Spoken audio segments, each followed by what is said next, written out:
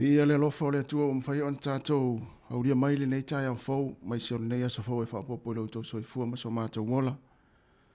O le tau tuan nea si fonga le lau mua, to e whaatalo whaatu mana nganga whaalo alo le sua whamanu maa lor tātou ali whaolo Jesu Keriso. Good morning tā alofa lava. Ia le foto e amtaria le tau tua le si fonga le lau mua o le nei aso, o le aso lua le nei le aso whaare masina o iulai, lua afe lua se furu mani tolu, tā alofa lava. Alo maia, tātou sauni ngā loto le nei tai au. Le a teita ia le sunga i le whaafengainga, pasta langa aia le ifi paongo no fo inga sa vainaya. E ka le sia Later Rain Samoan Assembly of God i Miramar. Ia usi maia le whaafonga.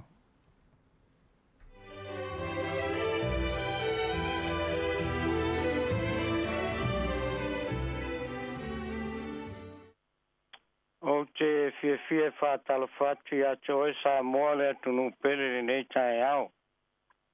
I lou malei fua mai whanunga le lei o le malo longo le pō. Whātalo whātu a te le suafo le li o Jesu Keriso. Ai o mai a se o tātou tāpuai atu whatasi mau i le tua le nei tai au. Le atu ai, o maulo loto, o maulava lo loto. O te pese lava ma o fai pesenga. Ala mai ia lo mamalu, ala mai ia le nā peli ma le tikala. O te ala le tai au lava. Le ie, o te vi atu i a te oe lumo le nuu. O te fai pesenga i a te oe lumo tangata. O ai tele lo walofa wo o le langi. E tele foi lo fa maoni wo o iao. Le tuai, ia wha siri oe i le langi. Ia iai le lalo langi uma lo mamalu. Nā tātou te tālo. Mātou whaftaia oe le tua, le tamā, le alo, ma le ngang pa ia. Na wai tai mai le soifua malo mātou wola. Mātou mau aile nei tai au fau. A sa mo moe mamalo lo, lau whanau le pō mawai. Sa lama le oti, ma le fili ma le telo pua ngā ma whaingtā le ola. Ai whaftai wai tai mai mātou le nei aso fau a whapopo i lo mātou wola. Le ie, alo whaiva lau whanau i whiau mga ruenga, nai mātou e whamuli o mātou whale, whanau i awa onga, ma so se mea le tā whatoru ala o le tangata le nei aso. Ia mafutaina i mātou e manuia ai mea uma. A mātou whaitawina ma mātou whalongo i lau fionga. Nganga pa iaia fio mai oe te whamalama. Io mātou loto ma nganga ina ia mātou langona. Le whiao le tala lei e lui tawina ma tō ma tawina ai o mātou tangata. Ia tū maulo mātou whatua tua ia te oe ma lau tala lei. O le mātou talo lea ono Jesu lo mātou li ma lo mātou whaola. Amene. Le a tātou pese atu i le tua i le pese o saunia.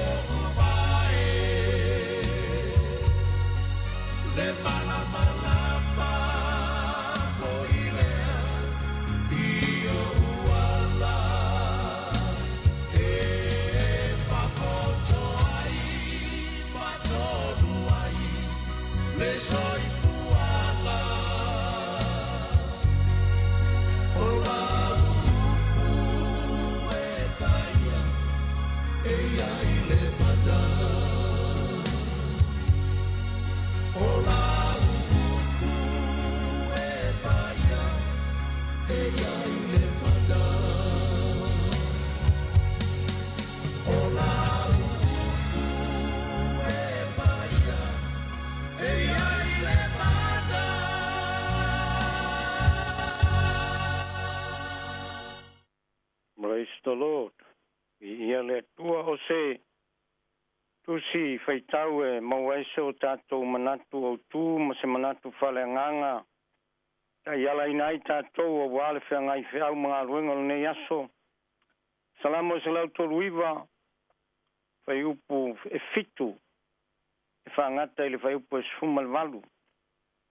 O te whia feitauina mai le whai upu e fitu e whangata i le whai upu e sfumal walu.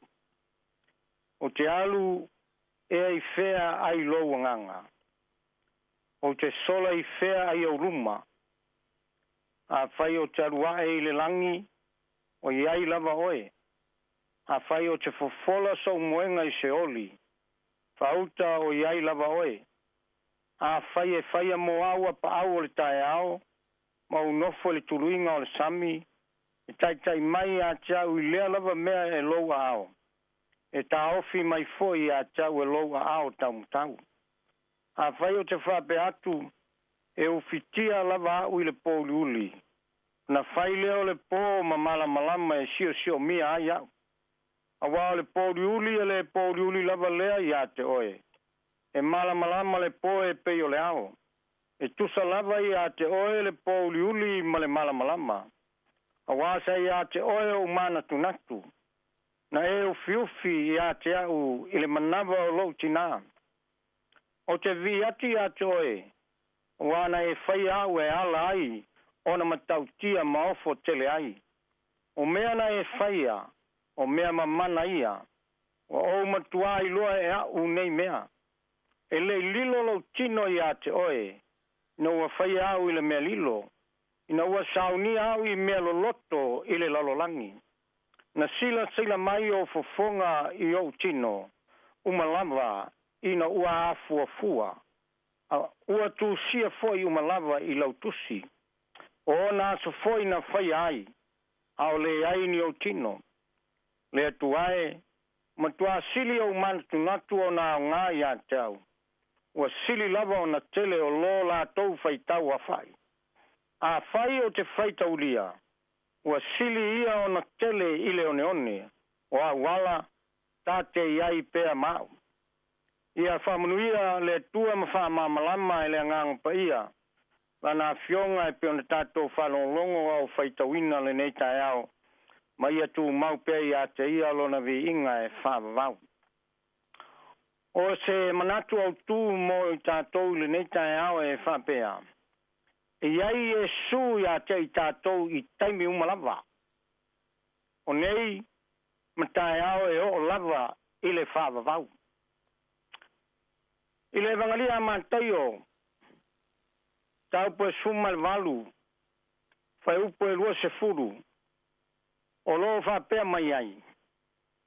A whai o le mea e wha poto ai se to lua po se to tolu i lo ingoa. O te ai whatasi mai lātou. Malem e vangalia lava lea i le mtau po e lua sumal valu, whai upo e lua se furu. Ia o tau a watu i lātou i a tausi mea uma o te whai tuai a te o tau. Whauta foi. O te iate o tau i aso umalava, e o lava i le ngata anga o le lalolangi. Amene. E pea na wha autuina le manatu au tu ile nei tai au. E iai e sui a te i tātou i taimi umalava. O nei, a tai au e o lava i le whavavau. Ile Jeremia mta pelo suma tolu fe pelo suma fa e fa pelo no feita wina. Ya fai ea e se tangata o na lafi. E ma fai ea e se tangata o na lafi me lilo. O te loa ai oia. O lo feta lai mai ai ova. E leo tu mu ea le langi ma le lalo langi ata. O lo feta lai mai ai ova. O le salamo le ana tatou feita wina. E pei ona talano ai le aso nafi. I na tula o le tua, po winga o le tua, o lo fai loa mai le salamo lea. Sa tatou talano lai le winga o le tua, e iai e su pe sila fia e su tangata umalava. Au le nei tai au, e iai le tua i mea uma, o nei matai au e o lava i le whaavavau. O mai le tusi whaitau. O whea o te sola iai, i luma o lauanganga. O te sela ai whea i luma, a whai o te aruae le langi, o iai lava oe. A whai fofola so moenga i se oli.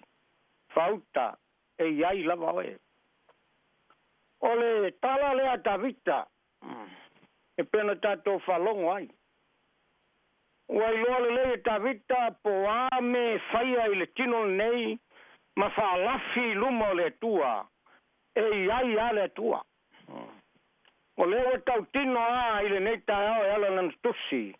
Whai mai pe whea mea o te sola iai le tua i luma loa nganga e iai a oe. Oa i le whai o na apa au, whatusa le whai o apa au o tangata i lele ai le vatetea. E iai lava le tua.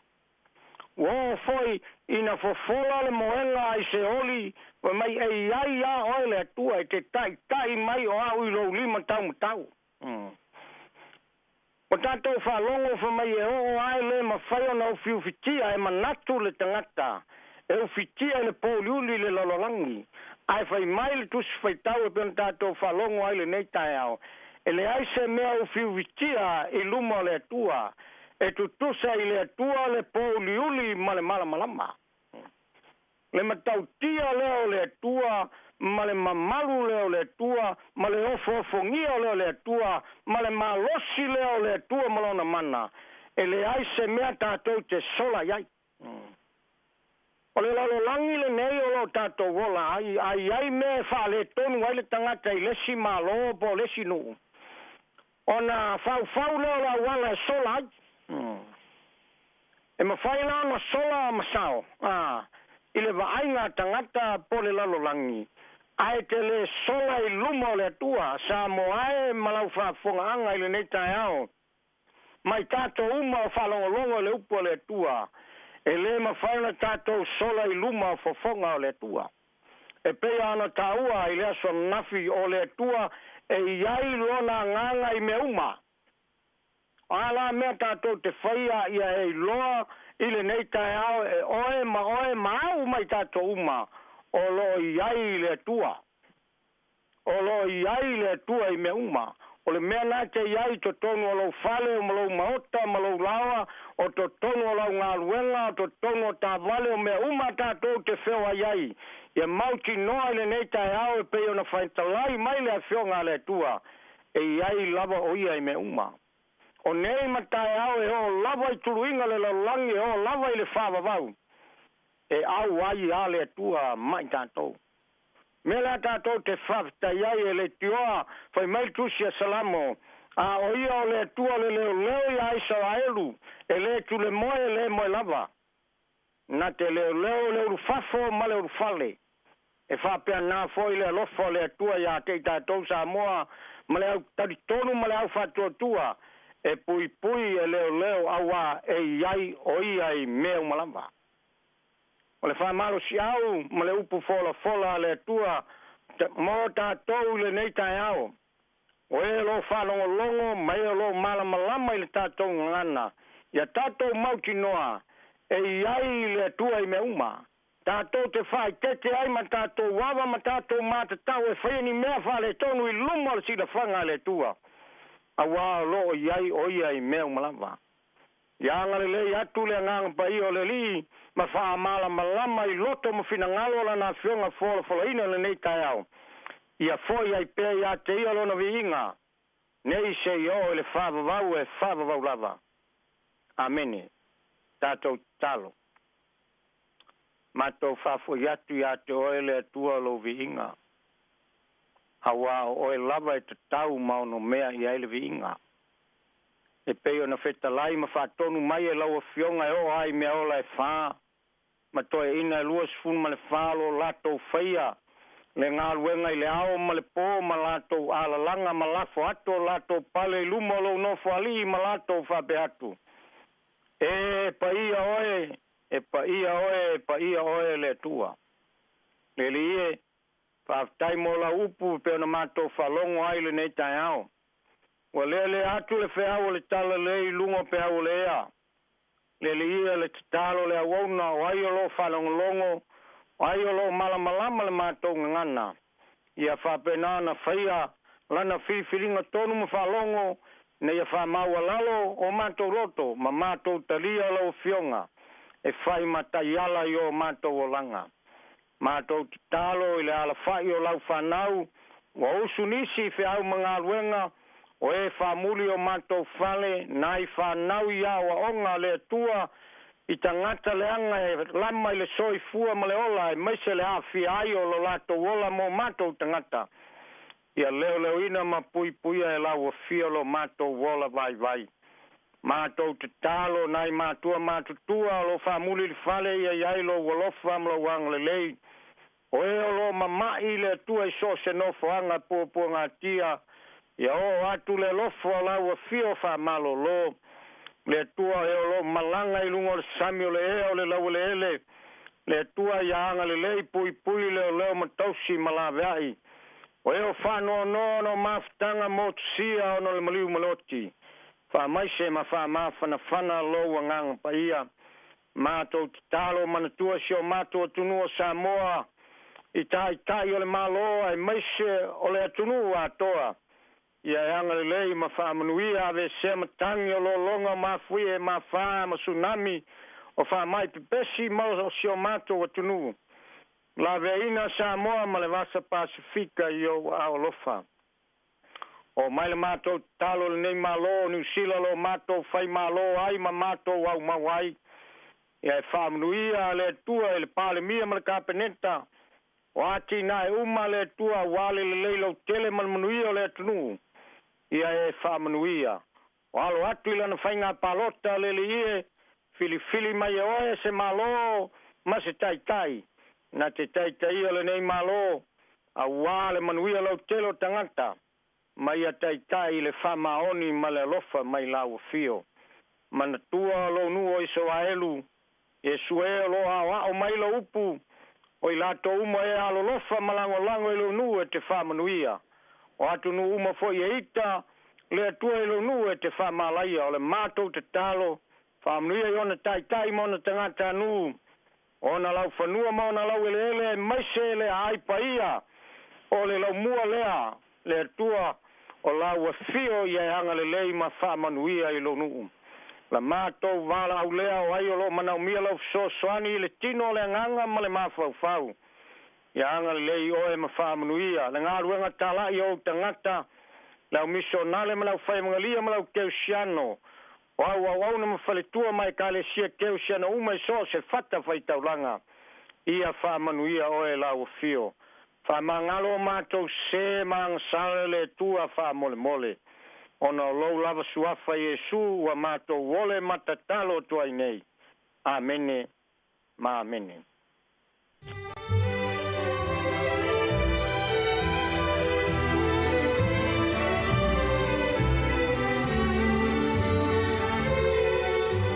Ua whaafonga le tātou atunu ui le tātou sauni ngā lotu whaafetai o le nei tai au. Ia e mamori eile nganga whaafetai tere lau sunga le whaafengainga. Pasta langa aia leifi paongo no fo inga sa wainaia.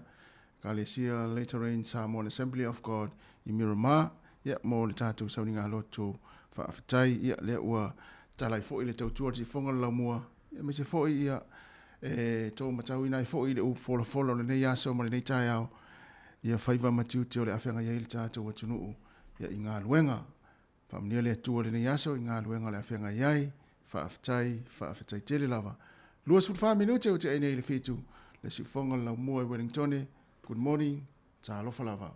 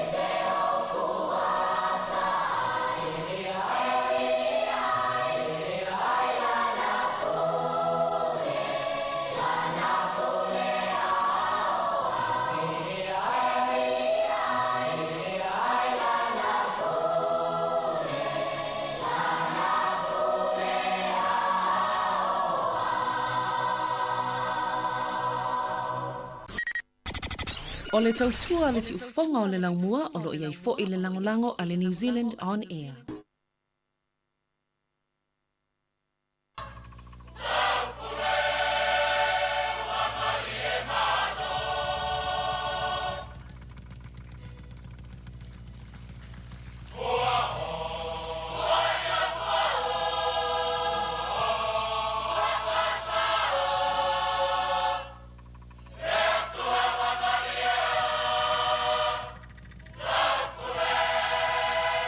Maria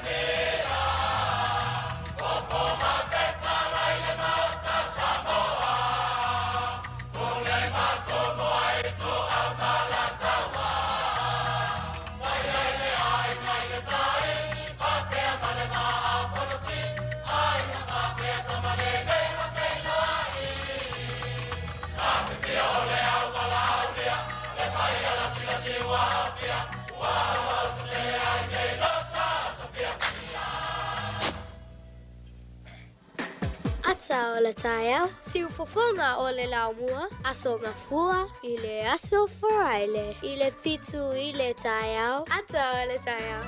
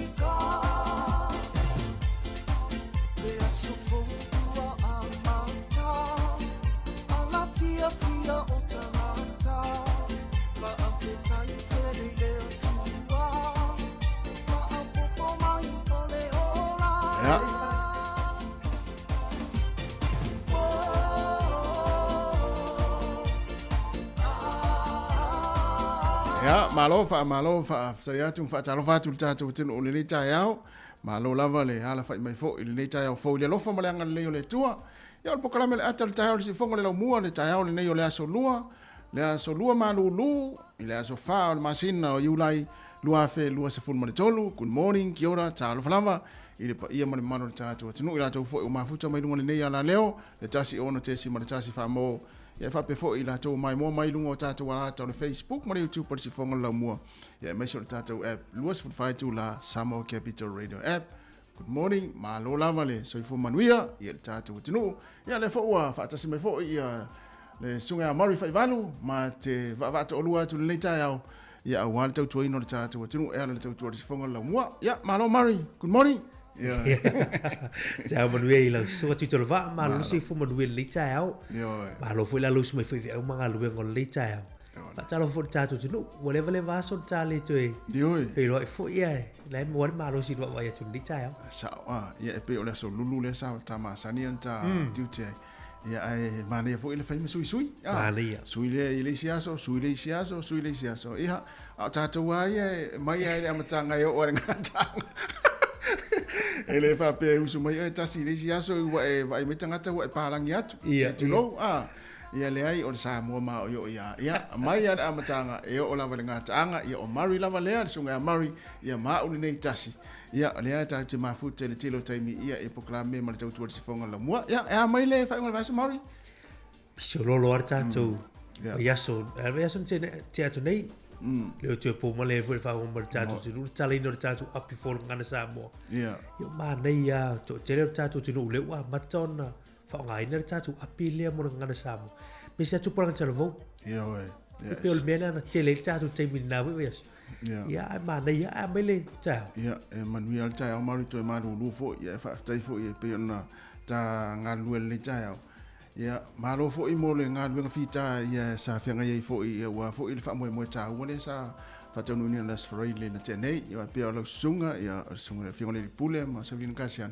Ia pe o tau ia na alu le tau taimi le tel le taimi na tau fa ma popo le fa mo ia le wi mo manuia fa pe la ia malo lo mo le ia ele on fa ia ona tu ua le tatu le tatu tinu ia ele le tatu se fonga la mo ia malo fa malo si le ta ia ai ta nga ia tu festa tu fa talo fa tatu tinu ia fa talo fa tu mo le nga fa alo ile pa ia mo lunga le tatu tinu ia le sua yo sunga i fa fengainga ia o kali se umla foi ia o faila ungo le tala lei ia me se foi ia o la to foi o la ngino le upo le tua i le fa ta fai taulanga ma le fa ta fai taulanga e fa ta lo fa tu mo nga fa alo le ta ma lo foi mo ta sanga mo lia o lo to mana tua pea ia le nei tau tua ia o to talo i le aso ma le aso ia o tapo ia foi ia faiva alo fidi mo le tau ala si fongo lo mua ia fa talo fa foi ia o tato matua ila to foi wa mafuta ma nei tai au tonu ainga ia o tonu mo to tangata matua mo to ngase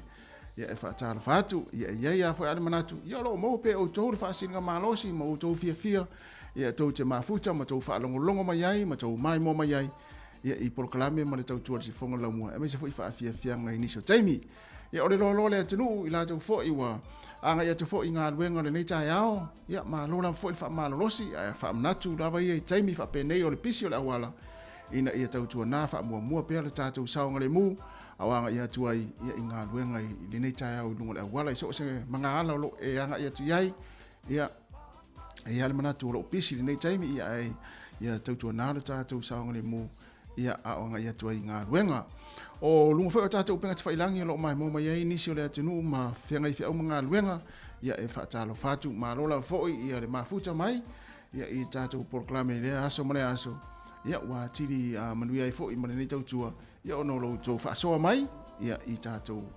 proklame ia I le tele o taimi ia o le si fonga ne la mo mane tatou proklame atal tau le o to lua se fu tolo minuto na tale o le valu ale la si tatou se e sina pese le ia amata I fo I fa fia ngar si fonga la mo le ta amatua ia share tatou Facebook na o mi lava o la like share ia matau ai mai nai fatu mu na e se tele mama o mari le ta ia matatou mafuta atu la foi matatou talitali e ma fia le nei tai ao ia o fanga solo I foi ia ngā luenga ia e mai se le tautua si fonga la mua ia mo le nei yaso good morning ta lo falava ia se tatou se e atu sina fa fia nei ia mai tamauli io la ola kapi foi le mai le mo tele sala fai tamauli ia tu lunga tatou si siva uma le pese le ia le la tatou pese le ia la foi la matu tu lunga mari matu siva tu le pese le ona fanga solo tu le tatou proclame fai mai tanga le tatou pese le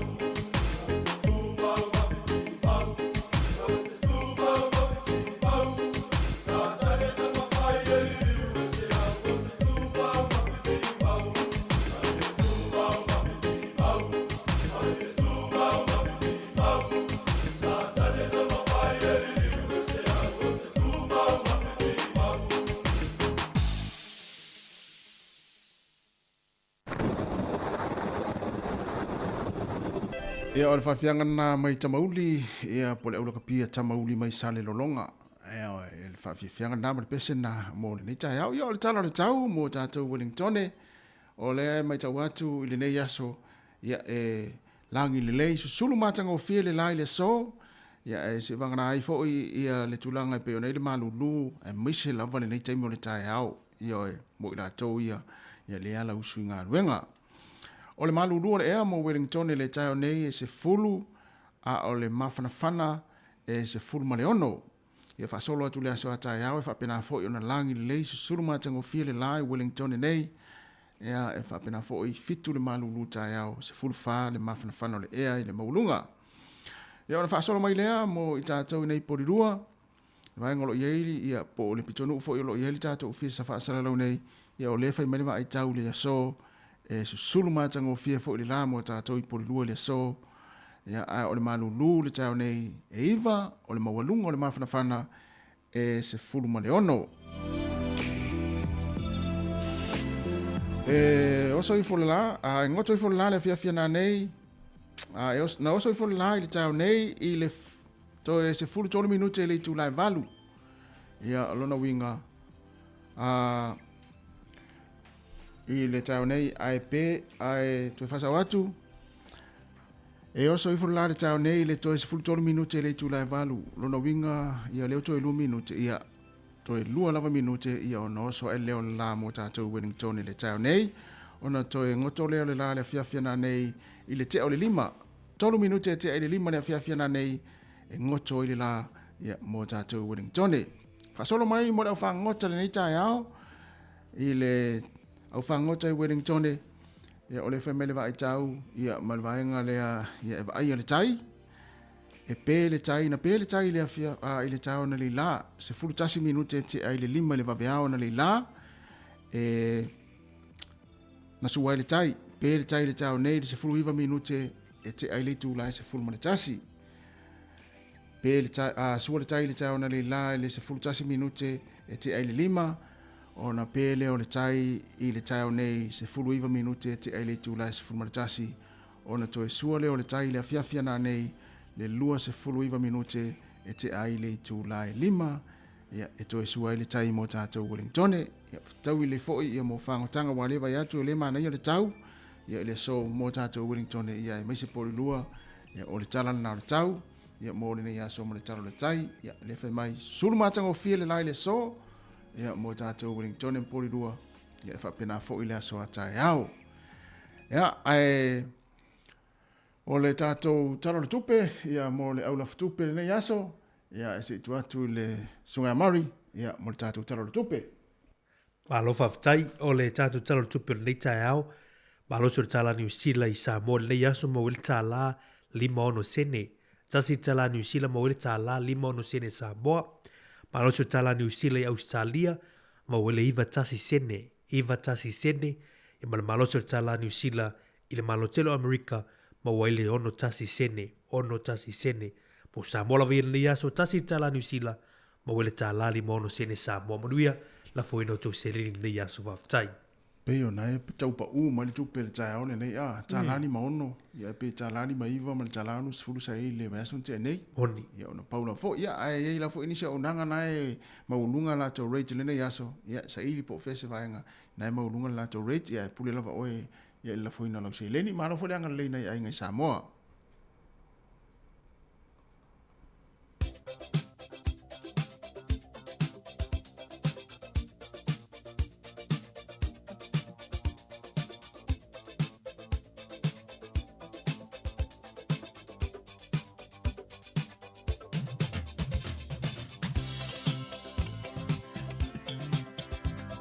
O whamleanga o soifua ma sa whanau tātou imeli masani lava le nā a sa whanau at samoacapitalradio.co.nz ia tau au mai o tau a soifua ia ai mo o tau umana soifua mai le nei aso o le aso wha le masina o Iulai e whaamni atu le pokalame le atal tai au ma le tau tua le sifonga lau mwe o tau a soifua ia whaamania pia le atua ma ia to e wha popo ina nisi tau sanga se tele ia mo utou ia ma ia mo pele malosi ia ua fo ile fianga ia i au mga luenga ma wale tau sia ina o ainga ai ole tusi fai tau Ia, su ena ilo tus pa ia.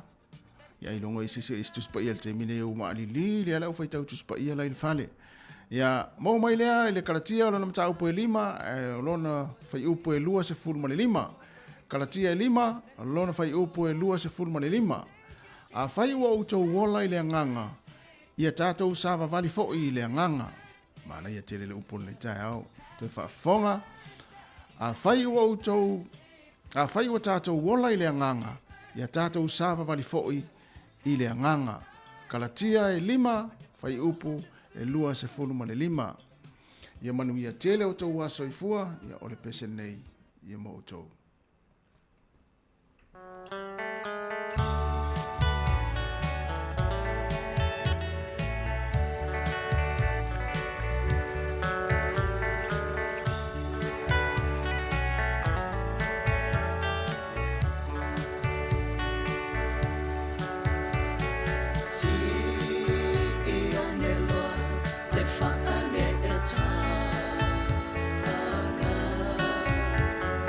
Fa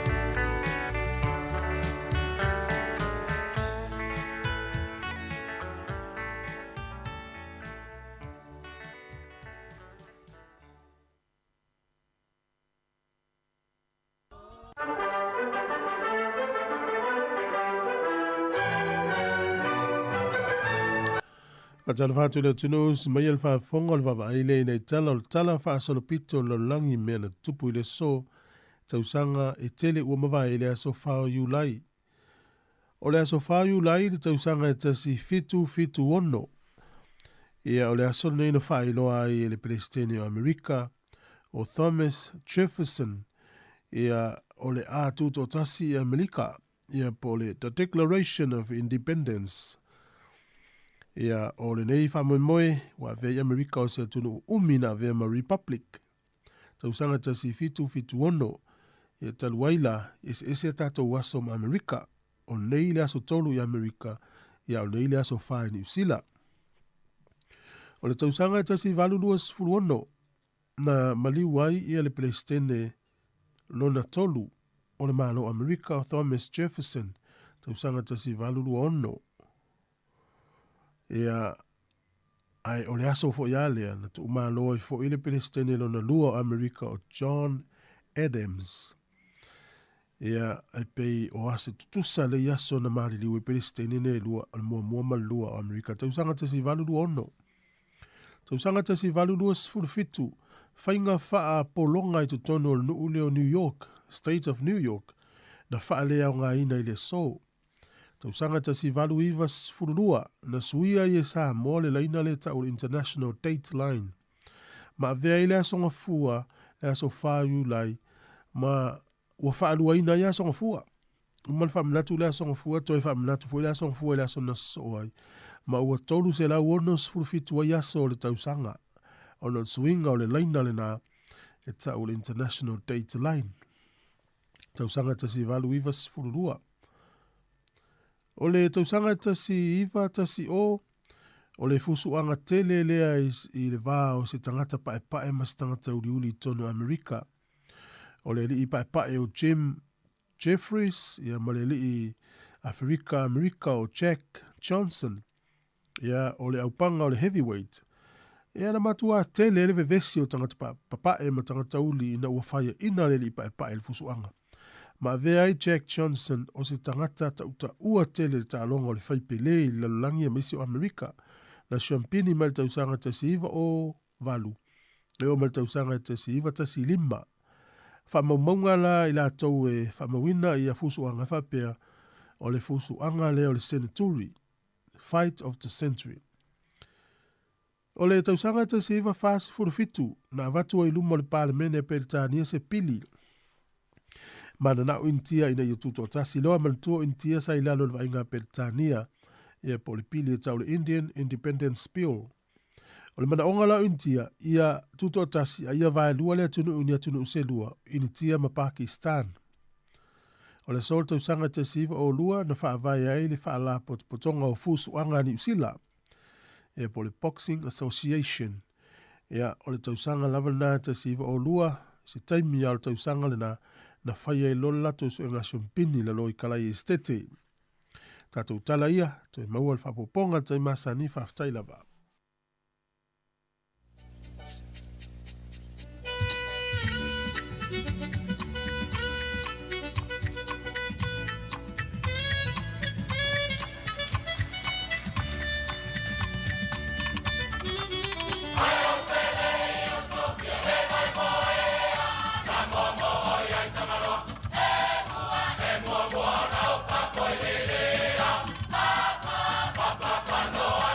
Ole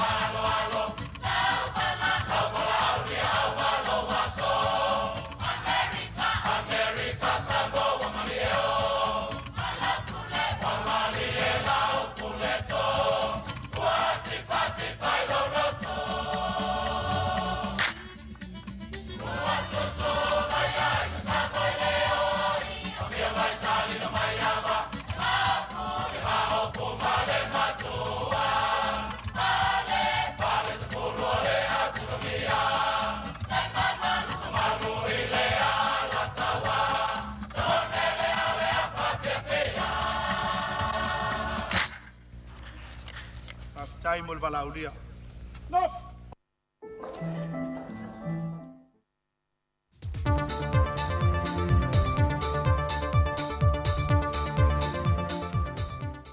O te fie whaatala whātulu tātou tunu i seisi whaopoponga le neo le tautua le siufonga le lau mua, tau o lātou i ana tala whau mai Samoa. O lo iei whale whanau nunga le kolisi o whaleata lātou te whaiti tia le kasa o ona i le ea, mō le saonga le mū o le sio manga. O le vaiason te neina whātou teie se porkalame o sa i li linga i vaianga o le soifuanga o whaalea o onga, e a fuai o na tele le kasa o ona o le whaaleanga ina i le sio manga. O se porkalame o lo tai muai de society o le whaasao sa moi lana whinga whapaanga, male matanga ruenga o puna o whaale natura ma le sio manga. O le aso lulu o le vaiason te nei na siasia nei le kolisi o whaleata, e le whaangaso longa o le porkalame e ala i le lātou sa i le linga whaal tupteia le i le lua vaiaso taruai, ma sa i le linga whaasahe nisa le vasenga sifutolu o le kolisi, na o lato wa sia i malevaenga o lo whaonga i na i le tise. Na whae loa le whae unga o lato suenga, ai maise o lo lato sao e mawhai o le whae tino e so swani le ngā ruenga tau longa le so sayete, malamatanga ruenga le tuiti tia i le whaonga i no vaenga i a fuai le kasa o ona, o lo whae lenga i na i le sio manga. Na o lato maua o le fofo na whae tino le kolisi, e pei o na mōli mawina i le aso o le tuto ina leo nisi la au, e si lia ma le fitu se fulu e tu tonu o le lotoa lava o le kolisi. O nisi o whaai unga o lato suenga, o le tele lava lo tātou whaonga ino le tise mai iafe o lo una ia mai ele pawa, o le wha o popo i pia leo le awhianga o kasa o nei lunga o le ea, mai o se fafo e fisoa swani ai, o le tele leo la au latou te fisoa swani e wha maina. E silia ma le toa se lau le au whai whaatoanga koko i sa vai na a wai se au onga le mtanga ruenga whaatoanga whai ngā whaiva ma le vaenga o la au te tō. O lo whaanga solo la wā o onga matamu whainga le mtanga ruenga ina ia si le fia e le au whai whaatoanga koko, vaenga tau le tō ina o whatu koko, o le pule ina o whaatoanga koko, a toai malona te wino la au ai meise, o le whae loa leo nisi o siama ai meise o manu wha la fua, e a fia i leo la le lei o whaatoanga koko. O le manu lauti o ia fōwhanga le mtanga ruenga, e pe o na o ngatasi ma le manu lauti le malo, ina ia ngarue ina lau whanua le atunu e tua ia iaso leanga. O loo iei whaamtalanga i lunga le tu lau le Facebook ka le mtanga ruenga, e maua i fo i le awa noa e so swani lau whai whaatoanga koko, e a oa o inai la tō mo le whaatu te o whaatoanga. E se tasi o au onga sa whaatu tei e rwa son te nei, na whaaftei e fo e mtanga ruenga le whaalapo tongo tau mawhale la rolangi po le FAO, ono le lato lango pe tau whainga le mtanga ruenga, e na ia tu atu le lang sua ma le fso swani le au whai whaatu anga koko, a wale ngalue ina ma wha pea o a lato whaatu anga. O le fontanga lona se fulma le whale o lo uswie le Kalesia Worship Center i Samoa le vaiaso le nei. Wa fidfidi ai le sunga to uta alo lii, ma le whale tuaya palolo la te taita ia le Kalesia, le ua suitu langa i le sa avea mataitai sa ia amatai na fo i le Kalesia, le sunga le whaife au ia viliamu ma foe. Na amata le fontanga le Kalesia le nei vaiaso se solo tele le taulanga i pia, le na whaatumulia ai lumo le maota o le malo, ma whaatasi ane fo i ei le taitai o le atunuu ma nisi o le pāremene, e lātou te tali wha alo fo i le tala alo i eina, o le fontanga lona se fulma le wha le Kalesia. O to uta mat whalitua sa ngā lulue o se tasi o whaife au i tausia se Kalesia le Worship Center, i to tonu au se talia, au le fidifidi i la ua taita ia le Kalesia wa o le Worship Center i le lalolangi. O lo whanga solo le fontanga le Kalesia ma le maaftanga i le nei vaiaso atoa. E luani maliu ta fia le mtanga ruenga o leo i lalo suenga, e talia i le fo mai wha apitoa mo suenga o maliu lilo, mo le sa i linga o le mafu angolo la maalili wai. O se tasio maliu o se tama mai le fio anga o whenga, e a toa le vaiaso e le ito e vaia le fio anga lona tino, na anga ia ne iei se tasio le tua oi na umasalo mia wa leva, e le i toe wa ai o ia, ma mawai ua maliu, ai ua whaasolo ina manongi se i tulou. O le tamā e nā o ia o lo nofo i lona ainga i Samoa, a o lona to olua masiana whanau e au mau i New Zealand. O se tasi o maliu e tolu se fumaltasi tausanga o le soifua mai le fio anga wawala, na mau e reporti ana tanga ruenga leo leo na sa au ni le tae au e anga ili ngā ruenga, peitai na palasi ma umai le ola. O ia maliu e lua wata fia ne le whaamasino o whaamasinonga maliu lilo, se isa e lia le mafua anga o le maa le liwai. Ma le tala whaiu, e se lia ma le tolu se lau wafe tā la se fesoasoa ni al malo i Japani, e whaanta ue nai le au ino mai leo la pisi la fwai, mo le toi ngao sia le o isi o lo fo e whaonga i nei me to tia whaona po nei. E lua ni loni sa whaonga i nei Japani nisi o Port Kalame i Samoa, wa o latu toi wha le lei e le taupe o na tā ua, le ua fo i atu le vaenga leo la pisi la fwai, e ta amilo le atu nu o mo le au ina mai o vaenga mo o mia ia, e ngao sia i isi o lo fo, e fe so soani e fo i le tamau aingo le atu nu. O nisi lava i o polo keti o le whainga pa anga Japani ma Samoa, o lo fe so soani mai e pea lea malo, i le tūlanga i le ati na e o Samoa. O tala fowia mo le ne yaso manuia lo tātou atu nu, fa soi foia.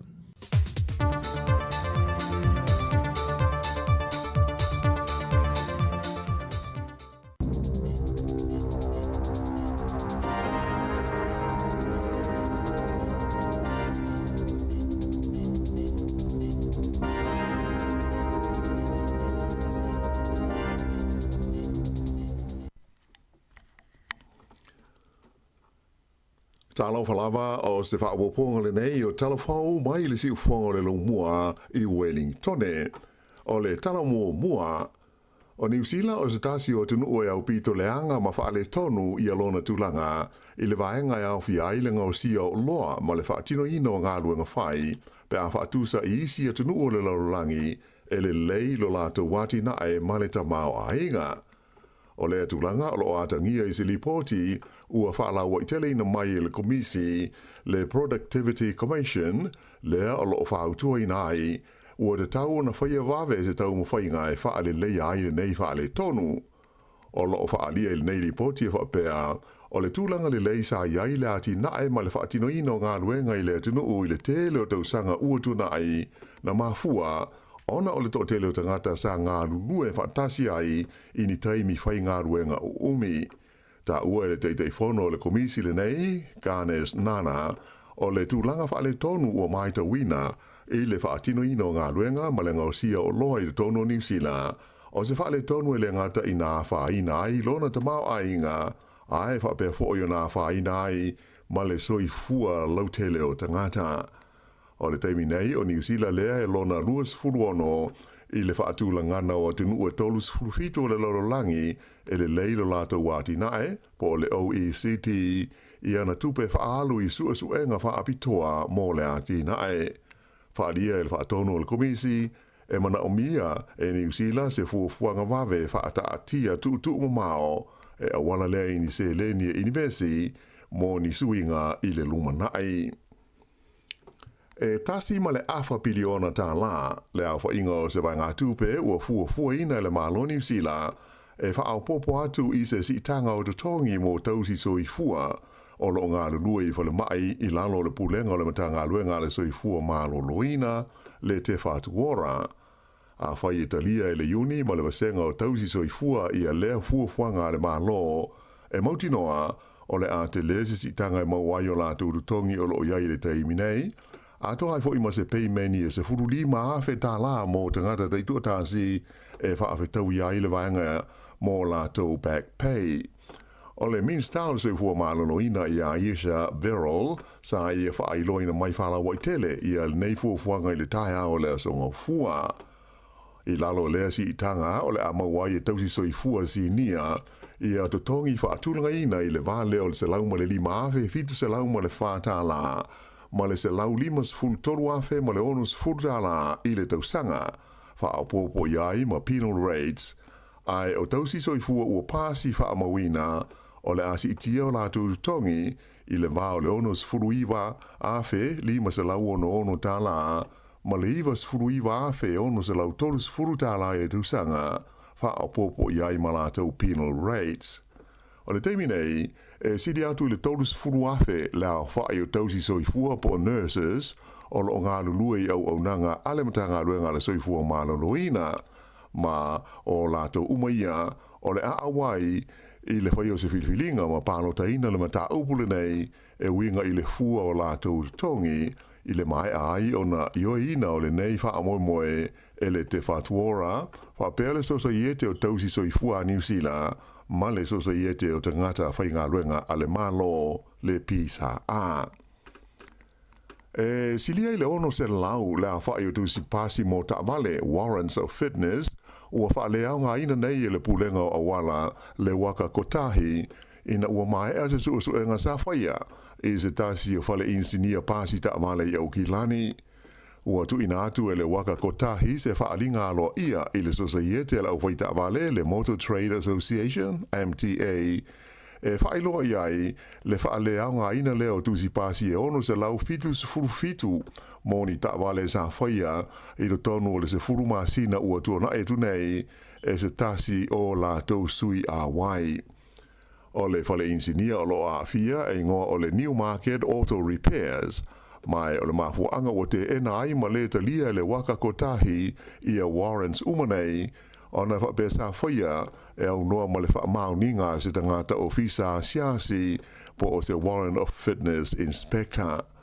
O le mai aso na tenei na tusi atuai le waka kotahi i tangata uma e ona ta awale ia ua fia whaailoa ia i le tau ona toi whaia ia siaki o la tu ta awale.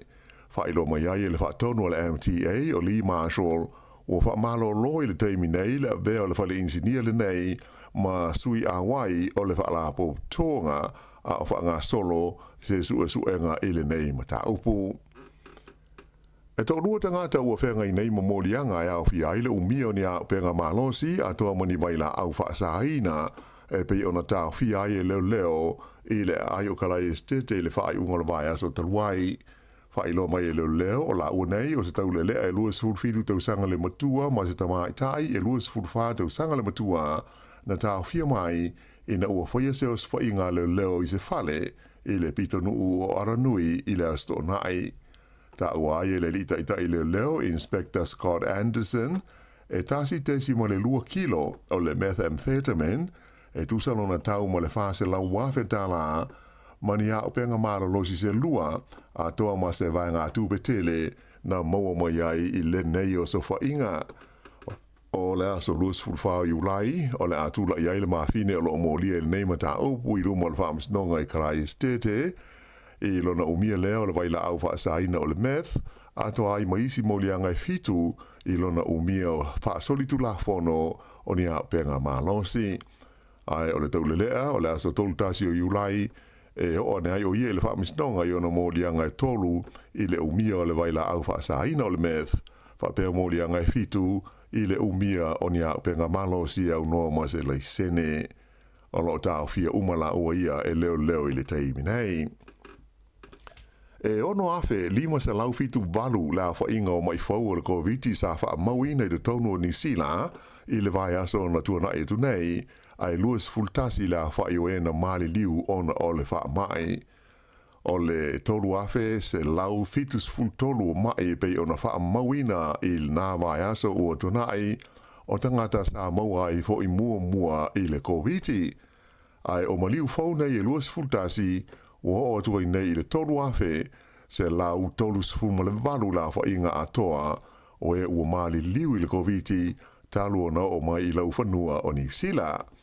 E o ane i le valuanga o le pole sana te nei se lau valu sfurulua la fa i tangata o lo tau fia i whale mai mo tonga fitinga ona o le wha mai e au fia i le to lima i potu mo e ti ngā ina. O le vai aso i ona tua sa tu lai mai ai le fitu afe fitu se lau ma le lua ia mai fau o le COVID ma le fase fulu o maliu. Lipo tia mai le whaalua ina o la whaio ta maiti ua whauru atu moa o ngā au tū toru ia e noho tū mawai ta maiti e le ato o toa le malo si o le tino ma le mawhau a o tālia ai se fuafuanga a le malo mo le lumana ai o ia au nanga.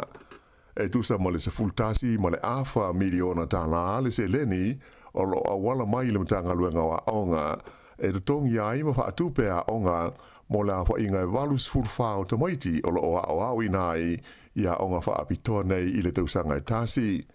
E o mai i le o ngā tono le masino iuni ua whaauru atu i ai lesi fast fulfao ta maiti mo a onga umanei tolu.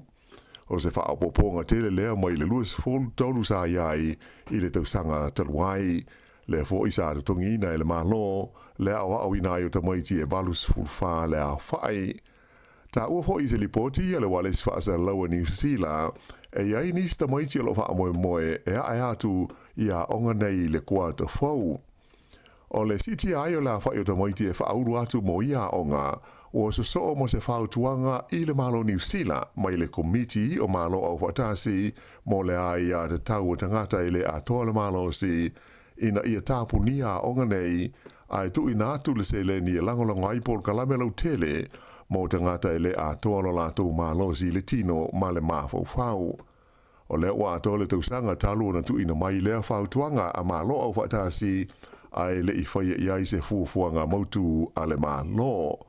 Ai na whailo mai le minstawa onga ia Tian Tinesi o le temi nei e le o iai se fuafuanga le malo New Zealand e whaai tia le se le ni o lo tu ina atu mo ia o onga e le o iai fo i se fuafuanga e ta puni a onga umanei mo ta maiti matangata e le atoa le malosi.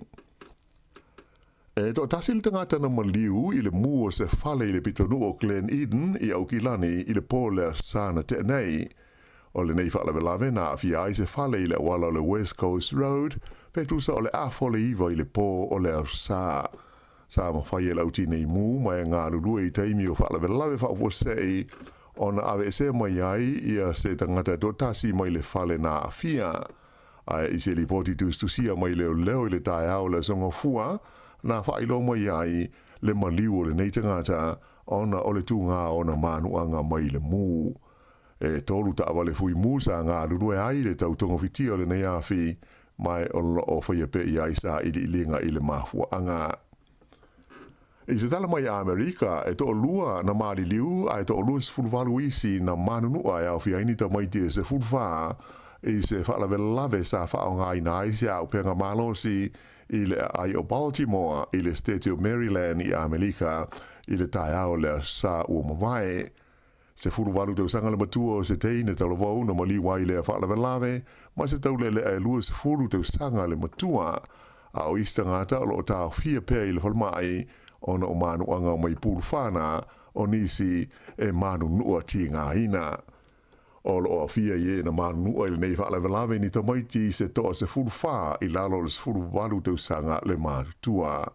Whaalia mai e le komisina o le leo o le aile nei o Baltimore o lo o sa ilia pēr leo leo i le teimi nei i la tau sa whaaponga i lea whaalawe lave. Le nei whaalawe lave ua ta ua mai le longa o na vesi aile nei o Baltimore pe tusa ma leonas fulfa kilomita i matua Washingtone i le tu malo Columbia. Mai o stasi o le mau whaalawe lave o whapeo na maari liu ma whaina i le to tele tangata o na o a penga malosi i le tonu o Amerika. Ua o mai i New Zealand nei le au nanga a se tasi o kompani longa i mea tau tupe i le tonu o Peretania ma le latou folfolanga ua whaia o le apa u ma o lalo ai ia le tau o le fesuia inga o tupe whaale wao ma lo mo tangata e whao ngā ina ia le au nanga. O le kompani le nei e ngoa o le Revolut na mua i te tala i le tausanga lua awes furulima o se kompani e tongi mua ai pe prepaid a latou card ma na whaifua e le aise do tongi ia le fesuia inga o tupe. Ai o le teimi nei, o le ua vea o se tasi o kompani te le, ua sili atu i le 5 ia isi tu a inga o nanga tau tupe ua ia whaia, mo le sili atu i le 3 miliona o tangata i tu SS le lalolangi.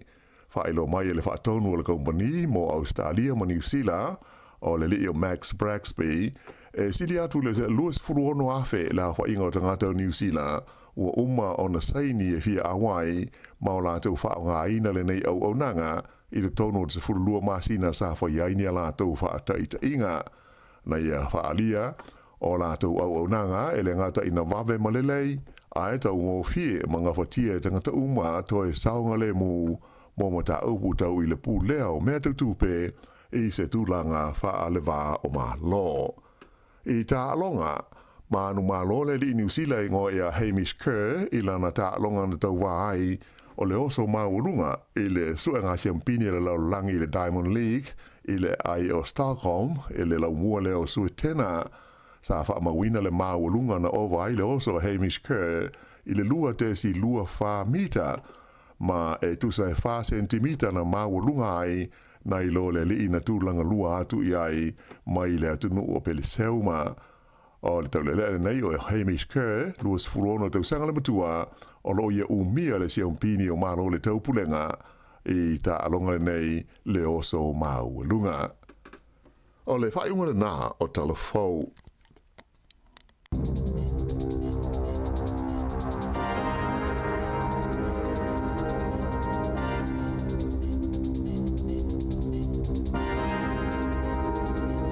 Whamalo whaftai le whaafonga mai tātou atunu o le whaapoponga mo muana o tātou talafou le nei tai au pe ona sa pina mai le whionga e alawano ati lawa i le tula iwala le tau nei ia ona toi whaafonga le iai.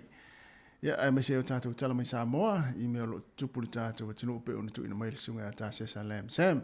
Ia toi whamalo atu le teimi. Malo la fo ile ala usu ngā luenga, malo le mafuta mai tono whale whai ngā luenga o te tonu lau ta avale, ai mese ila tau o lo whai ngā luenga i ta avale.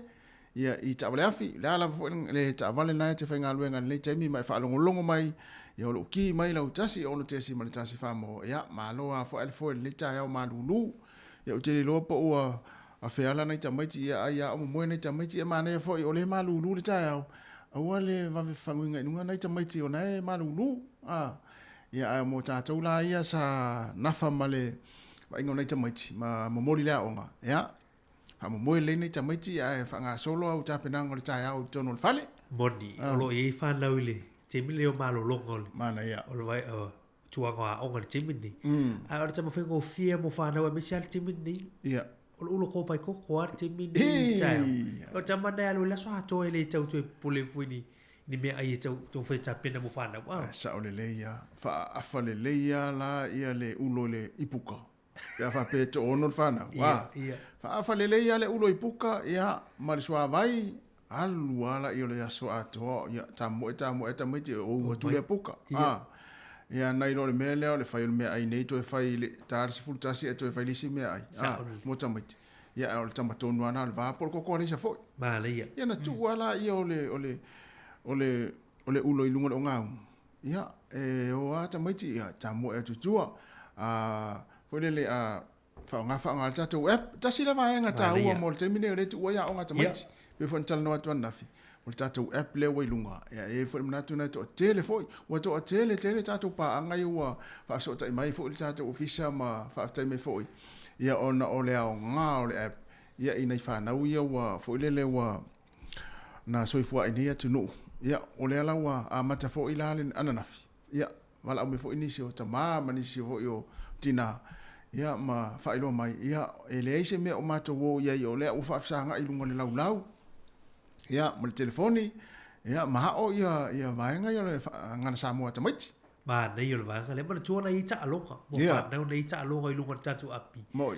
Tama whai ngō fiera na e te mo whai fui lelea o le wha Samoa. E ta alonga nei i lunga tātou api e te no fō whawhetauile ingilisianga i le wha Samoa. Ia. E foi upu fa Samoa le ua umon fisu ia i le tūlango mataitus. Moi. Ia whatete ingala le soa. Ia ela le upu nei tauna o le aso a. O le aso. Tu so mataitusi na o le sa o mal ana i. Ia. Ia nei pe o ta alonga mani. Te whawhiloi fo le upu e. Mataitusi e so ele le upu ta.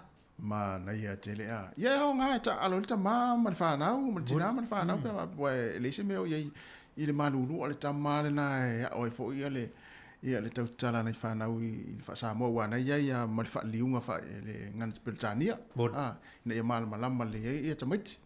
ia wai na fo I male talo lo matu te mai lang ma le ia o talo le la ia o be ma a vere nei ma lo ga ma wala ya o fu ile talo la ai va fu ona na mo we fa na le va ngana fe go fi fu ona ma la ba siu sa ole le ia mata wa ole lo matu te mai lang il tama wa ia ista ma matua le lo matu te mai lang tama ia va pe ona wa ngalo ya lo matu te mai lang le tatu apple na ia o lau talo fo ile ia mo lo matu te mai ole langi ia wa na upi pese se fa na ia na fa sia iso lo ai u po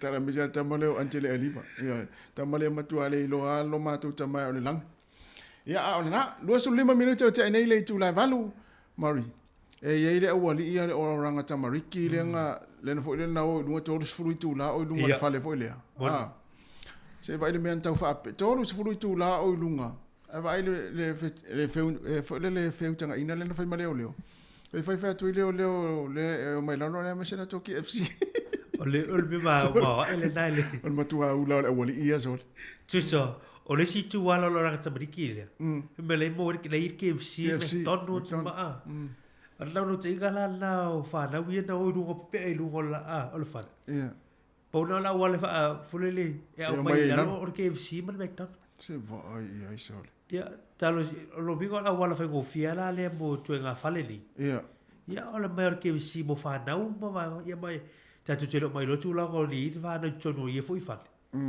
o lo tau sei la to ma ya e fa pele le KFC male au le tu le la va nga le fa pe la fa ya fa pe mai McDonald fa pe ai lunga fa le o mai lano fa mai le mo te le tu la se va na o Mr. Mato KFC ia fa tau ke a fa ya la al me la fa ia lo ngia o ina lo pe o ta o tu fa pe ai fa lunga a fa ya tu fa mai le mo te le tu la pe ale mai se KFC Mr. McDonald fa le alu mai tai mi o leo ai ese le fata wa o vaenga ia o lisi vaenga le na mana o le wali le fe peilunga fia vili la to girlfriend la to bo te ne fo ia ese vai ia mi o tamuti ia wala ki la o ne New Zealand ana fa pe ia o se fa le samo ia fe to ai malunga ma el ba e se tu la ngole o ile vai chau wa vai tu lu ngole apo fo li ngala fia fiola su so really postona ile na tu la me va ngale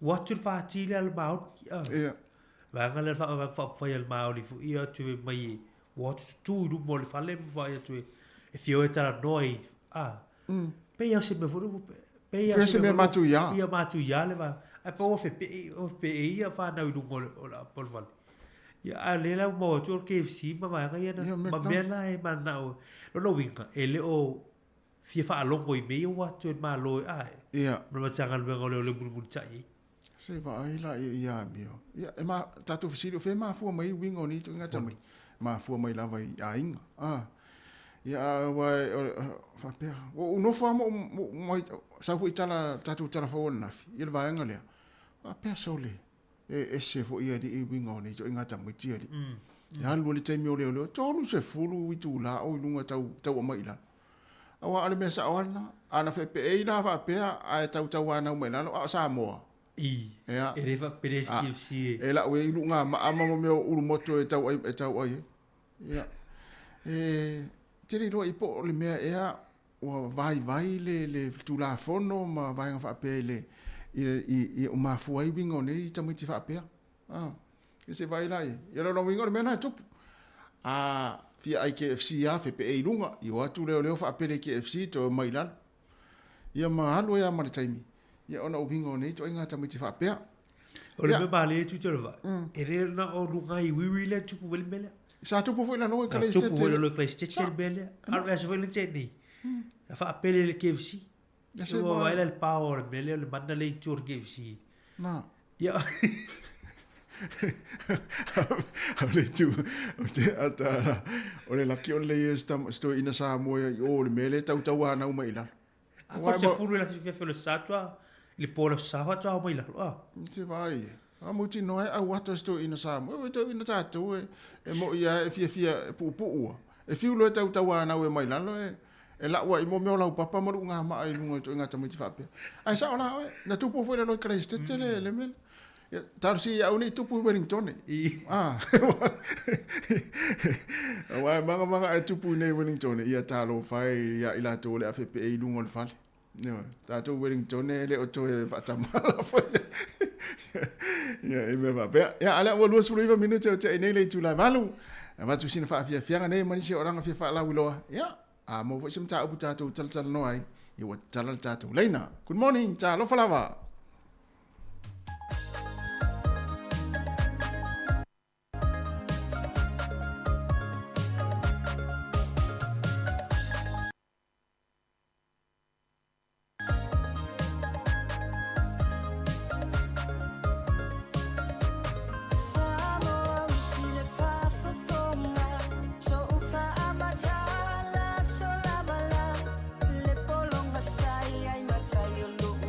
Uma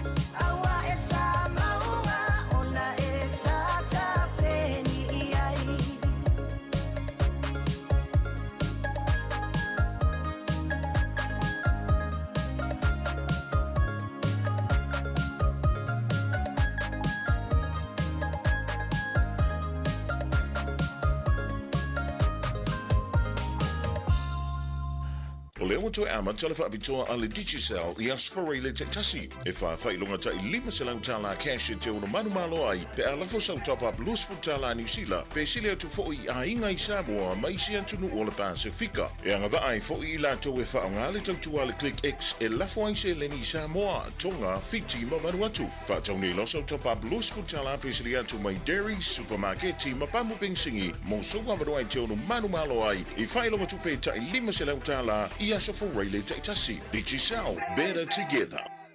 O le whaasisilanga tāua, e whaamana tuatu i le mamalo le tātou au whaafonga, e iaila wa ia te tau i lalo le tulafono o le Broadcasting Act tasiiwa valuiwa, e whai e sau whaasea po o se whai tionga i mata upu, tau i whaasalalanga i lunga le Samoa Capital Radio. O le o au ili lalo le upenga o sota inga le pūlenga o whaasalalanga, po le Broadcasting Standards Authority, bsa.gov.nz.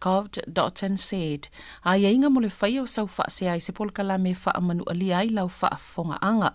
O lo o au fia ai vaenga nei, o le ale teime mawhaiona whaise whaasea, o ai tu ainga polkalame mawhaiona o whaasea ai, o ai e whao o iai la o whaasea mō le teime mō mua, whaftai. Malo whaatai le whaafongmai le tino, lea ua toe lua se fultolo minute, ia ona tāloa lea o le itu la e hiva, tau tua se fonga la mua, ma le tātou pukalame le ata le tai au.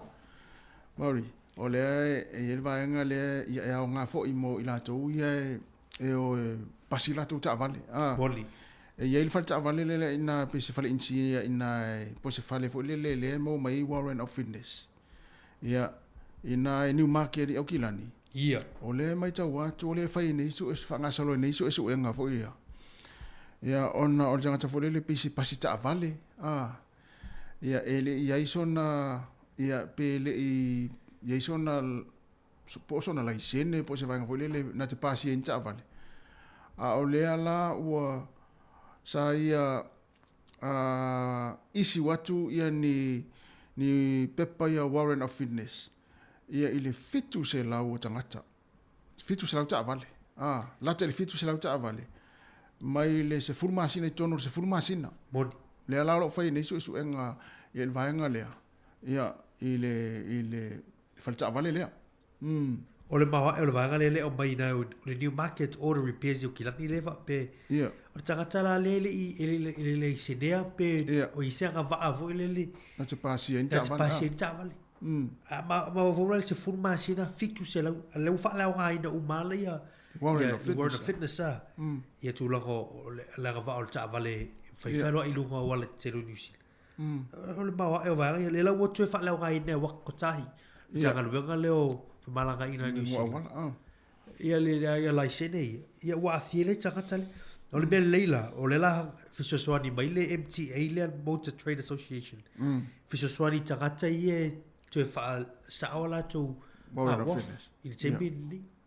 Tatu fa tete vanga tatu mo ia mauti no le tangata ie tatu te ave tatu. O tangata wa la sene ina boni ma pasia ina ia ia tūlanga whapena. Ia sa ole leia, wa tere fo ia whale ta vale ma pisinisi whapea. Ia ai e tā ua le iai o se vaenga fo le ua leisene ina lea au nanga ma vaenga whapena e peo nei fo ia. Ia wa e tupua ia so uma le whai o le Warren of Fitness o le ta vale tangata. So uma e tupua le vaenga lea.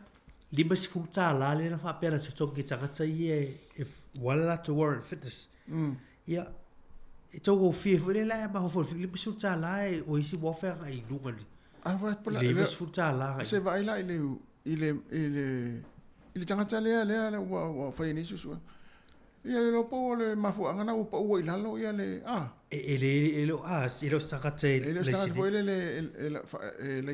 se la se fo le pasta vale ma va pena sole mata utia fo ia to inga vai va pe ia mata itu o me o tupu au kilani ia e motino fo tupu ne ia e te fa tu ina e o na fale ta fale ma sai no na ia no fai lau woof Warren of Fitness ia wai wasa uma ia ta fale i au nang fa pe ma ia au tai tu la ko ta fale tas ia mai tau vole te lo ia te po e se fitu la po e ai se ko tu la ko tau tongi o pensini te min nei sole le teimi nei. O le vason te nei le sa whaangata i le vai ngafo le pa u le tau sua o le pensini ya. Mara tuana i le fisosone le malo fu le tununga al pensini le tau gofi mai ei a. Ia. Mai lava tau sanga le te nei a mati. Ia le na whaamu te le vason le te nei le stona i le na ba ele subsidy le malo. Ia. Le la utu le whapopo le 2.5 senti o le tax po le la funga ngai lunga o le. Ma le tōla i ala tax no i le GST tono pensini fa senti. Le lau whapopo le 2.5 senti. Oh, so. Lo winga le lo su liva sene le tax ar malo lo ave la funga le in tato pensini. Lo walu wa ilu o tele i mai taula i tula o i pam sini ne i polu. Ia. Ai o le au mai tato talo i si tala i wa vai toi. O le pam pensini pito sili ona tango fi i New Zealand temini. Ia. Pam pensini lo i o taku i te needed. Ta live fa. Ia o ia alu o taku o tu mai. Ta live fa le tau. Ia. O le afo PC tau ka tala i New Zealand te mi nei tau tala fitu sur sene. Ola. Na mo we nai le Great Barrier Island te mai motu le lunga i. Great Barrier Island tau tala fitu sur sene. Ia lunga i o kilani tau go fiere i lu tala fa sur sene. E te mau nai le Costco i o kilani. Ia mana tue mo mele le membership foi le ono su tala tau sa. Ia. Ona e ma faila i fa ngal lu tala. Ina fale na le Costco a. Ia. E leo mai lola pe fierta o tato le tato pensini te mini. Ai o pasi ma le mele i ta la fitus fulu. Ia. A fai na ta milo solo i nei Wellington ni. Na uto nei lo ta vale. I mana i foi no fai no mai no tato Facebook. Ia po fierta o pensini le te mini nei. Ia, oh, sorry. A mala tua la fo le na masani lo tulo sai se la lu masu ta la. Ia. Ile te mili na ile fisa so le malo. Ia, te ilo la ile te mili le na se la lu masu fulu po. Ai logo afale le ta vale ile te mili. Ia. Talo fai. Ia u te ilo ana fa pe la va se tupel malo. Ah, me se parti le palea. Ia, o te ilo fenga tanto tu e tonu te mini. Ia o te mi ala ne ta ona. Mo me ole wala tal palota. Ta sine vai nga e tele na to e sui mai ai ma fo tangata. O le tau le soi fuang. Ai me se pensini. Ah. A me se pensini. Vai le tau to le lofia to tangata le fia fira stona i. Wala wo lo talo su lua. A me se vai. Tau fai fa tu buta vale la fia ile amadura tau go fira stona ainda. Ia. Ia le la wa vesel fiso zone la malo ia. La tatu vai le anu e lunga ta lao. Pisi. Ia o te loa e sawa. Ai longo to e stupel malo e to e tu i tonu e fo le tau fai titia le tau i le pensini. Ia vai lo wa vesel losulu va seneta le la fonga le ave sen tax. Le tipel malo i vaga. Ma se vai la ia o le wala latal te mer fenga palo si talo fai. Ia ona sa ia e utu lau ta vale. Ia il neaso ia ai ma fo ia ona umar pensino ta vale i ono le halu fu i me fo i le tauna lu ai le fo le lem faina sa vale ai le la tu i le falo lo le i ala te tam faia te lo ta vale i pulia o fainga pensino lo ta vale ne yas ele ni ma tu pe o tu ia ai ma lo la vale ma futa mai le tu no le wa to e se fulu 1 minute ia ona ta lo le o le tu laiva ia si ta tu se sin ta tu fa fianga nei ia taliu mai ia fa o le o ta tu proclame.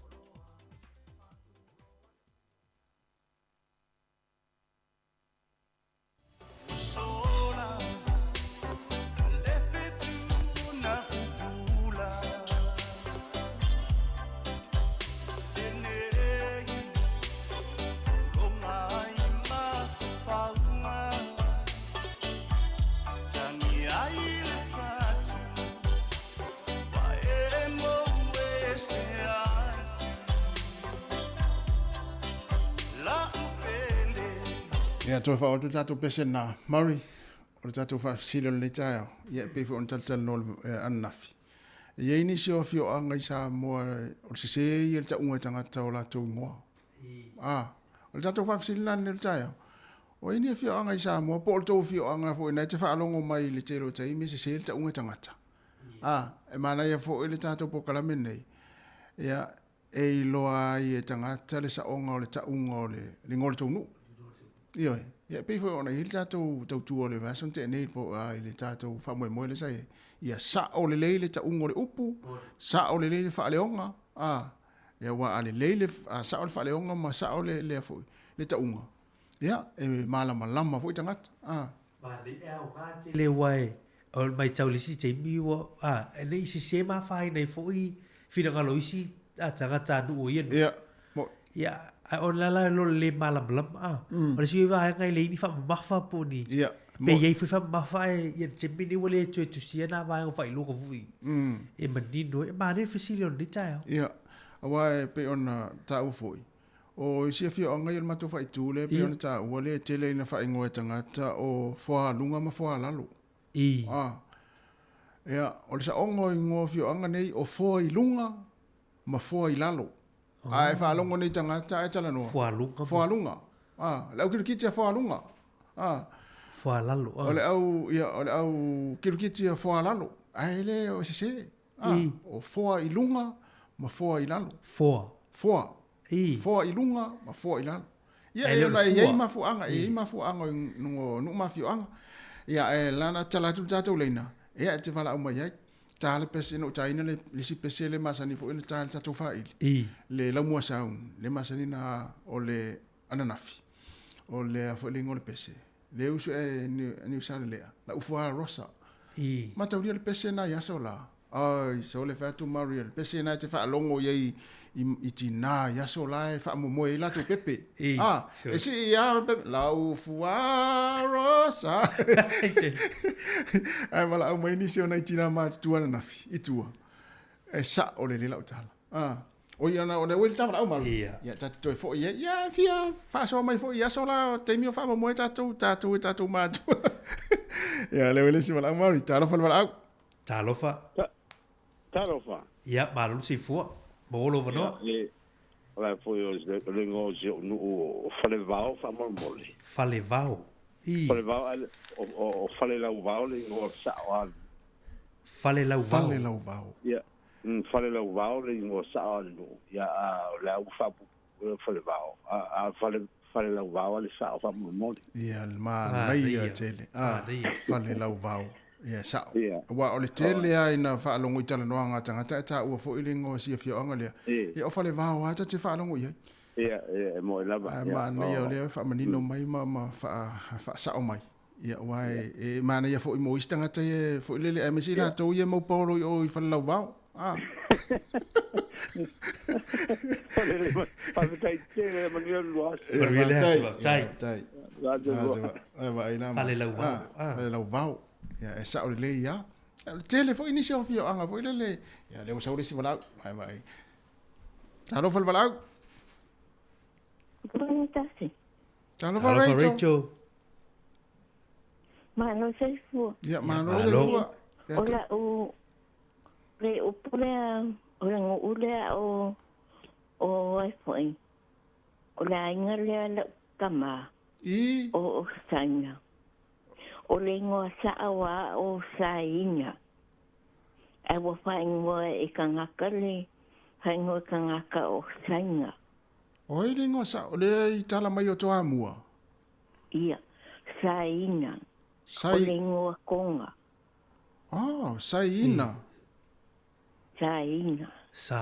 saina po la sa onga me saina sa a e inu a sa a wanga o le ngu ai wa whaingoa e kangaka i o Samoa o saina o le ngua tonga le te whai meo le o le ngua konga o saina oi so esa ai le fta tai doa tu ia wa yelo pito i le fio anga le Rachel o le unga lo kama. Oi. Nei. Nei te le sole. Ia le lei fa. O ke loa fo ia le ngu le o lo kinga o a fo io ko a mua. Ai a au whaalongo I sikangaka e whaangoa toa mua. E le sa o le ngā. Toa mua. O le toa mua. O le ngoa sa o toa mua. Toa mua. Kuta I le whaamafa I lungo le a. Toa mua. Ia. Ia wale le. Ia malo whaftai. Ia pipira toa ngakunga. Ia whaftai a reita. Me wai toa tai wa mana u toa mua. Ia whaftai tele lava reita. Ia tai lava wala au mai. Ioi. Ule tā ua fōi lele. Ia e mana ia le ia wa le tina ia reita o le ilo na sion tamao le saina. Saina.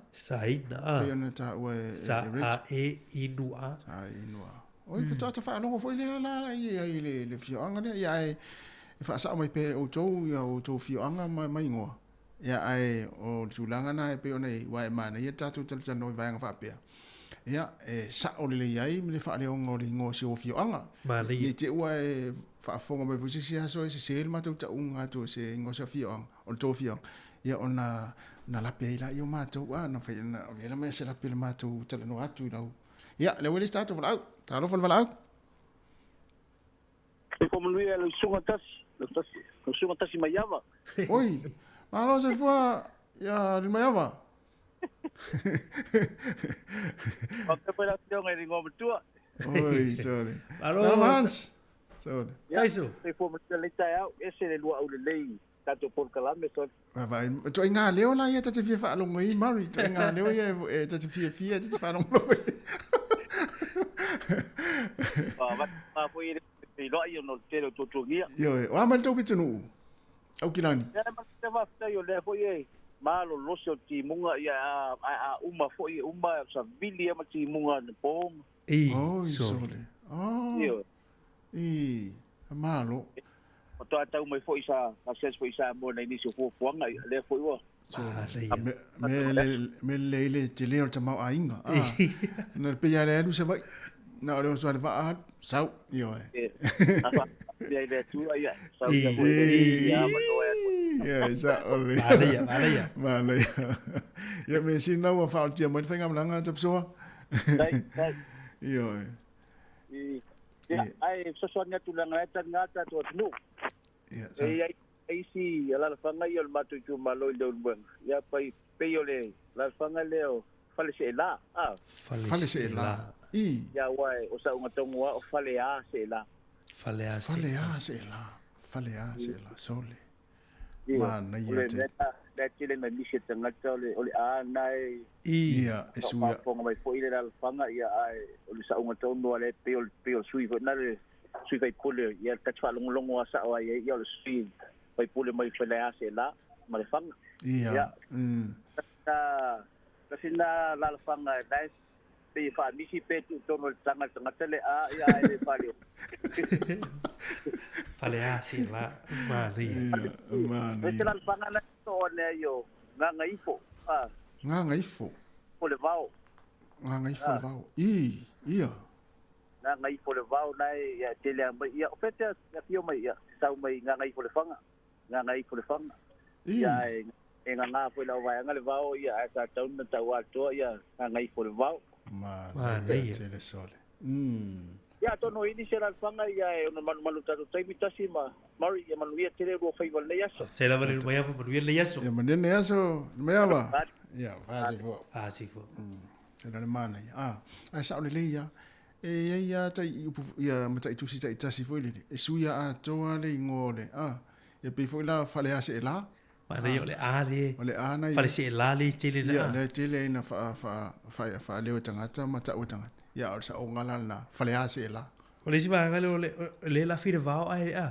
ia ngai fo le fanga ia ngai fo le vao le mana ia va ngale me te foi o te foi o li ia le mau paulo ia fi anga ni ia le si ia le si le fa sa o mai le mai Hans tapso ai le si le fi anga le e mau paulo ia i falease la ia al tai mea mo tal no ai ia le ainga su to lui falease la ale la o falease la le sa ongo le ia le wele si fala mo talo fala malo si fua alo lo si fua tasi ma mori ia talo malo si fua tai o lo vanoa ia o matu u sao lu fat sao ele ai ona e tele na fai na mala au tangata sao fata mo ale sao le ngo sao fata sao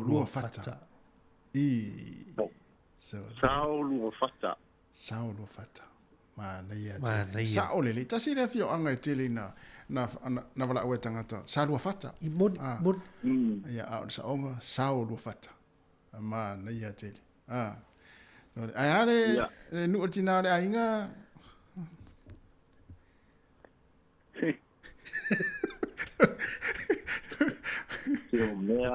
eu mea ela suma kasi te ia mana ia tele o fa sa mai le mainga o le fine oi ia talo allo que o kala me mori palan ia mai tato app nai fa masani el tina le ainga ia mana ia tele a oila na fa sa mo mana kai tele mo le pokala me ni kai tai na fa foi mo le uso mo ainga duaso ia sei fuala sei fuala Sole Australia le sa ul pala ule Iya Australia ai wa palangi le palangi ia sian faltua ya mana ya ya vai tu Apple now tu lunga fa ya ole fa sa mo le tina la inga ya ai ma lo la ole o ta riva ya le tang fai me la ta tu pala mari ya mai alo fol ta tu telefon ma tala mai sa mo ya ona tu telefon le ta tu lena ia e te wala o mai ia fa sa o mele no lo fi anga ia pole nu ole tama tamait no le o tare iva ia simel fa fonga ia tatu tala mai sa moa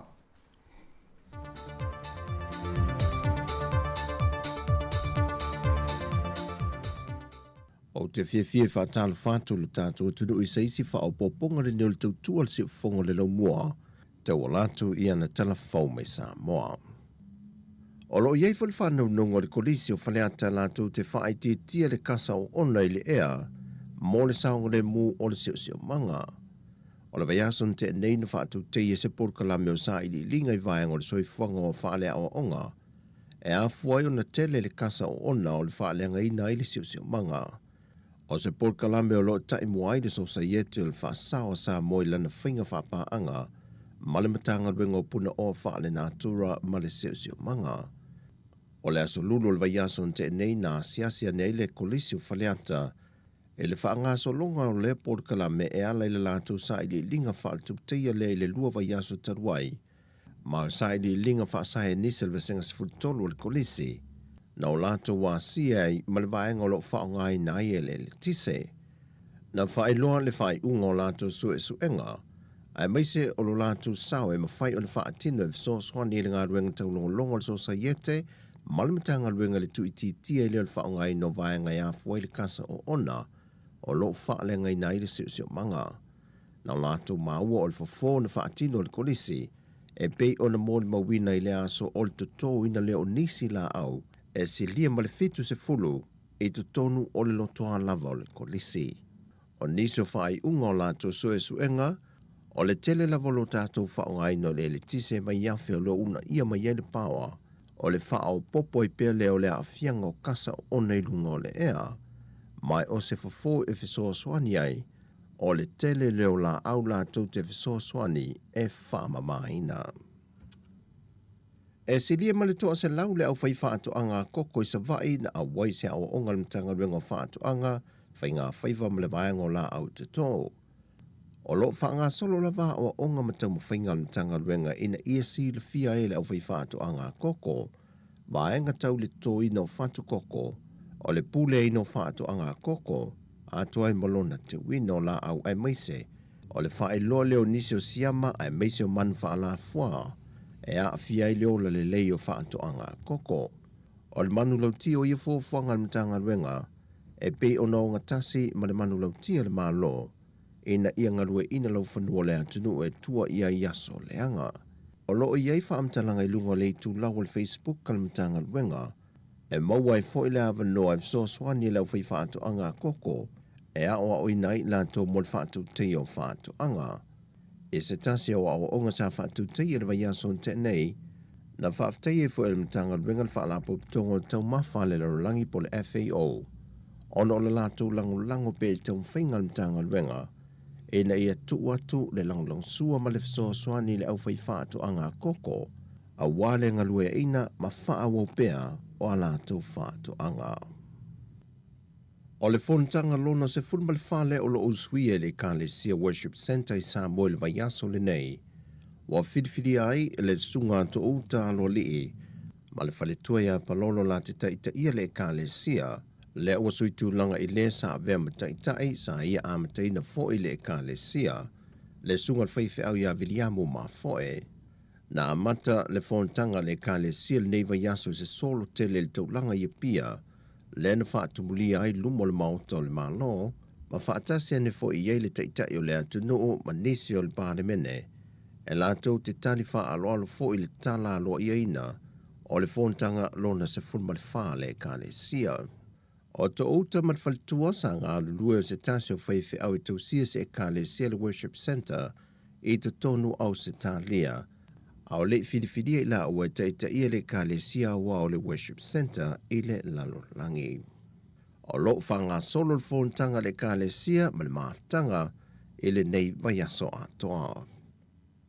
E luani maliu tā fia le matanga ruenga o leo i lalo so e suenga, e tālia i le fo mai wha apitoa mo so e suenga o maliu lilo, mo le sa i linga o le mafu angolo la maalili wai. O se taso maliu o se tama mai le fio anga o whenga, e a toa le vaiaso e le ito e vaia le fio anga lona tino, na anga ia ne iei se tasio le tua oi na ua masalo mia wa leva, e le ito e vaia o ia, ma maa wai wa maliu, a e ua wha solo ina manongi se itu lou. O le tama e na o ia o lo onofo i lona ainga i Samoa, a o lona to olua masiana whanau e au mau i New Zealand. O se tasio maliu e tolu se fulmalitasi tausanga o le soifua mai le fio anga wawala, na maue reporti am tanga ruenga leo na sa au nil tae au e anga ili ngā ruenga, peitai na palasi ma umai leola. O ia maliu e lua wata fia nel whaamsino o whaamsinongo maliu lilo, se isa elia le mafua anga o le maale liwai.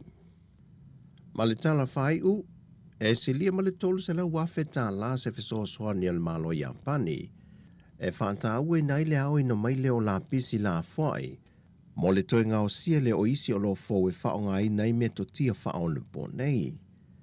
E lua ni loni sa whaonga i nei Japani nisi o por kalame i Samoa, wa o latu toi wha le lei e le taupe o na tā ua, le ua fo i atu le vaenga leo la pisi la fwai, e ta amilo le atu nu o mo le au ina mai o vaenga mo o mia ia, e ngao sia i isi o lo fo, e fe so soani e fo i le tamau aingo le atu nu.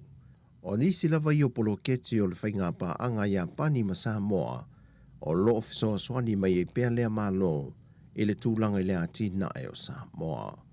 O tala fowia mo le ne yaso manuia lo tātou atu nu, fa soi foia.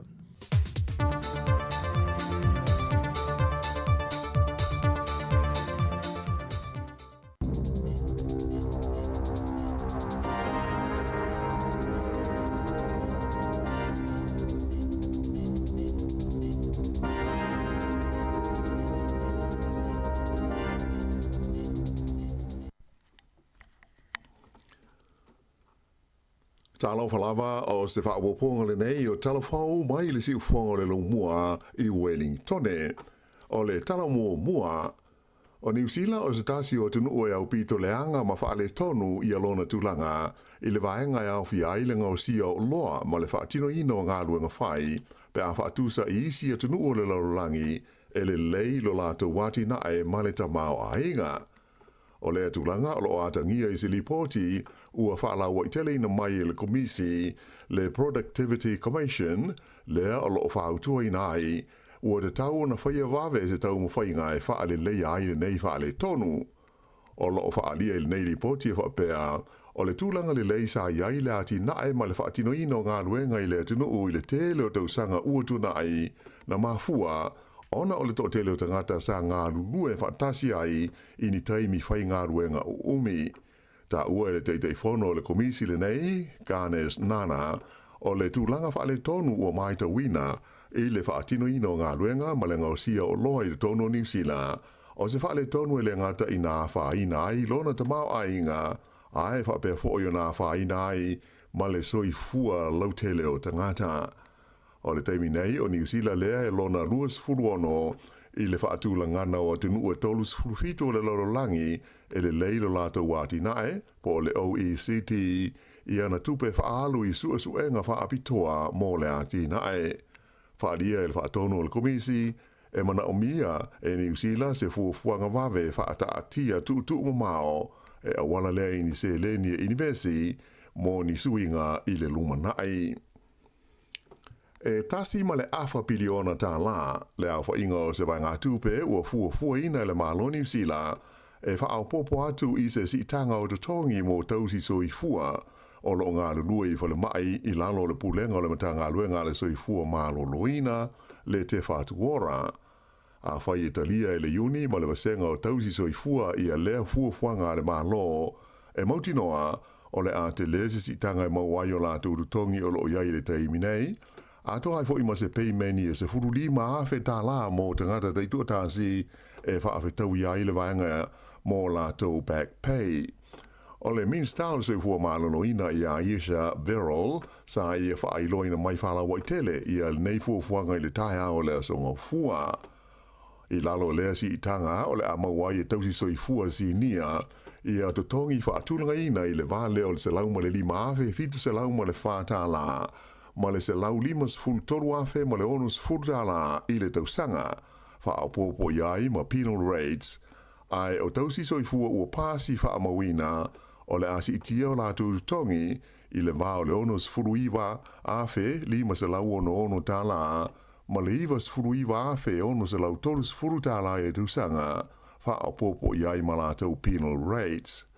O le teimi nei, e sidi atu i le taurus furuafe la whae o tausi soifua po nurses o lo ngā lulua i au nanga ale mata ngā luenga le soifua māloloina ma o lato umaia o le aawai i le whaio se filifilinga ma pālo taina le mata upule nei e winga i le fua o lato tongi i le mai ai o na ioina o le nei wha moe e le te whatuora wha pēle sosa iete o tausi soifua New Zealand ma le sosa iete o te ngata whai ngā ruenga ale malo le pisa a.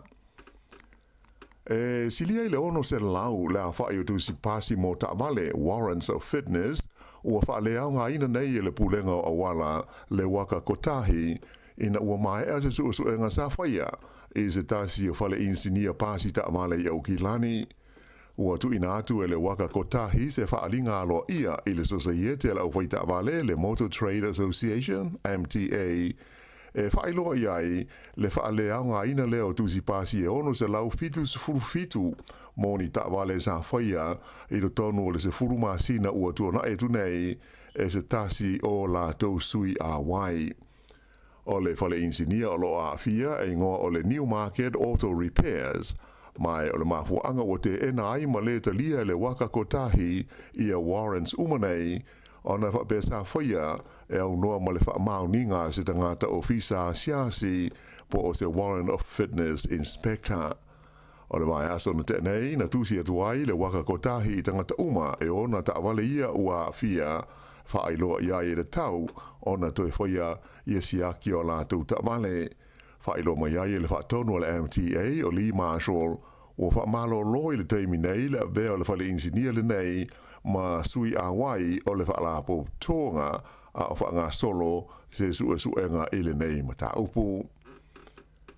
E tō rua tangata ua whenga i nei mamolianga e au fia ile umio ni a penga malosi a toa mani mai la au whaasahina e pe ona tau fia e leo i le ai o kalai stete le whai unga le vai aso taluai whai lo mai e leo o la ua nei o se tau le lea e lua sifuru fitu tau sanga le matua ma se tamai tai e lua sifuru wha tau sanga le matua na tau fia mai i na ua whaia seos whai ngā leo i se whale i le pito nuu o aranui i le asto nai. Ta ua ai e le lita i leo Inspector Scott Anderson e tasi tesi mo le 2 kilo o le methamphetamine e tusalona tau mo le fase lau wafe tala mani a upenga mara losi se lua a toa ma se vai ngā tūpetele na maua mai ai i le nei o sofa inga. O le aso lus fulfao iulai, o le atula i aile maafine o lo molia il nei mata upu i rumo le whaamisnonga i karai estete, i lona umia leo le waila au whaasaina o le meth, ato ai maisi molianga i fitu i lona umia o whaasolitu la fono o ni a penga malosi. Ai o le taulelea, o le aso tolutasi o iulai, e o ne ai o ie le whaamisnonga i ona molianga i tolu i le umia o le waila au whaasaina o le meth, whapea molianga i fitu i le umia o ni a penga malosi au noa ma se lei sene.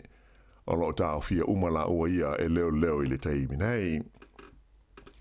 E ono afe, lima se lau fitu valu la fa inga o mai fau o le COVID sa fa mauina i le tonu o New Zealand i le vai aso na tuana e tu nei, ai luas fultasi la fa i oena mali liu ona o le fa mai. O le tolu afe se lau fitus fultolu mai pe ona fa mauina i na vai aso o tuanai o tangata sa maua i fo i mua i le COVID. Ai o maliu fau nei e luas fultasi o o tu nei le tolu afe se lau tolu sfuma le valu la fa inga atoa o e ua mali liu i le COVID talu ona o mai i lau fanua o New Zealand. E o ane i le valuanga o le pole sana te nei se lau valu sfurulua la fa i tangata o lo tau fia i fale mai mo tongu fitinga ona o le fa mai e au fia i le to lima i potu mo e ti ngā ina o le vai aso i ona tua. Sa tu lai mai ai le fitu afe, fitu se lau ma le lua ia mai fau o le COVID ma le fase fulu o maliu. Lipo tia mai le faa lua ina o la faa i o tamaiti ua faa uru atu moa onga au tu e toru ia e nofo tu ma wai tamaiti e le ato o toa le malo si o le tino ma le maa fau fau a o talia ai se fuafuanga ale malo mo le lumana ai o ia au nanga. E tusa ma le se fultasi ma le afa miliona tala le se leni o lo awala mai le mtanga luenga wa onga e to tongi ai ma fa tupe a onga mo le afa inga e valus fulfao tamaiti o lo o au inai ia onga fa apitoa nei i le tausanga e tasi e o mai i le onga tonu le masino iuni ua fa aulu atu i ai lesi fas fulfao tamaiti mo a onga umanei tolu. O se wha apoponga tele lea mai le luas full tolu sa iai i le tausanga taluai. Le fo isa to tongina e le malo, le au ina i o tamaiti e valus fulfa le au fai. Ta ua fo i se lipoti a le wale si whaasa laua New Zealand, e iai nisi tamaiti alo wha moe e a atu i a onga nei le kua ta fau. O le siti ai o la whai o tamaiti e wha auru atu mo i a onga, o so mo se fau tuanga i le malo New Zealand mai le komiti o malo au watasi mo le ai a te tau o tangata i le atoa le malo si ina ia tapu nia onga nei ai tu ina atu le se le ni e langolanga i pol kalamelo tele mo tangata i le atoa lo lato malo si le tino ma le mafau fau. O le ua atoa le tausanga talu na tu ina mai lea fau tuanga a malo au watasi ai le i whaia iai se fuafuanga mautu a le malo. Ai na whailo mai le minstawa onga ia Tian Tinesi o le temi nei e le o iai se fuafuanga le maro New Zealand e whaai tia le se le ni o lo tu ina atu mo ia o onga e le o iai fo i se fuafuanga e ta punia onga umanei mo ta maiti matangata e le atoa le malosi. E to tasil tangata na maliu i le mua se fale i le pitonu o Glen Eden i au kilani i le pole sana te nei. O le nei whaalawelawe na awhi ai se whale i le wala o le West Coast Road, pe tusa o le awhole iwa i le pō o le au sā. Sā ma whai e lauti nei mū, mai ngā rurua i teimi o whaalawelawe whaafosei, o na awe se mai ai ia se tangata dotasi mai le whale na awhia. Ai i se li poti tustusia mai leo i le tae au le zonga fua, na whailo mai ai le maliu o le nei tangata ona o le tūngā ona manuanga mai le mū. E tolu ta awale fui musa ngā lulu e aile tau tonga fiti o le nei awhi mai o whaia pe i aisa i ilinga i le mafua anga. I se tala mai a Amerika e to o lua na maari liu a e to o lua se fulwalu isi na manunua e au fi aini ta mai tia se fulwa i se whaalave lave sa whaao ngā ina aisi au penga malosi i le ai o Baltimore i le state of Maryland i Amerika i le tai au le sa ua mawai. Se fulwalu tau sanga le matua o se teine tau lavau na mali wai le whaalave lave ma se tau le e lua se fulu tau sanga le matua a o ista ngata o lo tau fia pia i le holmai ona o manu anga mai pulfana o nisi e manu nua ti ngā ina. O lo fia ye na manu nua ili nei whaala velave ni tamaiti se toa se fulfa i lalo le fulu walu tau sanga le matua. Whaali mai e le komisina o le leo o le aile nei o Baltimore o lo o sa ilia pēr le leo i le teimi nei i la tau sa whaapo ngai i lea whaala velave. Le nei whaala velave ua ta ua mai le longa o na vesi aile nei o Baltimore pe tusa ma leonas fulfa kilomita i matua Washington i le tu malo Columbia mai o stasi o le mau whaala velave o hapeo na mali liu ma whaina i le to tele tangata o na o a penga malosi i le tonu o Amerika. Ua o mai i New Zealand nei le au nanga a se tasi o kompani longa i mea tau tupe i le tonu o Peretania ma le latou folfolanga ua whaia o le apa u ma o laloai ia le tau o le fesuia inga o tupe whaale wao mā lo mō tangata e whao ngā ina ia le au nanga. O le company le nei e ngō o le Revolut na mua ai te tala i le tausanga lua awhis furulima o se company e le tongi mua ai pe prepaid a la tō card ma na whaifua e le aise te tongi ia le fesuia inga o tupe. Ai o le teimi nei o le ua bea o se tasi o company te le ua sili atu i le 5 ia isi tu a inga o nanga tau tupe ua ia whaia mo le sili atu i le 3 miliona o tangata i tu SS le lalolangi. Whaelo mai e le whaatonu o le company mo Australia ma New Zealand o le leo Max Braxby e sili atu le 2 afe la whainga o tangata o New Zealand ua uma o na saini e fia awai ma o la tau whao ngā ina le nei au nanga i le tono o te furulua masina sa whaiaini a lātou whaataita inga.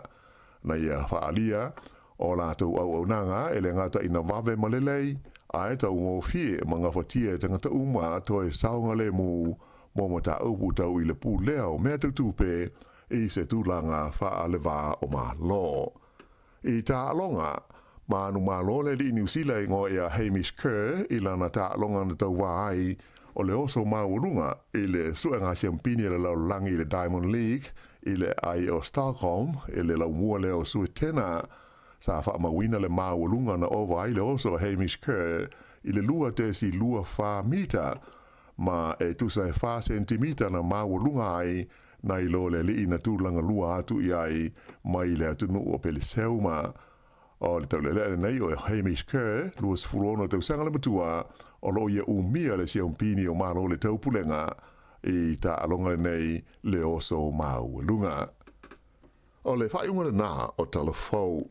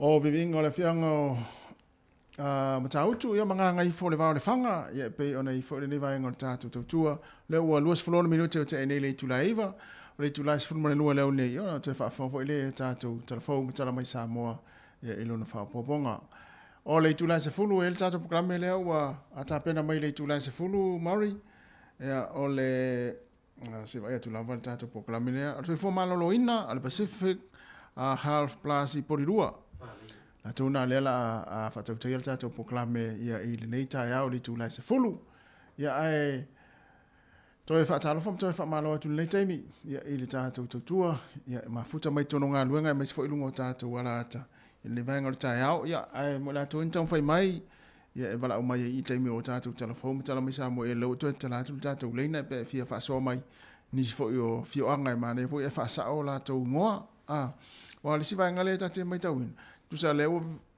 wa mai tau atu le ua te wa ia nisi o fio anga le ua whaasa o mai nisi o tangata o fio a te vai tu ni lau papa I lau papa fo le whaasi no fio anga I Samoa e pe o lai alua I ngoa fo ia le wala au ingoa masani le wala au ai tangata ia ma ne fo ia o te lopo la se wa o te lopo I whaasa o ina ia vai pe tauan whaasa o le nua ia pol malo pol malo vai kan na le o il tava la o le o tau fai mai Mari talo fala malo si fua oi talo fa malo si fua lo sunga lo va se lo ni tao ia talo fa malo si fua ia o li tao oi fai lo tafia famtala tule Leo langa tatu sa mo tengi le sa fai lo sa mo ngai tamaki no lunga fa alo fa le a. Ia.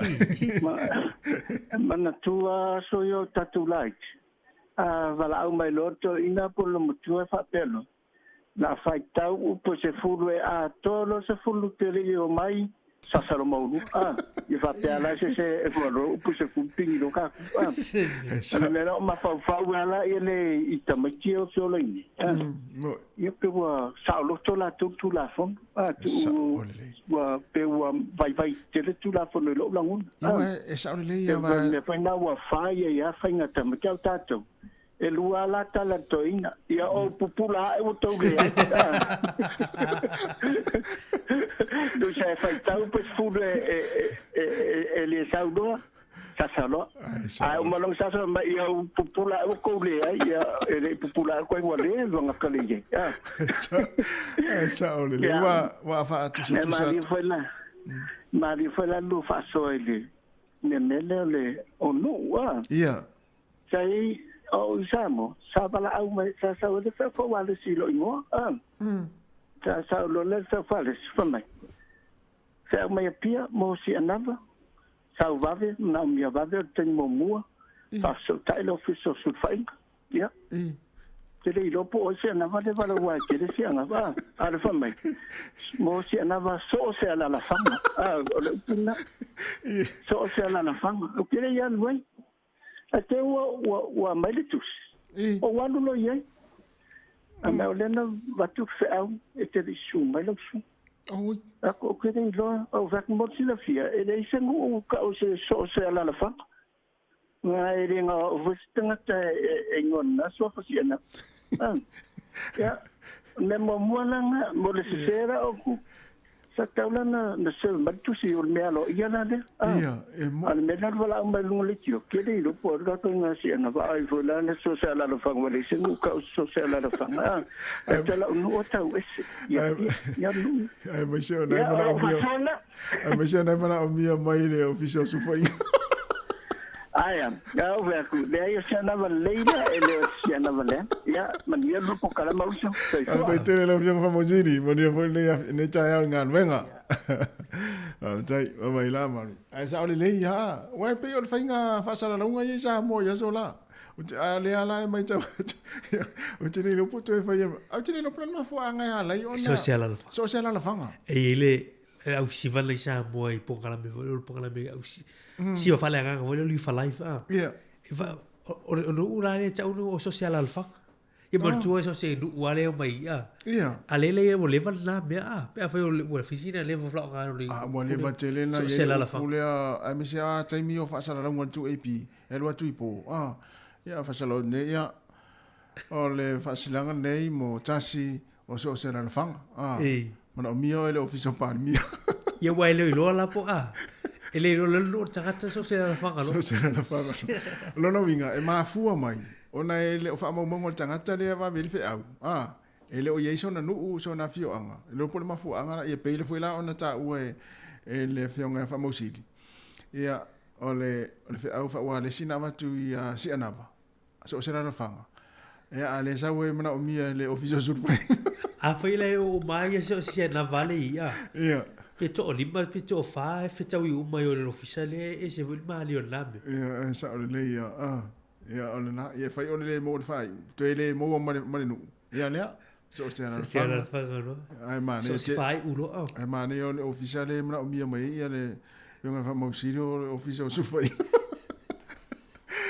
Ia ole tātou pokalame nai nei tūlai se fulu. Ia ole ole soifua maloloina. Ia le na tano atu foi ia le ofisa ia wa foi ni tāua tele pokalame soifua maloloina mal. Tāua tele le vanga pokalame le ia so lua ta itasi o fisuisu ia ima ia polo kalame le tātou soifua maloloina. Aftai foi le polo kalame ma le tātou whenga paanga foi ma tangan wengon soifua maloloina me se ia pule whawhale mai ni. Olo longo peli le tātou tenu i mea tupu vole le tūlanga le soifua maloloina. Ioe, amu ia le tātou au whaafonga ia o loo maua pea ia nei polo kalame tāua i le soifua maloloina ia o tātou tangata. Ia ma o loo whaaleuina foi ma ia nei polo kalame laulava ngana Samoa. Mali. Ngai mana malama le tātou. Ia awana nei misi le tātou polo kalame na ia o le soifua maloloina ia i le tāo nei. Ia o loo tarapele tātou leina pe fia wala au mai ai. Ia wa fo se fio anga ona te mana i fo ai fa sa o le ngor fio anga pa le ta si o le ile wa ngale na fa ilo mai le o patanga lo lo i Wellington ni la i fa ka tiki street ya pa hato lo o ile fa la vela vetu ta vale lo yo lo polo kala le tele te min ni yo lo o ile patanga lo ia o se fa la vela na a fie se ta so ta vale ma se pasika ina i fa ka tiki Whakatiki Street, ia la taratani McLeod Street, ia pahat o lo tapu ni la tele na timin nei. Ino le poloka mo le la tu le fe malangai. Ia na e si le fie o to ia na ina pitonu na lo hat apa hat ia ma vai ngova pena. Ia na mga ala ia se mga ala fo ina la te lo wa si le fie te mane fo u ia. Ia na poloka timin nei ia vai ngana ole wala ina pitonu na. Ja, ole ua toi 2 minuti ona tale ole tu la se fulu. Ja, ole ua te tala foi ia mai tau foi le atunu Australia ole ua wa mata ia talo sanga ina tau foi le wo a tole tai fata sanga o no foi Australia. Ia pe ole masina nei ya so mo le na mata ilo ona te tala ia apalai aviton. Ma wa to telo tatu takatai sa molo i nai Australia le timini. Ia le wumbo mua i le vanolea, ia sa munanga foi mola tu. Ono no winga ana fa pe, ono wanu Australia le lua fe se fulu iva. Wa levan o o stanga tanga va i le vaenga le o vole le fata usanga le tau no fe Australia. Ana o ia vai le i modu timini le te. La te no fe la mtina ya malima. Tala lo siaki ma mai o pera. Ia la ia mo tātou la ia fa fo mai Australia ia mana ia fo ia he fa peo. Pe fa peo nei te fia no fo Australia. Na o mana fo na so soani. E apala ia fo ia no fo mau ia le tunu Australia wana o fa ngo fil te min nei. O le be na ta tala la ia Australia. Ele faila ele anga va ita tu ia fa tu nei.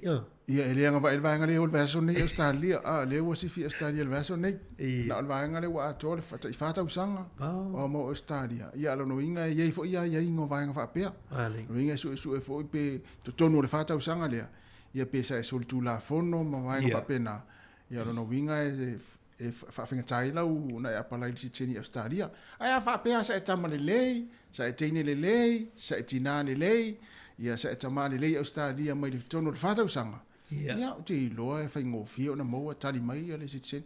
Wa to tele foi o tangata na malanga Australia man no foi. Ta isi fulu tau sanga o nisi ele imo wan si tseni. Ta ilua se fulu. Ia e whaaftai la whainga malo Australia. Ia wa e foi sto wha ia mo tatu tangata ia wa no fo mau stadia len so so la tu nei o le na wa tu nei le mlanga tu nei ya le na pe masina nei le na ma chai ya na chala ya no na palak ya ai lo chala pel tata le na le chai mi ya e te wala o mai ya la fo se vai nga te fi chala no mai ya no fi anga pe fa pe ona se le no lo fi anga le te fa longo mai le telo tanga tau lungo tata wala le ya mana i fo lo vidi mai fa sa mai to luas fulu tonu minuta na tale se fulu fa o tonu fa fia nei tai mo le tai au ia ai fa mai mari ko pai ya fa a fa de ulo i puka ko pai tu ala i o tamai te pese da so ato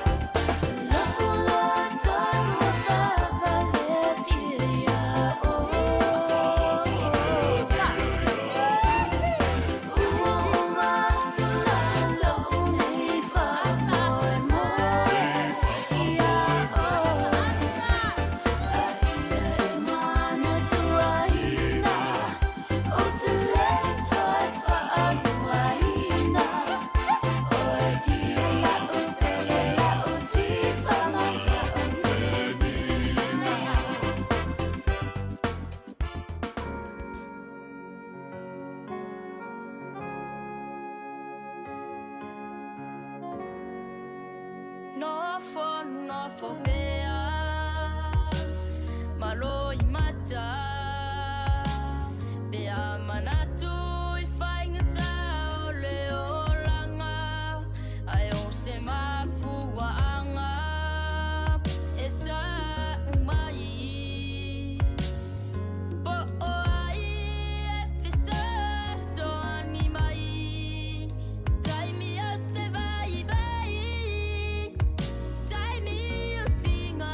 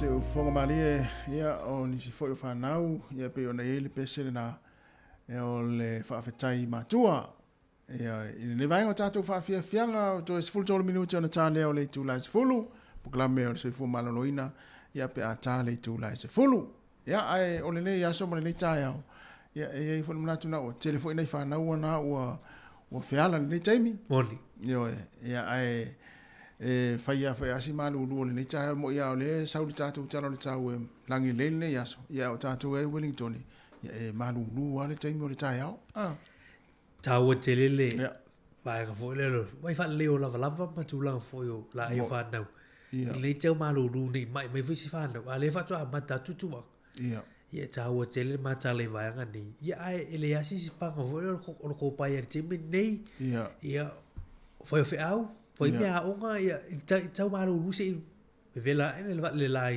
te mo la wuni.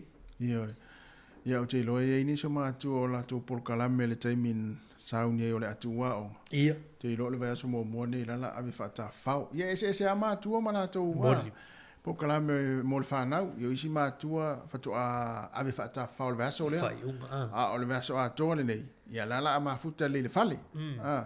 Ia o nisi whi o tamaiti. Ia ai ole tu emotinoa ole telo na ifa na ulaiti ola wai o le falo papa mama ya ala wo moelta male ai ngala wo le mai ave tamaiti o to ina man lo matua le mana matu ya na ave lo le tamaiti o le pisa le fale ma wai lo male moya le ula le para tu ai sitina wo sina fai la kina la fola mo sina ya vai Ia. E vini mai e tau, mai no mo mai foi whanau i. Ia, stamo mai ko. Ia, mana tu astina mai. Ai sa. Nga me ia tu so fala vela e fai fala vela foi nei tina sa mama tina ma tu. Ia. E le ai vai foi loto ma tu. Sa. Si le tu la tu fenga lo Na. Ia. Te mine o malo lo. Wo se la tu ma futanga whanau. Ia sa ole le e mo ia la e o pisa o falo to ina man lo matua. Ia ai e le tai ya no lo matua man to ina la e o pisa fo la falo. Ioi. Ia o se fe fo ila me ai falo vai nga. Ia la o fa nga ka ta so ina man lo matua. Ia ai o vai nga ya lu nga tu pe Sa le ia. Ia ai tar sia o lo manuia fo ia le fo ia matanga le vai aso ina fa na wa onga. Ia mana ia ia tu fa manatu tu alta tu eplena ia e download matu lo telefoni ia e ha o fo ile ngana sa moa ma tu chala ala fa na ia il tatu ngana wa na fingo fia ia vai nga pe ona na ia fo ile tatu fa mo ma le tatu eplena o tala version te nei wa le ngol tatu app o ngana sa moa ngana sa moa ngana sa moa ai alu lu ko Google Play ia tai ngana sa moa yo na mo le lan moana ana ile le ata foi le lo tatou auti sa mona ye na tonua to fa fonga lo la ye leo tangata na fa leo ina ia peni polo professor ngana ia ta ua tele ia mole wa ta no fo Malaysia fa na mo Australian po but sole wa fa le app tu le app mai whatever oka se ma naia mai oka se ma naia ole app ia lewa fatu fa vai si au bo na wa mata ta ngaro ngan samo tu ia le app ia ma fa download la telefone ia ma fa ma si fo le tau tara ngan ma nei e tele fa tatu tinu ile to mo fai fo e fa so tu tatu app le ma tatu app ia o tatu wa tatu fa so o talvo e kalesia o tatu ai mo la va no fa so me si fo ila ia ni so o alu fa no ia fai wo tu isi palangi la tong o ai si tu e mania o la tu fa samo ile te mini ya nga te le tatu nga le fa tu ba wina tatu nga mo le si la fifu tatu tu no la fa fonga ma pa anga ti fonga la mo ia o le sa o le na o le si fonga la mo ia ile tatu nga na sa mo mo fa o la ina pe o tatu nga na ia pe ona ia ile tatu fa mo na ia ai manatu ia na ua to tele fo ila tau na mise na fa nau na o tu wa onga na o sa fa ile app ia ma wa ole le fa le ina o upu ma tatu ngana na ia aua le i motu sia ia wa e alu aso e sa waso a le yai ma le fa malusia ma ta fa ola ola tatu ngana ia o pe lesi 5 tau sanga o lumana ia ua mata ona multa tungan Poli. ia ma nei tere tau vai ngana ia fa ngai fo ni vai aso mua yo tuanga fa nau mari ia ole o tapena me tatu pukala me le tula se fulu Poli. on so fo malo loina ia ai mo li ta fa aftai tatu tino tatu maftanga me le tau na la se ia pa ia me le tai ia le la tatu mafuta pe ia il tau tuat se fonga la mo se pa ia le tula e lua i la uliana nei lungo le Facebook mo le YouTube ia ai manui la vanga luenga mafuafuanga ia o lo o alo tu il tatu tunu le tai ia le ngate tonu fa fainga luenga me se fo tapu inga tonu ainga lo mafuta mai ai ia le to telo tatu tunu ia le la vatu nei fa fianga nei ia ona so le mal tatu pukala me ale so fo malo loina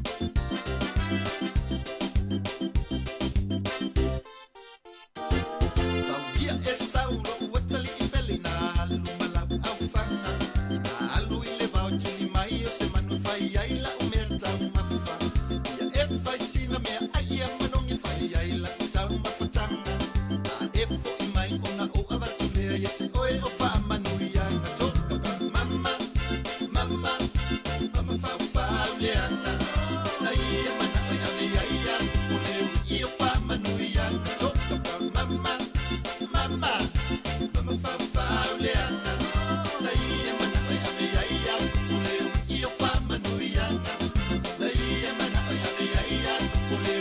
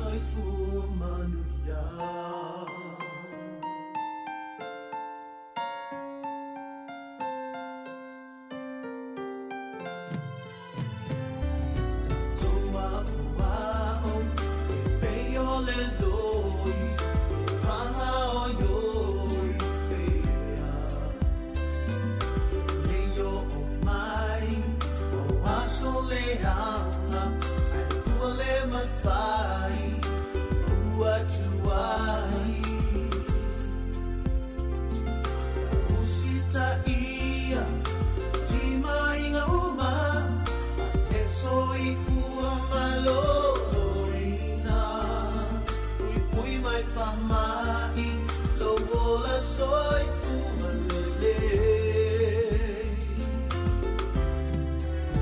Ia tato sawa vai, whamamale tausan, e mai sukatino puta whaalalo pauna, ka pita matku kama, whala waina uma, i tato. Ola soi fua manuia.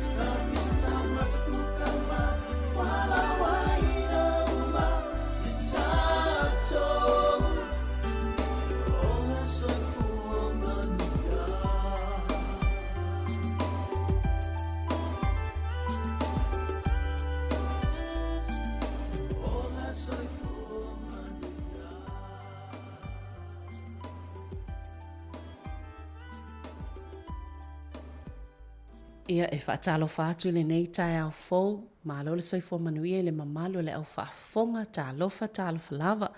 Taimi masani ne o kalame whaanga solo ale si ufofonga o le lau mua.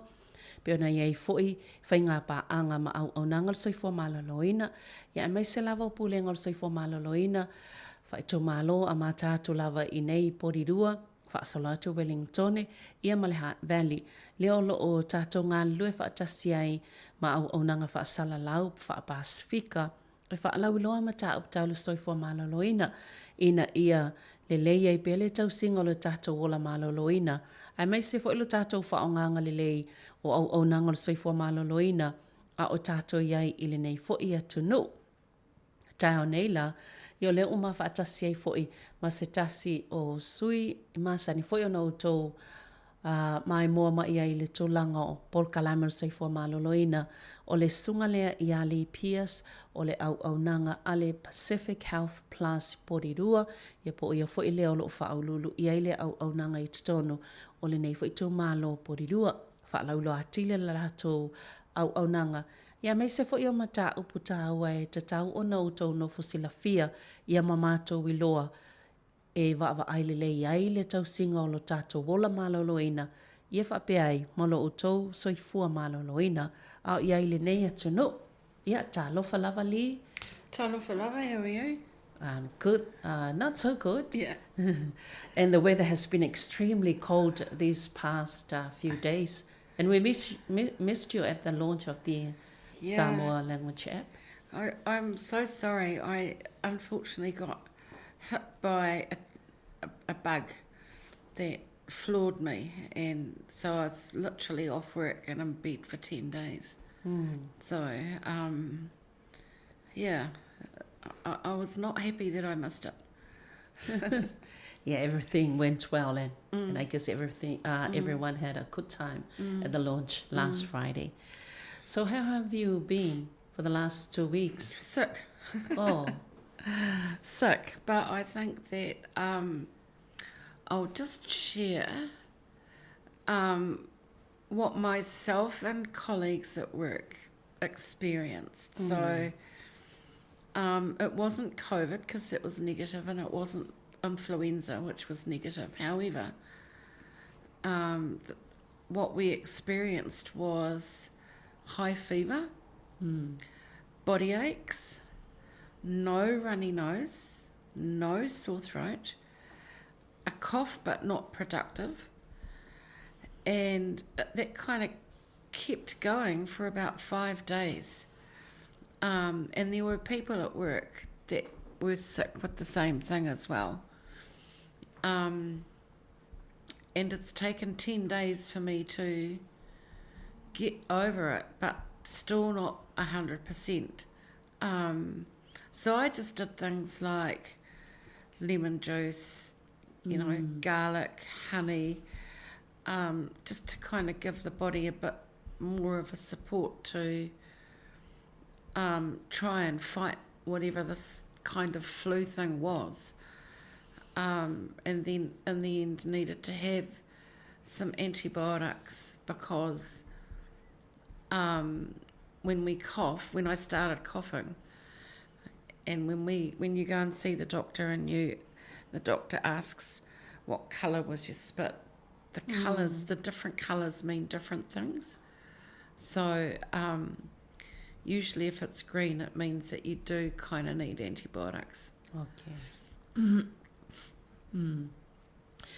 Ia, pena o tō whaafonga mai, ia, lea fo iwa, taltano ato ma le sunga ia li, ia o le sa tā ua o ia le na ngase, ona sa walau lia fo ile tatalanga o le api lea o ngana Samoa a le si ufonga Laumo Trust, ia ele iai, ona whaapesa ngase, sfulu aso ngase le tūlanga o le fulu, ia, e se fo ia to inga fulu le ufa matala ato no sa wanoa le leiwa, nau fo ia li e whaailo atu, ona o vai taimine o tau malulu o tele to inga wha ma ia a fie tātou. Lela sa a fie ia manisi fo ilau whainga alwenga, ile e maua lunga le fiwa, e le tafe le isu se itu lou, e le tale fo i, e se fo ia i to ainga ma ina maua i le taimi o le, le fto ape, fto amanu ia mai le neva yaso, sa wha o ngā lava la ia le mai ti polo, ia o le hane ma le fiu. Ia mo whala au fo ia tape e le siama, antibiotics, ai peina a mataona pe ia tale, o saulo pe ia filongia mai se tu lou lava i le lanu mea mata, o le sauna ngali, e se lanu o le pe o le fatu tale le ma wai tātou, e se fo i la winga, no winga, o le tā ua le lanu mea mata, ia o no winga o tā mai ai, o mo o mia ia ni whala au ia o le antibiotics, ia po whala au le tātou te loe a mai e fo mai, tau mawhai e tape ai le siama. So did you take any antibiotics? Okay. Yeah, no, I did.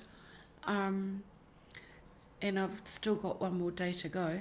And that's the whole course finished. And I think it's important that if people are prescribed antibiotics by their doctor or nurse practitioner, that they finish the whole course, rather than when they start feeling better not actually finishing the antibiotics, because it just there's a reason why they prescribe 10 days worth or 7 days worth or 5 days worth.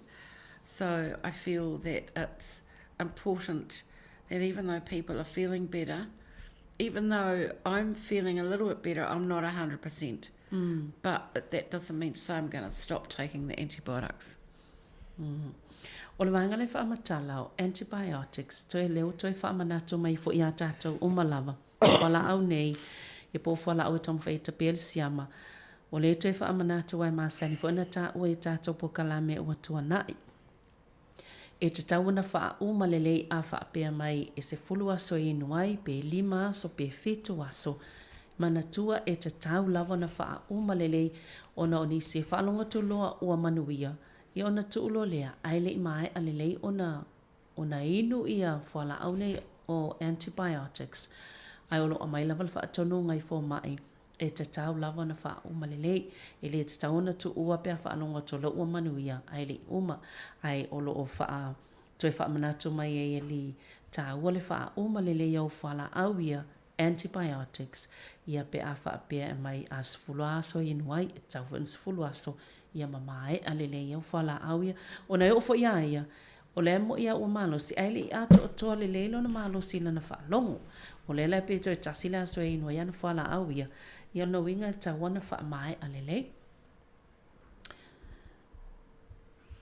I think it's important though that when people are not feeling well in a household that's got many people living in the household, including the elderly, I think that there kind of needs to be consideration for the older people in the household because they're not as resilient to recover from a cough or a cold.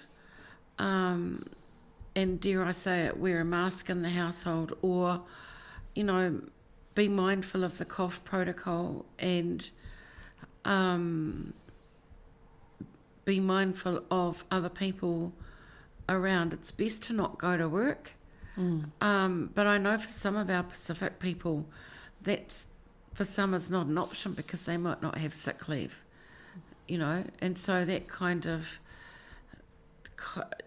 it puts them in a bit of a quandary regarding I need to go to work, I need to stay at home, but I need the money, so I have to go to work, kind of thing, So I guess it's about balance at the end of the day, Yeah. Ia, e tā ua fo ile mele e manatua e tātou pe a iei tangata mātutua po na i o tātou mātutua e tātou tēnō nofu whaatasi o lo au mai fo ile e whautuanga. Tautua nā ia mamana tunatu lelei mo i lātou. Whainga tā tele o na to e manuia pe a awhia i le tale ia matulang whapena ua mātutua ele o i malo losi lātou vaenga le tino i e pui ai lātou mai whaamai. E tā ua fo ila a whaalonga toe mai. Ia wha ngā pesa tali pupuni o whonga i tono o whale. E le leile nā e pui mai e ila tau. Tātou tangata pā speaker. Ia e ngase a fo ia isi ai o e whainga alwenga o nei. E mo mia le tupe. Tau si ai le ainga. Ia o isi fo iwa le aini aso mai. E le mawhaiona ona nonofo. Ia ai o e whainga alwenga o laia a fia i ngase. Pe o tūlanga whainga tāle na o lea mai le whautuanga. A wha pe o tono le whale le te mau al fulu ma ngase whapea. Whai pe le tali poni o le whonga e sosoani ai. Pui mai nei o tātou mātua, ma tangata mātua lo tātou no nofo whaatasi. Ia mai nei fo i tūlanga whaale tono le fulu ma whaamai nei ua a awhia i tātou i taimi o le tau mālulu.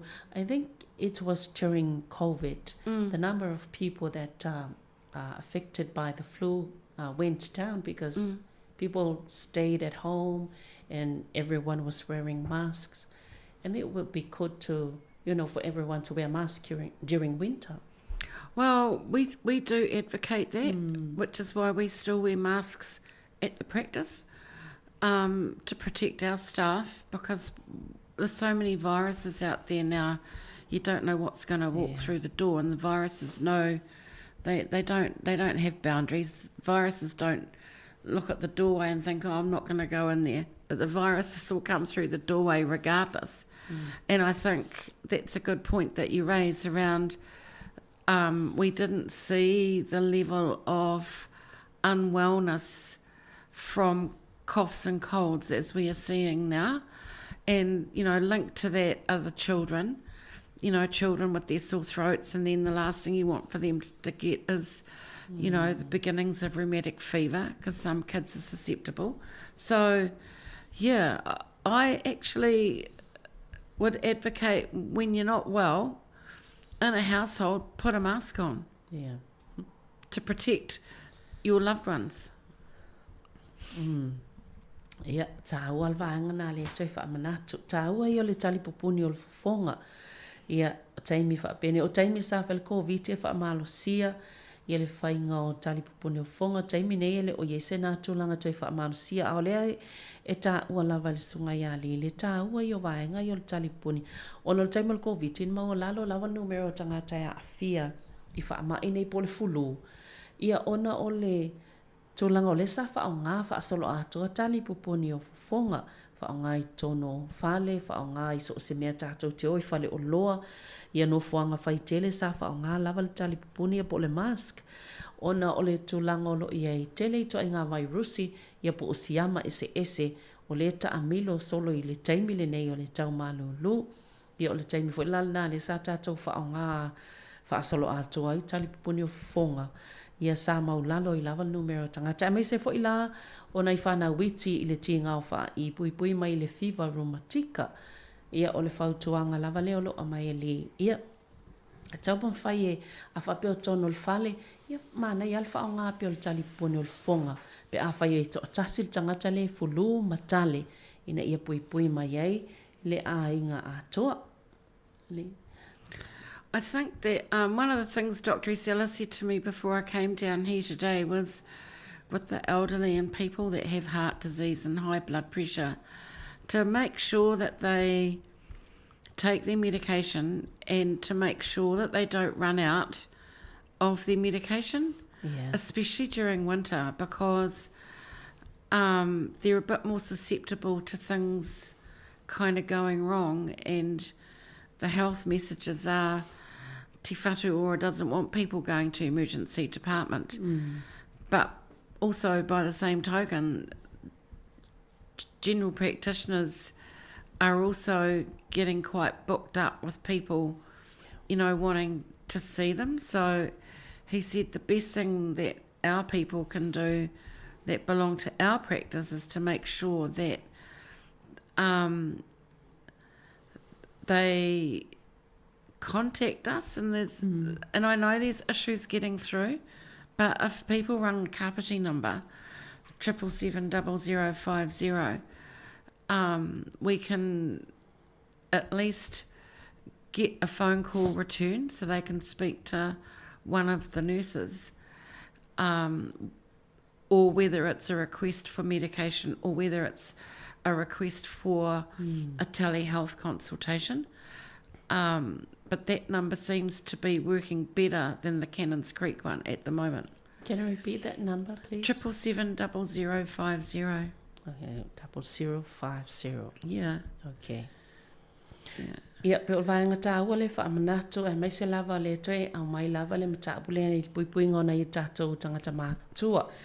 O no o taimia o lātou le e mai se lava ia awhianga o whaamai o le maualunga o le toto. Ia maisi whaamai māsani, maisi ngā se māsani whapena po ngā se tō mau. Ia mauti no le lava lātou whala au po vai la au mō tonga whitinga. Ona, e mai se lava i le taimi le nei o le tau malulu. Awa lava ne i le taimi ua le lava i lātou whala au. I le māsani ona au mai i fōmai. Ona o le naunaunga o le matanga luenga o te whātu ora po le soifua maloloina. Awane i uane wa ave i ol falmai po le itu o le ua ave i ngase ua mo umia vavini tonga fitinga po ngase whaafosei. O le tau mawhainga le nā ma le puipuinga nā lo o pito sileo na o na tau mawhai ele te whātu ora po o le matanga luenga o soifua maloloina. Puipui mai tātou tangata i leo o anga il falmai. Awa vai fo il tūlanga o fōmai po a tātou fōmai a ainga po GP a lātou au nanga. Wa tumu tangata ia te whaia lātou appointment po siaki. Ia e whainga tā i lava o na maua ni awa noa e whaia lātou siaki pe avena ia tātou tangata mātua. Ia pe au ine o onga whaale tonu. Ona ole le lava o le o a lātou whala au ia māsani o na tala mua lātou ngase tō mau. Wala au fo le numera le leo au mai nei o le fitu o lima o le numera le anga i kapitia leo o nangale a le Pacific Health Plus. Ia pea i loa ua mo o mia sau whala au o leo lea o mamana tua fo i pe e vai aso atua i te tau ona vili e pea i loa lea o mau whala au. Ia ona vavevili lea nga i pea wha pea mo mia i siau whala au i le leile vavevili. Wa lua e pe tolu aso nei masani ona au mai lātou e au mai e lau tala vai e whai mele fō mai ma au mai i le faletala vai le te alu atu e mai au whala au ia mai se fo i o au nanga ia pia wha pia mwhen piki mai la tau. Ai o le numera na o le toi wha amana toi vawe lava o le fitu o oli ma o ia mo i le o nanga le Pacific Health Plus.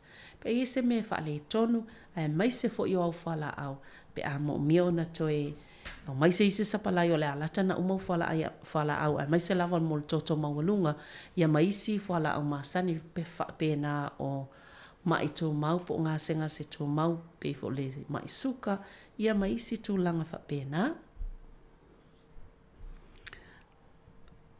I think that we're kind of in the middle of winter at the moment, so I would advocate that everyone keeps as warm as possible, and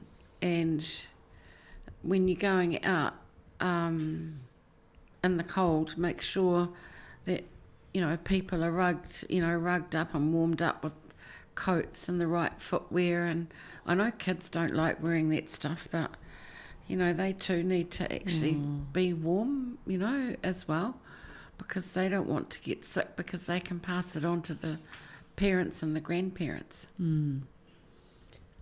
Ia, pe o le si vaenga tāwana a tātou e se atu i whawhamalwhale, o le o tātou i le o ngā tatono o le vaitau o le tau malolo, i o lo malwhau tuanga tamu whai e ia mawhanawhana pe lava e whai pe au e se atu i whawhamalwhale. Ia e mai se fo i o vai se i to lou, ta mai te tele ina mumusu e whai le lele se e vai whai le tō tini, ia ai o lo o au mai pele fautuanga vaenga tāuana, ia i lo lava lo mawhanawhana vai o whanau, vai le leise e vai matūlanga whapena ama tātou. Mei se lava tātou te le mana oe, ia vea tātou maawala e whao o atu ia whaamai nei o tātou tangata mātutua, ia ona o tūlanga whapena i le puipuinga o le nei vai tau, ia o le tau malulu. I'm just not sure. I'd be keen to know how many Pacific people out there that live in Wellington that don't have a GP, actually. Or do they have regular contact with a GP? But I'm more interested in how many don't have a GP. O le isi vaenga le fia whaafesilia ia le sunga ia li. Pe ini tangata pe to a fia fo ini tātou tangata Pasifika i le tō malo ato Wellington e. Ele ini la tō fo mai a inga. Ia pe le iei fo ise feso ta inga masani mase fo mai po se au nanga wha soifua malo loina i tutono lo tātou i tō malo. Pe la o le vaenga na o le fia i loa ai. Po fia sila fia fo i eli pe fia tangata a whapea fo i se tangata ele se fo mai. Would you like those who do not have a GP to contact too? Yeah, if they can contact us on info@phplus.co.nz or call the 777-0050 number. Okay. A whapele i sau fōma i o le te alalai nei Wellington e, sau fōma i fo i le ainga. Ia, nei le numera lea sa whailo atu, le au unanga lea whaawi atu i le Pacific Health Plus, i o le fitu o lima o ia a whaapea. E iei sau emaili, ia na o le lafo lato emaili le na o le info@phplus, ia o le lato emaili le na so o ta i atu i ai. Ia pe a whai mo, mia sau GP pos fōma i le ainga, ia matūlanga whapena e so ta ia tuai i le vaenga o le soifua maloloina. E mau sef so sani mo oe. I'm also keen to find out how many people have had difficulty getting, they have an appointment at the hospital, but the appointment's been cancelled, or how long they've had to wait. Yeah. I'm quite keen to find out how many people out there, because we see the stuff that Te Whatu Ora is saying, and they talk about the wait times and they talk about a whole bunch of stuff, but there's nothing better than the people on the ground that give us the information, So I'd be just interested to know. O le si fo i vaenga tā, o le fia sila fia e li malalato au onanga. Pe fia ni tangata po o iai, fo ini tangata whainga tā, lava lato appointment po o vaenga fo ia wa umana wha atulanga ina e o ai le whale mai whai siaki. O lo wha whainga tā le taimi nei, po i fo ini si ua wha o toi tolo, pe cancel a lato appointment po o tūlanga wha pēnā i whale mai, po o wha atuai mantua taimi nei o lo tātou maua lava reporti i le whaatuai o na maua o awanua e o ai e whaisiaki nei po o vaenga i wa ai e whale mai. Ia o le fia i loa fo ila e le vaenga le a li ma la nātou au nanga. Ia tono o le mwhaiona mau ma le fsosani a mai se lava mo tangata e whaatalitani ni tau tonga. Ia po o a fo ini tonga fitinga taha ua le whale mai. A le ua tu mai ua te ilava ua whaapea ua tolo i tua. Ia po ua le o fo i. Fia i loa e li ma la nātou au nanga. Pe o iei ni tangata i tōlanga whapena ai pe to a fia foi. Ia mwhailava na wala au fo i lato numera lea o le fitu o lima o. Ia pe whailoa fo i la lato emaili leo le info@phplus. Ia e tāua le lo vaenga ia e mauai fo i le fofo. Ia ma vave mauai fo i le tonga fitinga mo mia mo tātou tangata. Lee, we'll have a short break and then we'll continue when we come back. Tai.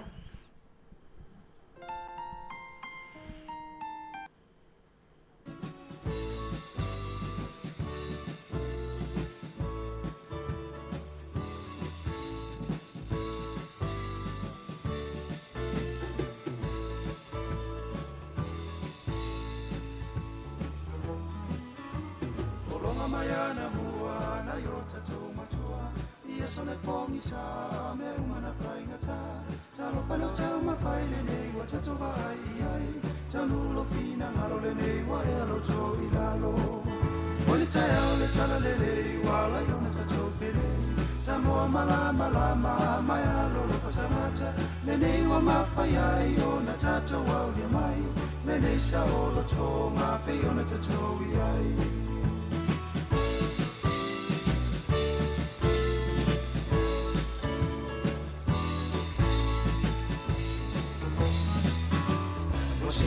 Turanga Samoa la ala tau fila wanga nu le na lo watu o tufa papa o malo i fo i tupua talo fa ma ave si Samoa fa vai le tua o le tau le tala le wala yona tato pene Samoa malama mai alo lo pasanata le nei wa ma fai ai ona tato au le mai le nei sa o lo to ma pe ona tato ai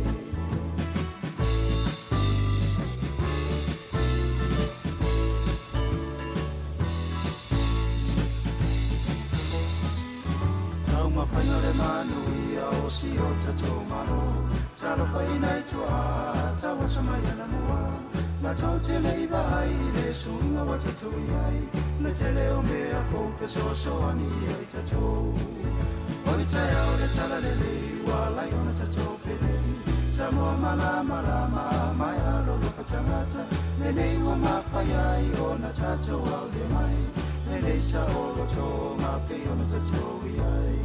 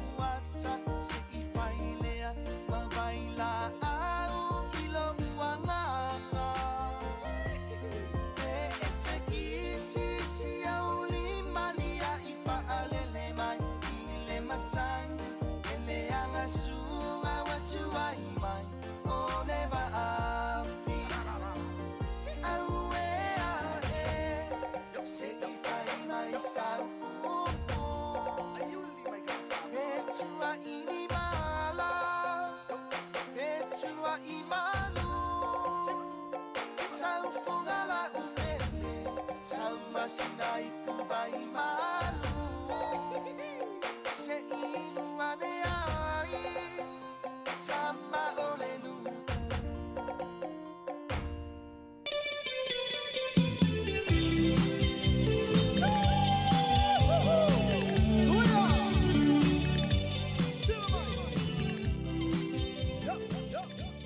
Ia toi whaatala whātua nei vaenga le tai hau, pe lawa no tau whaafonga mai.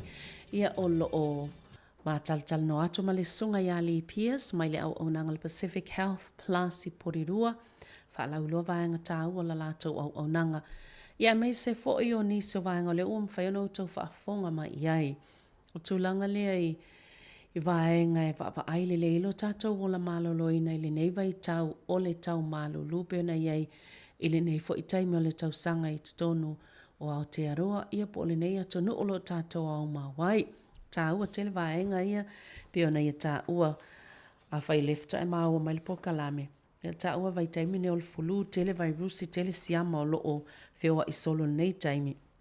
Ai a whai o lea ua matawina ua tale ua saule lanu o le whatu tale pe ua mea mata taimi nai ta umai ai ia ua te tau una maua se antibiotics ia po whala ufo ita pele sia mai sosoani ai a te oe i le tūlanga le vava ainga lelei o lo soi fua maloloina ia mai se fo il vava ainga lelei o nei o tātou tangata mātutua le tātou teno no fo whaatasi tautua nā fo ia antibiotics e ta tauna wha mai a lelei pe a wha pe o le amai le wha atonunga i le whale mai o le numero fo ia te wala a wai mo le au nanga lea pe e se vaenga e te fia mo mea le so soani tūlanga le soifua maloloina a le au nanga le Pacific Health Plus o nei pisi tele le isia lātou laina le i Porirua ai pe o le laina lea le aluanga i kapite o le fitu o olima o pe o le lātou laina na le vave na tali atu ia pe a e mo mea sefe so soani e i whawhisilia na tu atu le sunga ia li pe a wha pe ai e mawhai o na tali ma i ai o ieni tangata o le ai fia iloa, pe ieni tangata ele ieni ala tau fo mai a inga po GP. Ele o mau whaisaf so ta inga ili tau langol soi fua maloloina o lo iai ia oe foi. Ia malo iai ta tonol nei fo itu malo beling tone. Pe fia fo ini tangata pe iai fo imani tangata o le ai a fia ini tau langa le fa pe ua tolo polau po ni o tong fitinga ta ua satu e whai le whale mai. Ia o le fia sila fia fo ia lima le au nanga. Pe ieni tangata o iei se tūlanga wha apea ai pe to o fia foi. Ia ele lei fo ilo wala o mai pia wha apea o iei se fesile te fia wha afsili mai ei. Manua lei ele sunga i a li Pierce. Eila le tato numera masani le i tato laina le ofisa po i le studio o le o wha tolu valima lu o wha tasi tolu wha tolu valima lua o wha tasi mwhaina wala au mai ei se fesile te fia fesilingi ai le tūlanga lele au onanga le Pacific Health Plus ia po tūlanga fo soifua maloloina ia o le ai e whaafonga atu le sunga ia li e mwhaina fsosoni atu ai i lea vaenga ai wala au mai le tato laina na o le o wha tolu valima lua o wha tasi ia pe tanga fo ia tā mai se sau fe au lunga i le tato so ta inga le Facebook ia po le YouTube o le mwhai ona ma whai tau atu iai. Ia na tam whai le tali atu ai lau fesili pe a pea e whainga tā ona e wala au mai i le tātou telefoni. Li, what are some common lifestyle factors that can impact our health and how can we address them? Gee, that's lifestyle factors. I'm trying to think. Lifestyle's not just about what we do. Lifestyle is about our life. Yeah. It's impacted on through our work, our finances, our families, our relationships. And I guess from a health perspective, they advocate about exercise and healthy eating and all of that stuff. But some of these social stuff goes hand in hand, if that makes sense. Like, if you can't afford the food, but the good food, because you can only afford takeaways, or you know, inflation's gone up, so you can't afford the petrol. You know, there's just a whole domino effect that can affect how we live our lives, if that makes sense. Yeah. Mana ia e pe o isi whawhisile wa vaianga tā waia mō tātou le nei fo I vai tau ia o to ainga soifuanga lo tātou o lai le nei fo I vai tau aia awhia I o tātou soifuanga ia le fo ia tā ueli ia ele tasi fo ise tūlanga po se mafua anga wae ese o mai to ainga soifuanga lo tātou iai ia o mea ai tātou te ai iai ia o isi fo ia le e whaingata o na maua le tau mawha fo I le o la malolo ina le lei. Ia e tele fo ia le tau mawha I tau mawha o fo ia na lo walu atu la wha tau mai wapela. Ia aile o ia ise tūlanga malolo ina le lei o le soifua e mawai. Ia o tātou fo I le tūlanga le wha malo stino. Ia atau no fo I whaingata le wha malo stino le vai tau no le tau malolo. Ia pe o vainga ese ia wale sa wha apsilingi ia. E so sane ia I tātou. Ia pe wha apefia fo I ona tātou tali iai. Pe a whianga ia I tātou ma. Pe a whai fo o tātou wola I fo I tūlanga wha pe aile nei fo I soifuanga. Because I guess it's too hard for us to, some of us, to exercise during winter. And yeah. I think in our heads, our brains tell us that's what we should be doing. Yeah. But to actually get up and do it is different, because it might be too cold outside, or I haven't got the trainers, you know, or there's something better on television that I might want to watch, you know. But I just think that there's some, I don't know, it's not as easy to say go and do this and go and do that, because we're not living people's lives, you know. You know, when you've got the pressures of, for example, families that have children that are going to school and are starting a school that requires uniforms, and then they need the books, and then the school says, oh, you need to have a computer, and then before you know it, the money's not there, you know, and then on top of that you've got to eat. So everyone's circumstances are different, but there are some free things that we can do, like go for a walk, even if it's cold. Excuse me. We have some people who usually, during winter, they go to the malls and take a walk there. I mean, there's a lot of free things around. It's just a matter of bundling up and making sure that we, you know, wear the right clothes. And we know it's not the islands, but, you know, and we know every year that between June and July and some of August, it's winter. So we know that happens every year. It doesn't change. It's just that some winters are colder than others.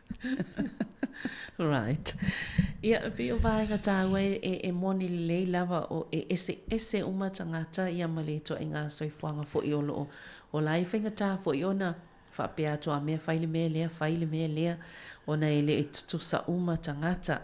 Ai pe ole me se fo I laun whaafita uli moni sia inga I atu ia ole o tangata fo I ofua o ngā whanau mai tu sia o ngā tangata ia o whapea mai fo I ole ua mo o mia le computer po le masini lea o le laptop e thea e whaongai mea o ngā tamaiti ia tu mai o le tutusa le tupe maua le ainga whaiei fo ia fuafuanga ia o le fo I masu tupe whaatawai le mea ai ia pe o tūlanga nai whaintai on whapea mai a mea whaile mea lea a mea tāua lava le tau singa malwa wa inga leo soifua malolo ina I vai tau whapea neo le tau malolo ia whaile savali whai a ia mawhana le lei lava le vo I buen tāua I eise hainga e eise tangata taim whapea nei e o le mōlu wai mawhana ia savali vali a ia lea ma mawai le wha malo stino ia e le o whea ngai ma le savili malolo o lo o mwhaione pui le mawhana ia ma leisi lava vaenga tāua le nā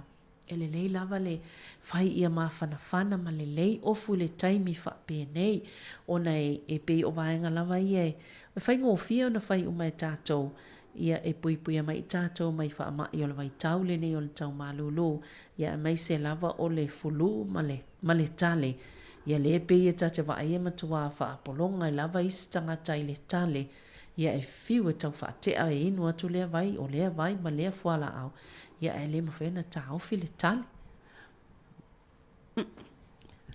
Like I know that I should do exercise. I'm the greatest putter offer. And I know, I should know, because, you know, I work in health. But it's that motivation as well. And I think that, like I know I should go for a walk, but, you know, by the time I get home from work, I'm absolutely tired. Yes. And the last thing I want to do is exercise or, you know, go out again, you know. So I'm the biggest culprit out there. Ia, le o tātou o mai maore e mo o mia le whaosfianga a tono se upuna e mwhai le whao ngai mo o mia le whaosfianga ia e au ngō fia ia le whaatino e mai se lava le vaanga le wha malo stino walto tele lava e wapea ia e manawa loa alu loe savali alu loe wha malo stino ia e umae ia umatua e o tolu whale ia o vai le to ia i se taimi e mawhaiona alu e whaile wha amalo stino pe alu e savali ia una langona vai mai ngā luenga matulanga wha pēna. Is there anything else that Lisa wants to share about service? Oh no, I just think that the team at both sites, we're open for vaccine catch-ups, both for the flu and the children's MMR and COVID if people still, you know, want to get their boosters. And we're also open for consultations, and our nurses do home visits as well for the elderly or people with disability that cannot get to see us. Our nursing team go out and visit people in their homes.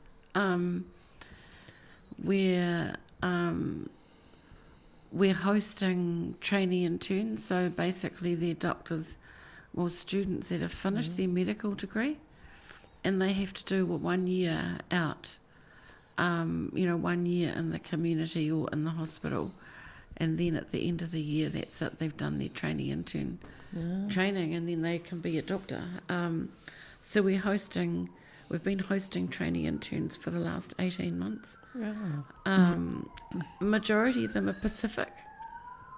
And we also host nursing students as well from Whitireia and the other training institutes, so that they get that experience in the community and what it's like to work in primary care. So, we've got a team of nursing staff, nurse practitioner, Dr. Isella, and Dr. Trish that work across the two sites in Kapiti and in Cannons Creek. Tai. Ia o isi vaenga le sa afsilinga fo ili lato o nanga. Ia i tonu fo i o le Pacific Health Plus i Porirua. Ia lo whaanga solo lava le tulinga i wha mai ia tui pui pui. Ia e mai se lava tui pui pui o whana witi. O tui e maasani o na whaia mo whanau a o la iti. Ia e mai se fo i o whaatanoanga mo le vaenga o soifua maloloina.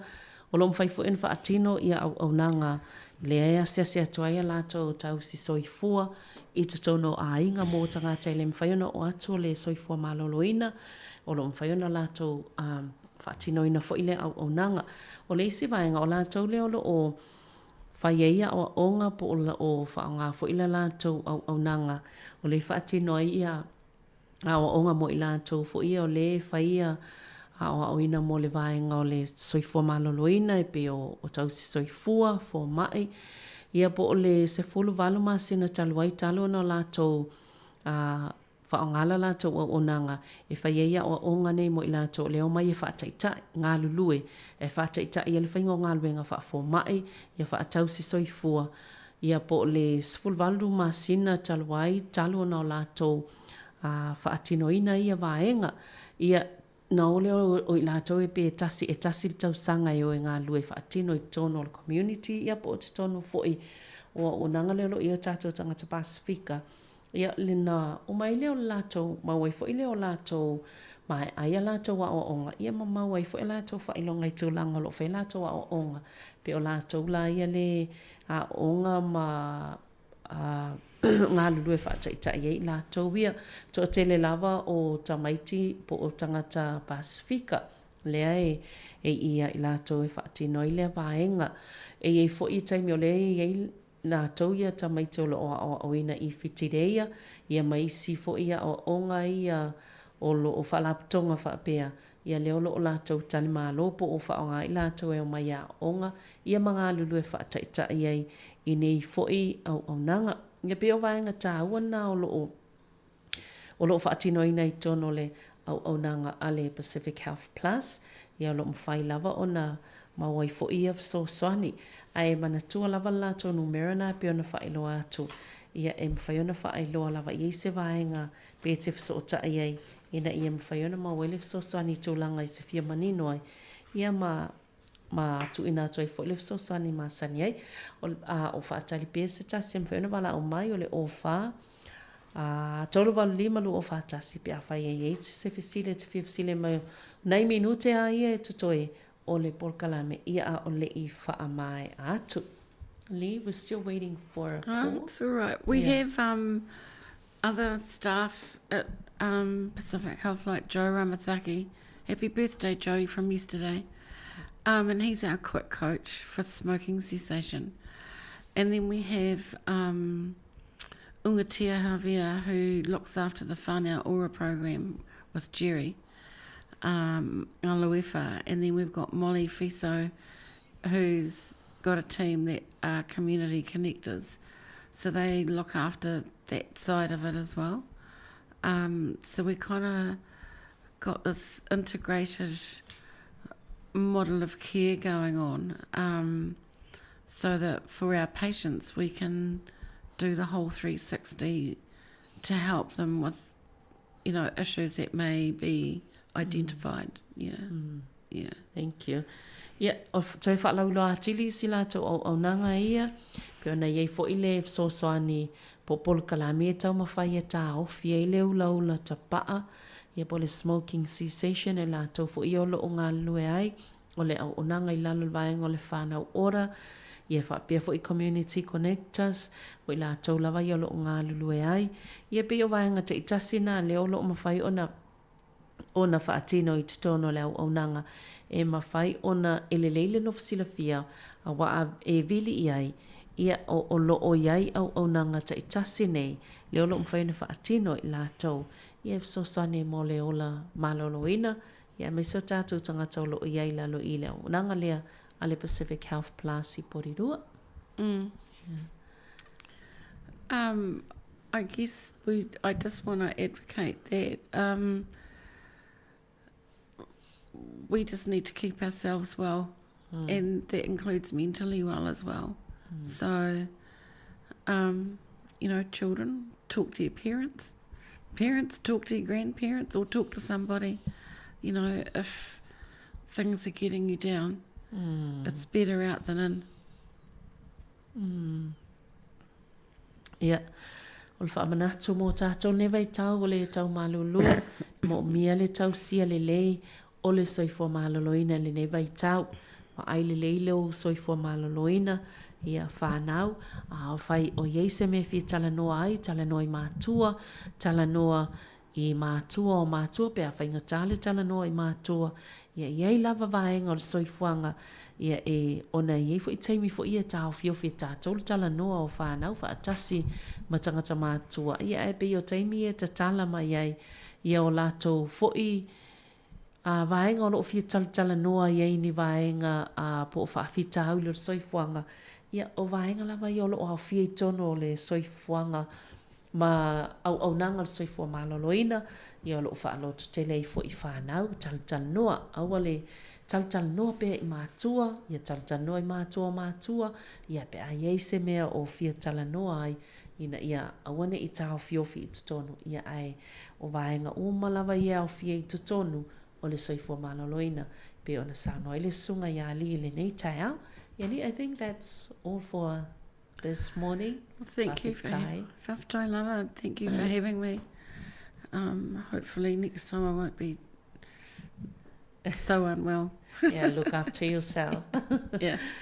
Ia o le tātou po kalame le nā mo le nei tai au ma le sunga ia li pia so le Pacific Health Plus I porirua toi wha amanato tu lava le tātou telefoni lea o le fitu o lima o fitu o lima o ia po o le email I foi a le Pacific Health Plus I porirua o le info@phplus.co.nz e fiso o tai ai pe a iei lava se vaenga o nei vaenga o e fia sila fia e le tūlanga o soifo maloloina I lalo o lea foi au nanga e whaaftai tele lava to e mau foi le whaapoponga o le tātou pokalaime o soifo maloloina mo I lea foi vai aso tai masani al tai minei wha soifo ia.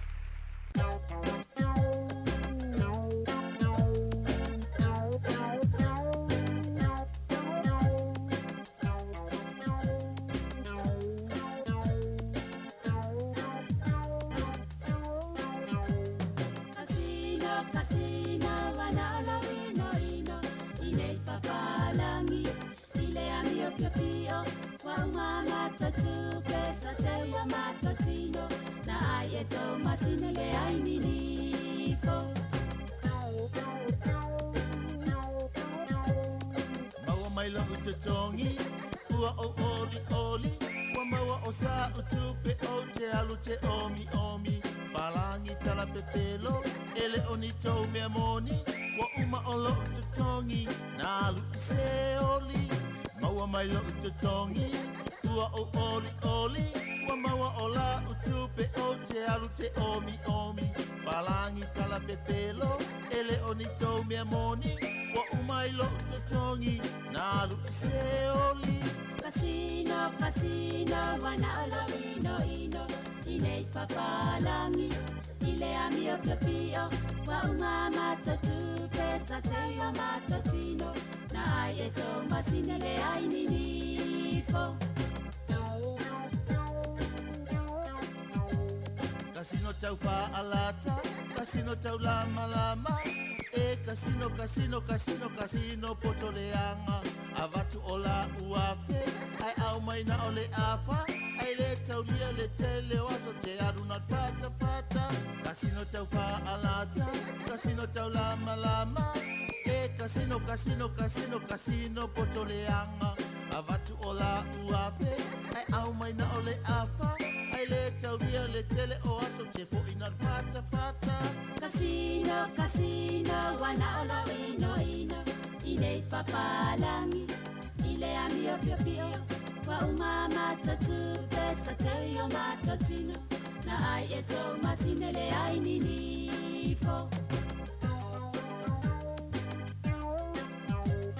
Casino fa apau pau, casino le tu ina nau, valea ia ile mafa fawatina ola ufanau, elo fa se watari o sia ma pepe la titi, na no kele ka paka ai eva male masini, casino fa apau pau, casino le tu ina nau, valea ia ile mafa fawatina ola ufanau, elo fa se watari o sia ma pepe la titi, na no kele ka avale ai eva male masini. Casino, casino, wana olo ino ino, inei papalangi, ile amio pio pio, wa umama totu pesa te yo matotino, na ai e to masine le ai nini fo. Masini le tau te tala, ai ngeno o mata, mapa ase e oe, ilana ata ata, o mono le lima se lau, ai peti le tasi se lau, ai fo ima i le fale wafia a ai o lau whanau. Masini le tau te tala, ai ngeno o mata, mapa ase e oe, ilana ata ata, o mono le lima se lau, ai peti le tasi se lau, ai fo ima i le fale wafia a ai o lau whanau. Casino, casino, wana olo ino ino, inei papalangi, ile amio pio pio, wa umama totupe, sa te yo matotino, na ai e to masine le ai nini fo. Le fale fa tupu mativa, le fale tale pe ainga, le tua mani e pe o le suka ali ilo fa atosina, o au masini i ila, o pele yo mato lima, o nei o le lalo langi, o ona pe o le masima, le fale fa tupu mativa, le fale tale pe ainga, o sua mali e pe o le suka ali ilo fa atosina, o au masini i ila, o pele yo mato lima, o nei o le lalo langi, o ona pe o le masima. Casino, casino, wana olo ino ino, inei papalangi, ile amio pio pio, wa umama totu pesa te yo matotino, na ai e to masine le ai nini fo, na ai e to masine le ai nini fo, na folo e to masine le ai nini fo.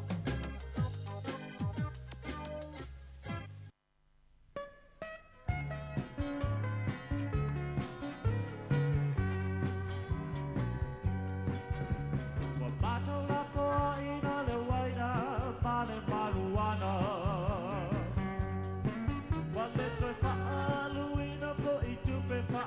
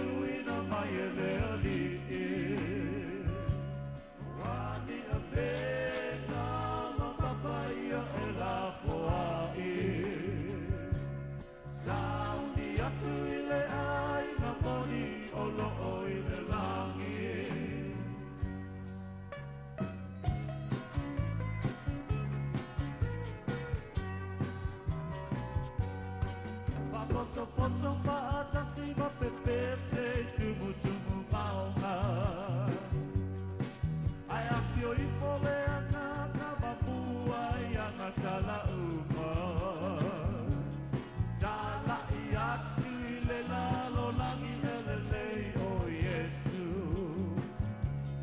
Apio mai sepa poto potonga ole amautu. Poto poto paatasi mapepese tumu maonga. Ai apio ifole anga e mua yang asala uma. Tala iatu ile lalo langi lelele o Yesu. Apio mai se au fai pese ole amautu.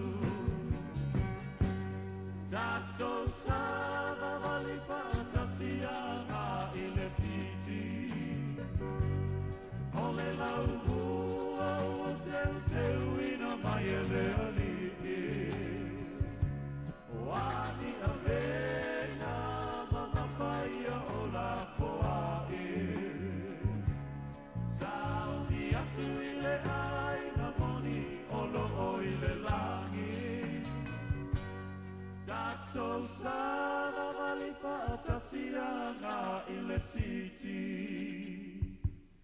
Ole lau bua ua teu ina mai ele ali. Wani avena mama paia o la poae. Saudi atu ile ai na moni olo o ile langi.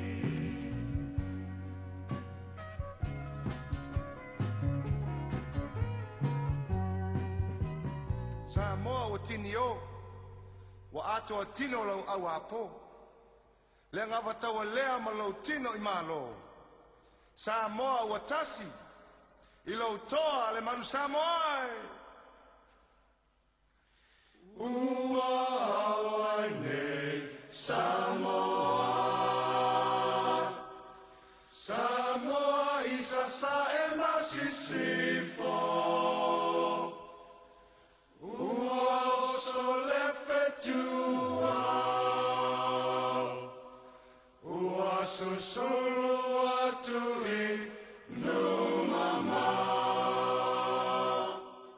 Le manu Samoa le ae ua mua Mua Tula fale ila lo ile sami Fai ma fale ile langi No foi au ai longo ile sao Male fale le Sa chulu chulu i tao Samoa le fale se la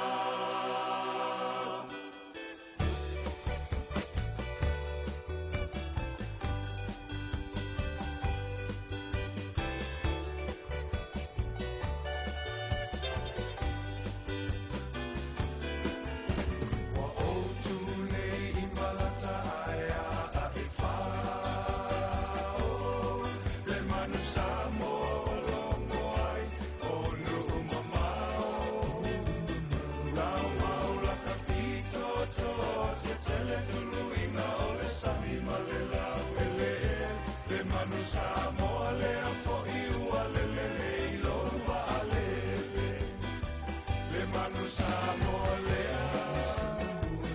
Samoa ua ea tupulanga umau Samoa tau tua na lau tau tua upula o mata mafa amua mua la vale atua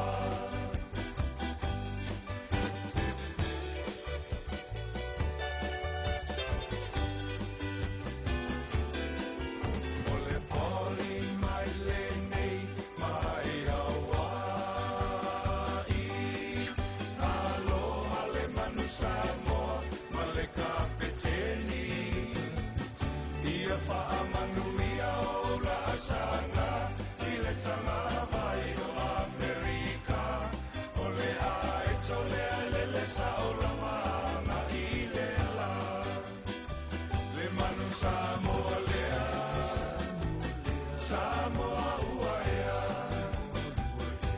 Tupulanga umau Samoa, tautua nalau tautua, upula o mata mawha mua mua lava lea tua.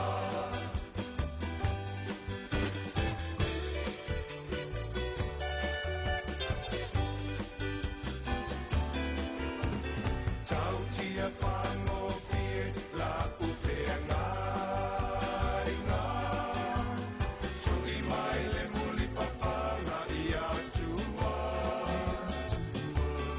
Ai se I fai la utautua, ilo a inga sa tupua. Ai balu fo ia ita ingo mali e toa. Le manu Samoa lea, Samoa uaea, Tupulanga umau Samoa, tautua nalau tautua, upula o mata mawha mua mua lava lea tua.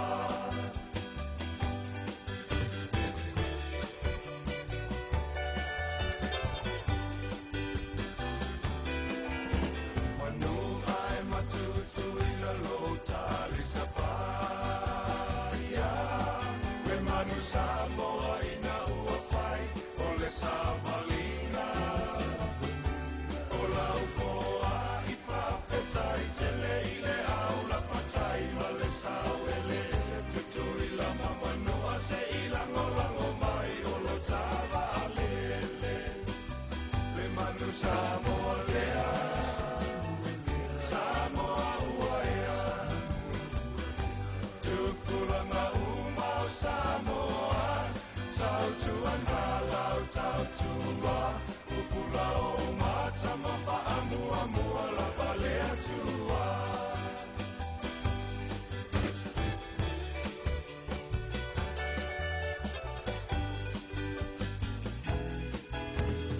Au mai le mawai nganai fale kunawa, manu nau manu Samoa le te tiwai, o manu na e te vai, o manu fo I e te talo ai, so e whilo ai I pu e o manu manu Samoa, le manu Samoa lea, Samoa uaea, Tupulanga umau Samoa, tautua nalau tautua, upula o mata mawha mua mua lava lea tua. Le manu Samoa lea, Samoa uaea, Tupulanga umau Samoa, tautua nalau tautua, upula o mata mawha mua mua lava lea tua.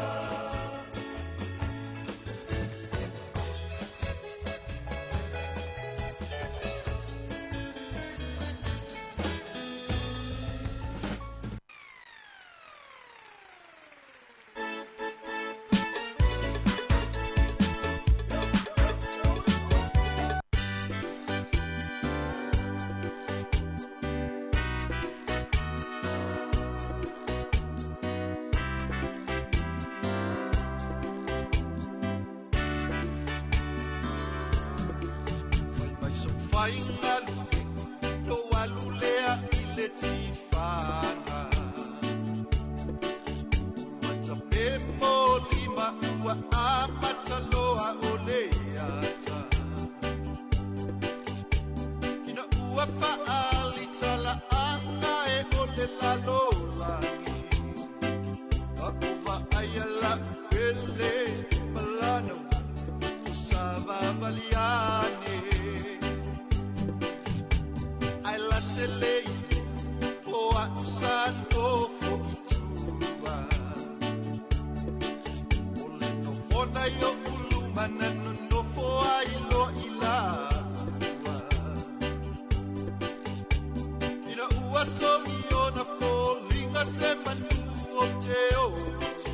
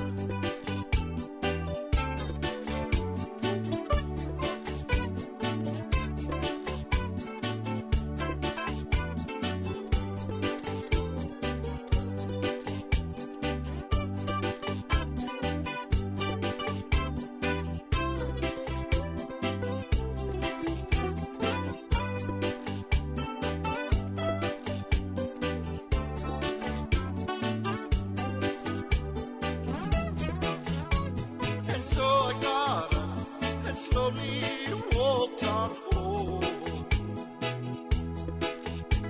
When Mama saw the tears and said, "What is wrong?" So to keep from telling her a lie, I just said, sad movies always make me cry. Oh, sad movies always make me cry. Oh, sad movies always make me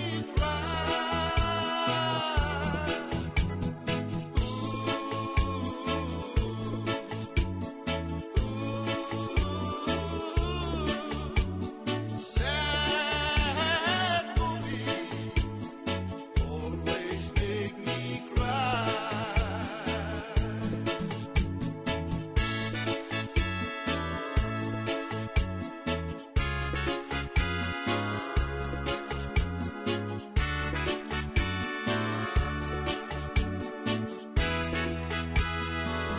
E whawhianga mai sunga tau whiwha o Sofia ina ua luas fulua minuti o te enele tu lai se fulmana tasi.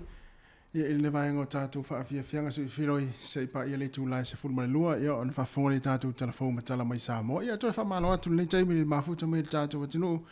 Ia ilunga le tātou ala leo o le si ufonga le laumua le tasi ono tesi ma le tasi whamo. Ia whapifo ilunga tātou ala ata. Ia o lo mai moma iai ia nisi o le tātou atinu. Le taimi o le tāia o mātango o fie. So sulu matango fia le tau laumua ne Wellington. Ia ia fo le manatu lo fa pena fo i vaenga o le rolangi po so se no fanga fo o lo e nga lue ai ma futa mai ai. Ia ai o sulu matango fia le la se vanga nai fo le malulu. Ia o le nei taimi ia o lo ma nei sulu matango fia le la ia i nei polilua vaenga lo ia le tatu ofisa fa salalau. Ia ale la fa o fa fia fia o pese ia a o fia ngai fo ia le to tele nga luenga le nei taimi o le taiao.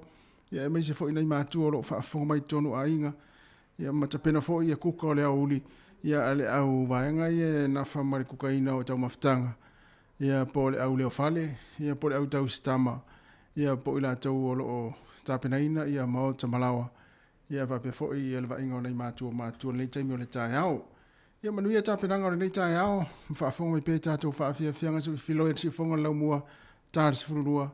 Ia ona whaafonga le tātou telefon matala mai Samoa musika o le uli se ipa ia le tula tasi. E mai ai le tātou tautua ilunga le ala leo. Le si ufonga le laumua i Wellington.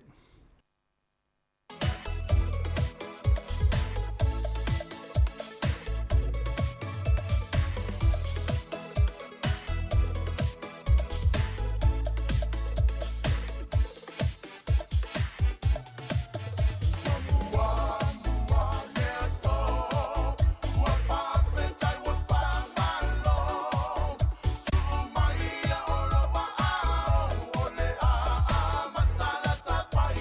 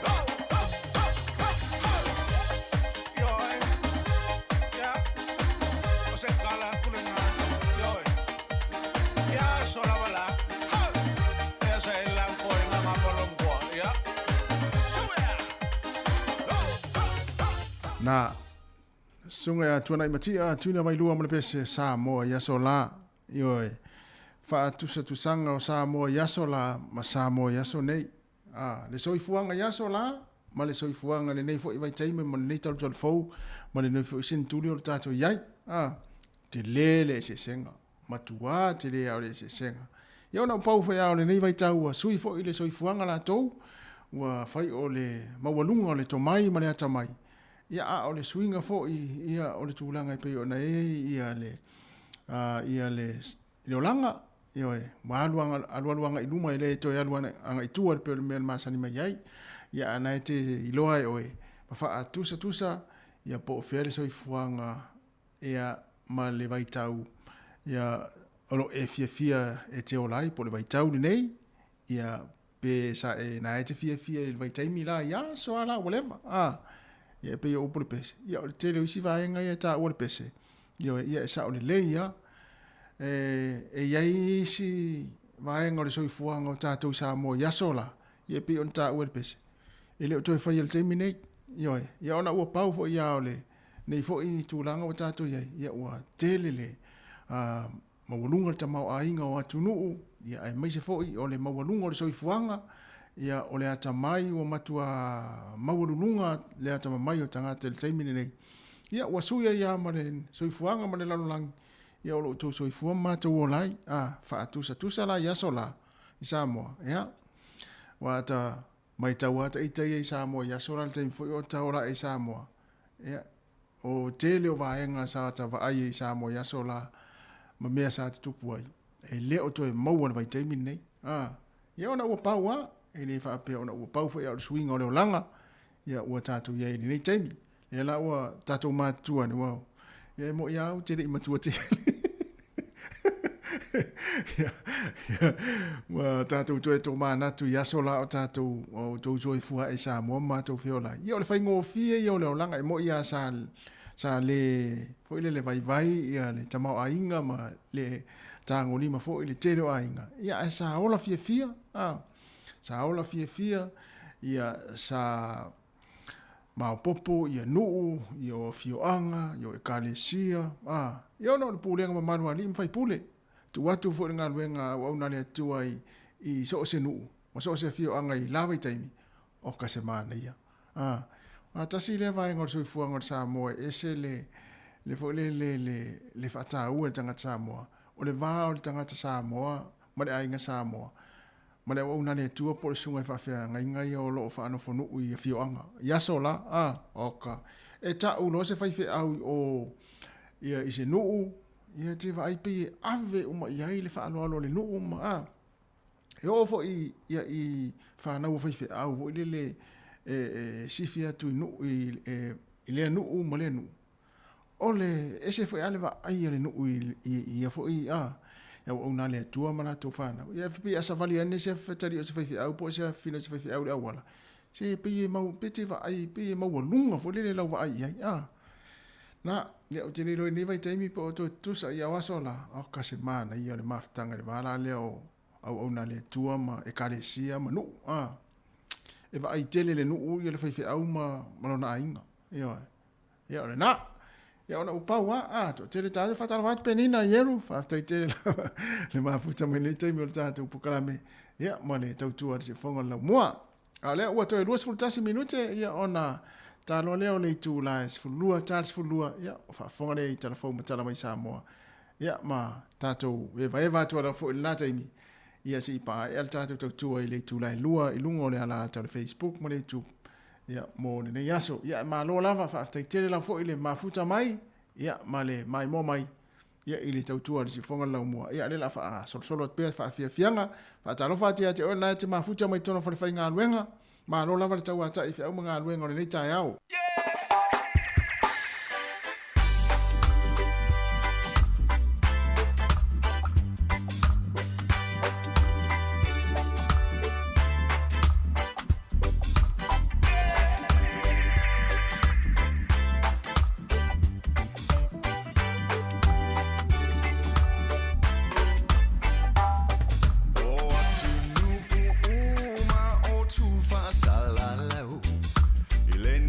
Sala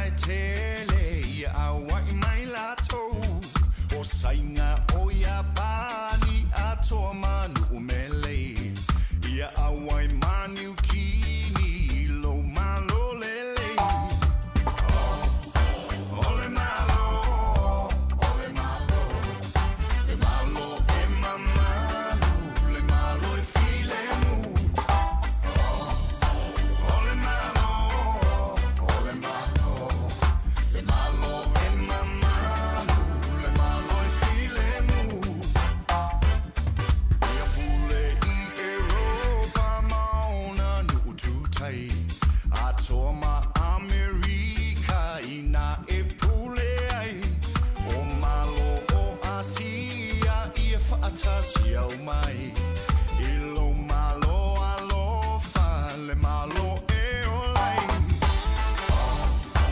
ole malo ole malo le malo e mamma le malo e file mu ole malo le malo e mamma le malo e file mu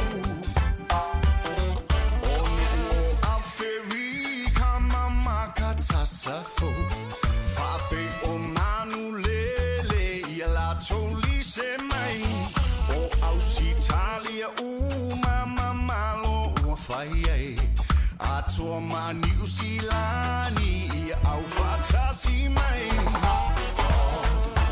ole malo ole malo le malo e mama le malo e file mu ole malo ole malo le malo e mama le malo e file mu o tu umalava fai pule mamalo ia lato o mai uma e foi a te oi ia lato fai taulanga ma fai au fe au o ele tupu sili le pule fava ole malo ole malo le malo e mamma le malo e file mu ole malo le malo e mamma le malo e file mu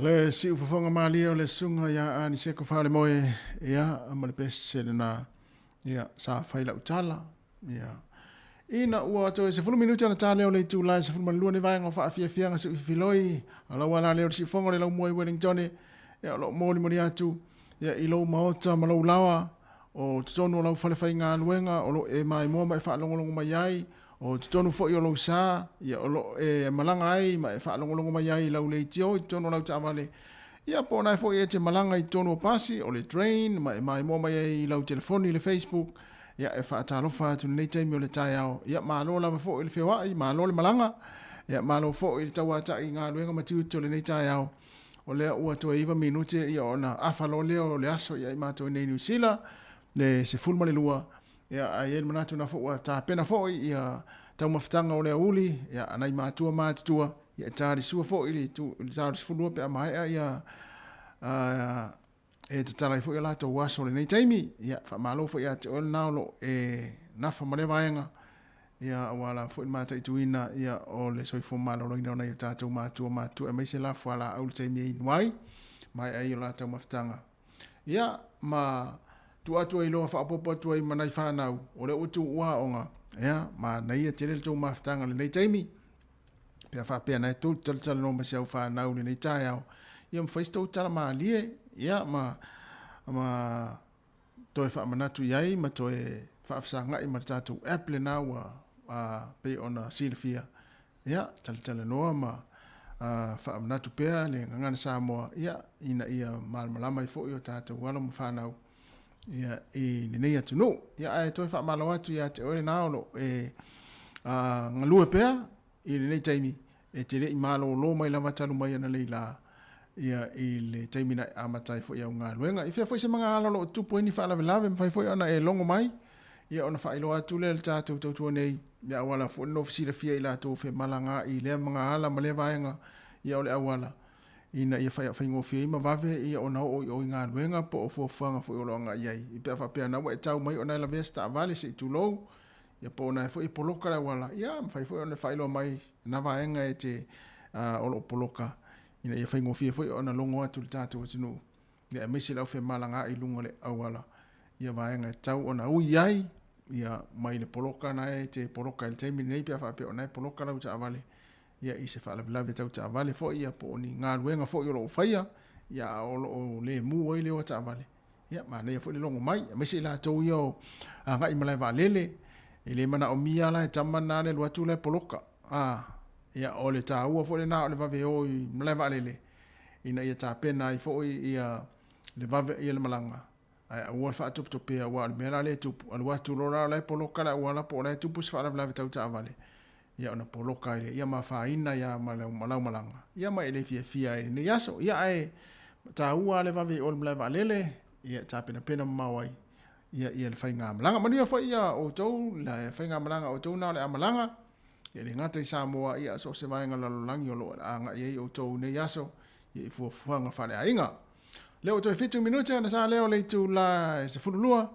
fa fia ngale ia taliu mai alon fa fia ngale sunga sive vai ngawale si ia ona solo le matatu telefon matala mai sa mo le tu la se male lua good morning ta lo falava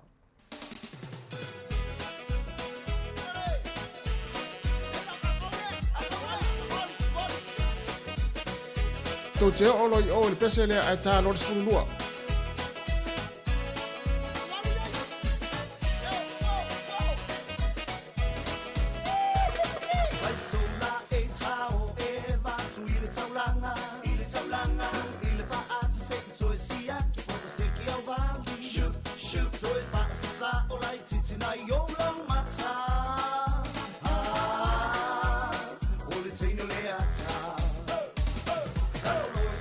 Sola a ile awala pa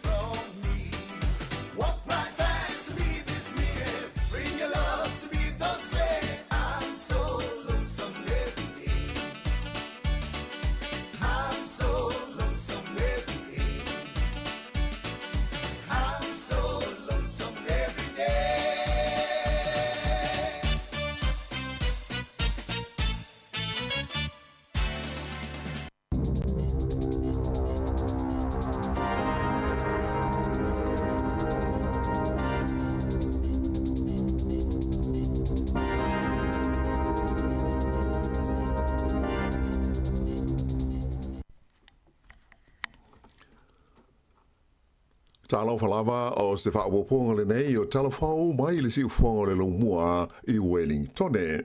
O le talamo mua o New Zealand o se tasi o tunu o au pito leanga ma whaale tonu I alona tulanga I le vaenga au fi ailenga o sia o loa ma le whaatino ino ngā luenga whai pe a whaatusa I isi a tunu o le laurangi e le lei lo lato wati na e maleta mao ainga. O le atulanga o lo atangia I se lipoti ua whaalawa I tele ina mai le komisi le Productivity Commission lea o lo whaautua inai ua te tau na whaia wawe se tau mo whainga e whaale lei ai le nei whaale tonu.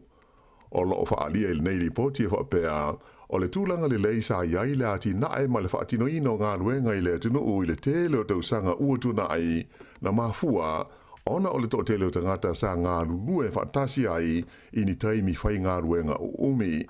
Ta ua le teitei whono o le komisi le nei, Ganes Nana, o le tūlanga whaale tonu ua maita wina I le whaatino ino ngā luenga ma le ngausia o loa I le tono New Zealand. O se whaale tonu e le ngata I nā whaina ai lona te mau ainga, ae whapea fōi o nā whaina ai ma le soi fua lautele o tangata. O le teimi nei o New Zealand lea e lona luas furuono I le whaatulangana o tenu ua tolus furufito le lorolangi e le leilo lato wati nae po le OECD I ana tupe whaalu I suenga whaapitoa mō le ati nae. Whaalia e le whaatono o le komisi e mana o mia e New Zealand se fuafuanga wawe whaata atia tu mao e awala lea ini se leni e inivesi mō ni suinga I le luma nae. E tasi ma le afa piliona tā la, le afa inga o se vai ngā tupe ua fua ina le malo New Zealand, e wha au popo atu I se si tanga o tutongi mō tausi soi fua, o lo ngā lua I whale mai I lalo le pulenga o le mata ngā lua le soi fua malo loina, le te whatuora. A whai Italia e le uni ma le wasenga o tausi soi fua I a lea fua ngā le malo, e mautinoa o le a te lese si tanga I mawai o la tutongi o lo iai le teimi nei, a to hai fo I ma se pei meni e se furu lima afe tā la mō tangata teitua tāsi e whaafe tau iai le vaenga mō la tau back pay. O le min style se fua mālono ina I a Aisha Verol sa I a whaailoina mai whala waitele I a nei fuafuanga I le taia o le asonga fua. I lalo lea si I tanga o le a mawai e tausi soi fua si nia I a totongi whaatulanga ina I le vale o le se lauma le lima afe fitu se lauma le whaata la ma le se lau limas ful toru afe ma le onus furtala I le tausanga, wha au popo iai ma penal rates, ai o tausi soi fua ua pāsi wha amawina, o le asi itia o la tongi, I le vao le onus furuiva afe lima se lau ono tala, ma le ivas furuiva afe ono se lau torus furutala e tausanga, wha au popo iai ma la tau penal rates. O le teimi nei, e sidi atu I le taurus furuafe la whae o tausi soifua po nurses o lo ngā lulue I au nanga ale mata ngā lue ngā le soifua mālo loina ma o lato umaia o le aawai I le whae o se filifilinga ma pālo taina le mata upule nei e winga I le fua o lato tongi I le mai ai o na ioina o le nei wha moe e le te whatuora wha pēle sosa iete o tausi soifua New Zealand ma le sosa iete o te ngata whai ngā ruenga ale malo le pisa a. E silia I le ono se lau le a whai o tusi pasi mo ta vale warrants of fitness ua wha le au ngā ina nei e le pulenga o awala le waka kotahi ina ua mai e se su e ngā sa whaia I se tasi o whale insinia pasi ta vale I au kilani. Ua tu ina atu e le waka kotahi se whaalinga aloa ia I le societe la uwaita vale le Motor Trade Association, MTA, e whaailoa iai le whaalea ngā ina leo tusi pasi e ono se lau fitu se furu fitu moni ta vale sa whaia I do tonu le se furu masina ua tuana e tunei e se tasi o la tau sui a wai. O le whale insinia o loa a fia e ngoa o le Newmarket Auto Repairs, mai o le mafuanga o te ena ai ma le talia le waka kotahi I a warrants umanei ona whapesa whaia e au noa ma le whaamauninga se tangata ofisa siasi po o se warrant of fitness inspector. O le mai aso na tenei na tusi atuai le waka kotahi I tangata uma e ona ta awale ia ua fia whaailoa ia I le tau ona toi whaia ia siaki o la tau ta wale. whailo mai ai le whaatonu le MTA o Lee Marshall o whaamalo loi le teimi nei le veo le whale insinia le nei ma sui a wai o le whaalapo tonga a o whaanga solo se suenga ele nei ma ta upu. E tō rua tangata ua whenga i nei mamolianga e au fia ile umio ni a penga malosi a toa mani waila au whaasahina e pei ona tau fia i leo leo i le ai o kalai estete le whaai ungola vai aso taluai. Whaai lo mai e leo leo o la ua nei o se tau le lea e lua sifuru fitu tau sanga le matua ma se tamai tai e lua sifuru faa tau sanga le matua na tau fia mai i na ua whaia seo sfai ngā leo leo i se fale i le pitonu o aranui i le asto nai. Ta ua ai le lita ita i leo leo Inspector Scott Anderson e tasi tesi mo le 2 kilo o le methamphetamine e tusalona tau mo le fase lau wafe tala mani a upenga mara losi se lua a toa ma se vai ngā tūpetele na maua mai ai i le nei o sofa inga. O le aso lus fulfao iulai o le atula i aile mawhine o lo molia i le nei mata upu i rumo le whaamisnonga i karai estete i lona umia leo le waila au whaasaina o le meth, a toa ai maisi molianga i fitu i lona umia o whaasolitu la fono o ni a penga malosi. Ai o le taulelea o le aso tolu tasi o iulai e o ne ai o ie le whaamisnonga i ona molianga i tolu i le umia o le waila au whaasaina o le meth, whapea molianga i fitu i le umia o ni a penga malosi au noa ma se leisene. O lo tau fia umala ua ia e leo leo i le taimi nei. E ono afe, lima se lau fitu valu la fa inga o mai fau o le COVID sa fa mauina i le tonu o New Zealand i le vai aso na tuana e tu nei, ai luas fultasi la fa i o ena mali liu ona o le fa mai. O le tolu afe se lau fitus fultolu o mai pe ona fa mauina i na vai aso o tuana o tangata sa maua i fo i mua i le COVID. Ai o maliu fau nei e luas fultasi o o tu nei le tolu afe se lau tolu sfuma le valu la fa inga atoa o e ua mali liu i le COVID talu ona o mai i lau fanua o New Zealand. E o ane i le valuanga o le pole sana te nei se lau valu sfurulua la fa i tangata o lo tau fia i fale mai mo tongu fitinga ona o le fa mai e au fia i le to lima i potu mo e ti ngā ina o le vai aso i ona tua. Sa tu lai mai ai le fitu afe, fitu se lau ma le lua ia mai fau o le COVID ma le fase fulu o maliu. Lipo tia mai le faa lua ina o la faa i o tamaiti ua faa uru atu mo a onga au tu e tolu ia e nofo tu ma wai tamaiti e le ato o toa le malo si o le tino ma le maa fau fau a o tali a ai se fuafuanga a le malo mo le lumana ai o ia au nanga. E tusa ma le se fultasi ma le afa miliona tala le se leni o lo awala mai le mtanga luenga wa onga e to tongi ai ma fa atupe a onga mo le afa inga e valus fulfao tamaiti o lo o awi nai ia onga fa apitoa nei i le tausanga e tasi e o mai i le onga tonu le masino uni ua fa aulu atu i ai lesi fas fulfao tamaiti mo a onga umanei tolu. O se wha apoponga tele lea mai le luas fol tolu sa iai i le tausanga taluai. Le fo isa te tongi ina e le malo, le au au ina i o tamaiti e valus fulfa le au whai. Ta ua fo i se lipoti a le wale si wha sa laua New Zealand, e iai nisi tamaiti alo wha moe moe e a atu i a onga nei le kua te fau.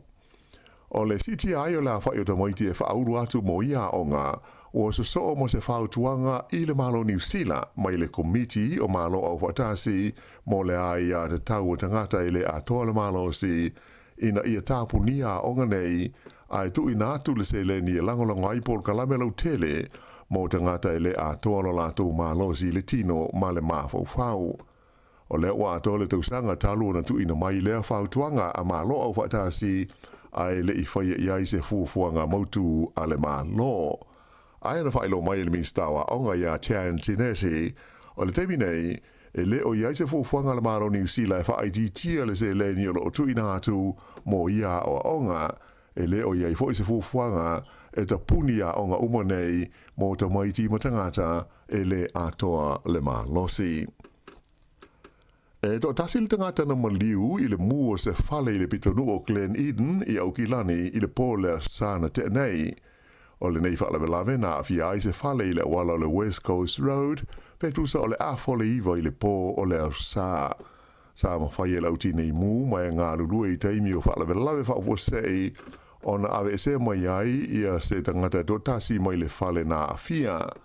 Ai i se li poti tustusia mai leo leo i le tae au le songo fua, na whailo mai ai le maliu o le nei tangata, ona o le tūngā o na manuanga mai le mū. E tolu ta wale fui musa ngā lulue ai le tau tongo fiti o le nei awhi, mai o o whaia pe i aisa i li linga i le mafua anga.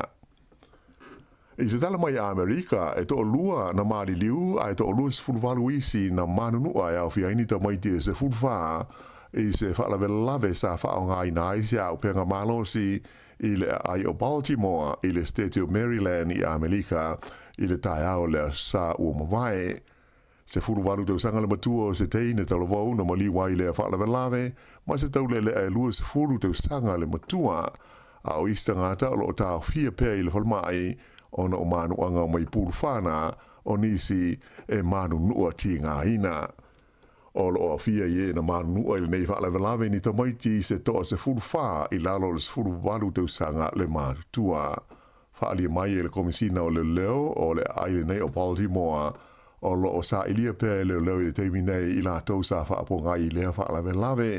Le nei whaalawe lave ua ta ua mai le longa o na vesi aile nei o Baltimore, pe tusa ma leonas fulfa kilomita i matua Washington i le tu malo Columbia, mai o stasi o le mau whaalawe lave, o whapeo na maali liu ma whaina aile to telu tangata o na o a penga malosi i le tonu o Amerika. Ua o mai i New Zealand nei le au nanga a se tasi o kompani longa i mea tau tupe i le tonu o Peretania ma le lātou folfolanga ua whaia o le apa u ma o lalo ai ia le tau o le fesuia inga o tupe wha le wao ma lo mo tangata e whao ngā ina ia le au nanga. O le kompani le nei e ngo o le Revolut na mua ai te tala i le tausanga lua afes furulima o se kompani e le tongi mua ai pe prepaid a lātou card ma na whaifua e le aise tu tongi ia le fesuia inga o tupe. Ai o le teimi nei, o le ua avea o se tasi o kompani te le, ua sili atu i le 5 ia isi tu a inga o nanga tau tupe ua ia whaia, mo le sili atu i le 3 miliona o tangata i tu SS le lalolangi. Whaelo mai e le whaatonu o le kompani mo Australia ma New Zealand, o le leo Max Braxby, e sili atu le luas furuono afe la whainga o tangata o New Zealand, ua uma o na saini e fia awai, ma o la tau whao ngā ina le nei au nanga, i le tono o se furulua masina sa whaiainia la tau whaataita inga. Na ia whaalia, o la tau au nanga, e le ngata ina wawe malelei, a e tau ngō fie ma ngā whatia e tangata uma to e saunga le mu, mo ma ta upu tau i le pū leo mea tau tupe, i se tūlanga whaalewa o ma lo. I tā alonga, manu malo le li New Zealand ngo ia Hamish Kerr i lana tā alonga na tau wāai o le oso maurunga i le suenga siampini le lau langi i le Diamond League i le ai o Stockholm i le lau mua le o suetena sa wha mawina le maurunga na ova i le oso Hamish Kerr i le lua tesi lua wha mita ma e tusa e wha sentimita na maurunga ai na i lo le li ina tūlanga lua atu i ai mai le atu nuu o pele seuma. O le tau le lea nei o Hamish Kerr, luas furono tau sanga le matua, o lo ia umia le siampini o malo le tau pulenga, i ta alonga le nei le oso mau lunga. O le whaiunga le nā o talafou.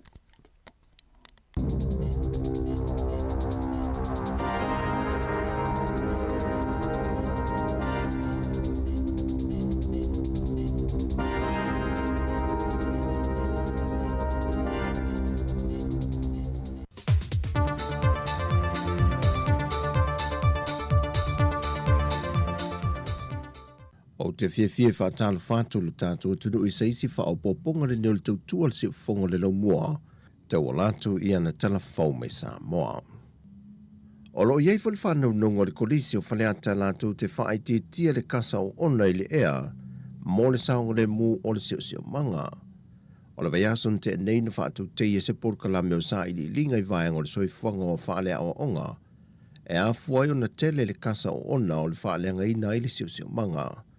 O se Paul Kalame o lo tai moai de society o le whaasao sa moi lana whinga whapaanga, ma le matanga ruenga o puna o wha le natura ma le seo manga. O le aso lulu o le vaiaso nte nei na siasia nei le kolisi o whaleata, e le whaangaso longa o le Paul Kalame e ala i le lātou sa i le linga wha al tupteia le i le lua vaiaso taruai, ma sa i le linga wha sahe nisa le vasenga sifutolo o le kolisi, na o lātou wā siai ma le vaenga o lo whaongai na i le tise.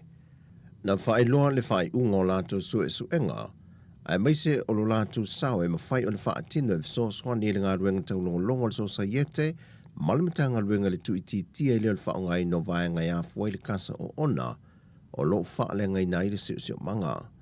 Na o lātou maua o le fofo na wha atino le kolisi, e pei o na mōli mawina i le aso o le toto ina leo nisi la au, e si lia ma le fitu se fulu, e to tonu o le lotoa lava o le kolisi. O nisi o whaai unga o lātou suenga, o le tele lava lo tātou whaongai no le tise mai iafe o lo una ia mai ele pawa, o le wha o popo i pia leo le awhianga o kasa o nei lunga o le ea, mai o se fofo e fisoa swani ai, o le tele leo la au lātou te fisoa swani e wha mamahina.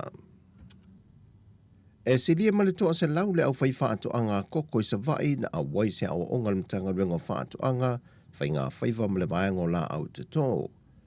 O lo whaanga solo lava o onga matau mo whainga le mtanga ruenga ina ia si le fia e le au whai whaato anga koko, vaenga tau le tō ina o whatu koko, o le pule ina o whaato anga koko, a toa i malona te wino la au ai meise, o le whae loa leo nisi o siama ai meise o manu wha la fua, e a fia i leo la le lei o whaato anga koko. O le manu lau ti o ia fuanga le mtanga ruenga, e pe o na o ngatasi ma le manu lau ti le malo, ina ia ngarue ina lau whanua le atunu e tua ia iaso leanga. O loo iai whaamtalanga i lunga le tu lau al Facebook ka le mtanga ruenga, e maua e fo i le awa noa e so swani lau whai whaato anga koko, e a oa o inai la tō mo le whaato te o whaato anga. E se tasi o au onga sa whaatu tei e rwa yaso te nei, na whaaftei e fo e le mtanga ruenga le whaalapo pitongo tau mawhale la rolangi po le FAO. Ono o le lato lango pe tau whainga le mtanga ruenga, e na ia tu atu le lang sua ma le fiso swani le au whai whaatu anga koko, a wale ngalue ina ma wha pea o a lato whaatu anga. O le fontanga lona se fulma le whale o lo usui e le Kalesia Worship Center i Samoa le vaiaso le nei. Wa fidfidi ai le sunga to uta alo lii, ma le whale tuaya palolo la te taita ia le Kalesia, le o sui tūlanga i le sa avea mataitai sa ia amataina fo i le Kalesia, le sunga le whaife au ia Viliamu ma foe.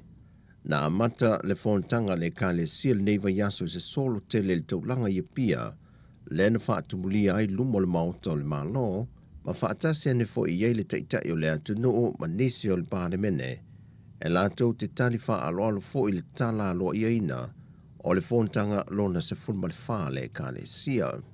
O to uta ma le whalitua sa ngā lulue o se tasi o whaife au i tausia se Kalesia le Worship Center, i to tonu au se talia, au le fidifidi i la ua taita ia le Kalesia wa o le Worship Center i le lalolangi. O lo whanga solo le fontanga le Kalesia ma le maaftanga i le nei vaiaso atoa. E luani maliu ta fia le mtanga ruenga o leo i lalo suenga, e talia i le fo mai wha apitoa mo suenga o maliu lilo, mo le sa ilinga o le mafu angolo la maalili wai. O se tasio maliu o se tama mai le fio anga o whenga, e a toa le vaiaso e le ito e vaia le fio anga lona tino, na anga ia ne iei se tasio le tua oi na ua masalo mia wa leva, e le ito e vaia o ia, ma maa wai wa maliu, ai ua wha solo ina manongi se itu lou.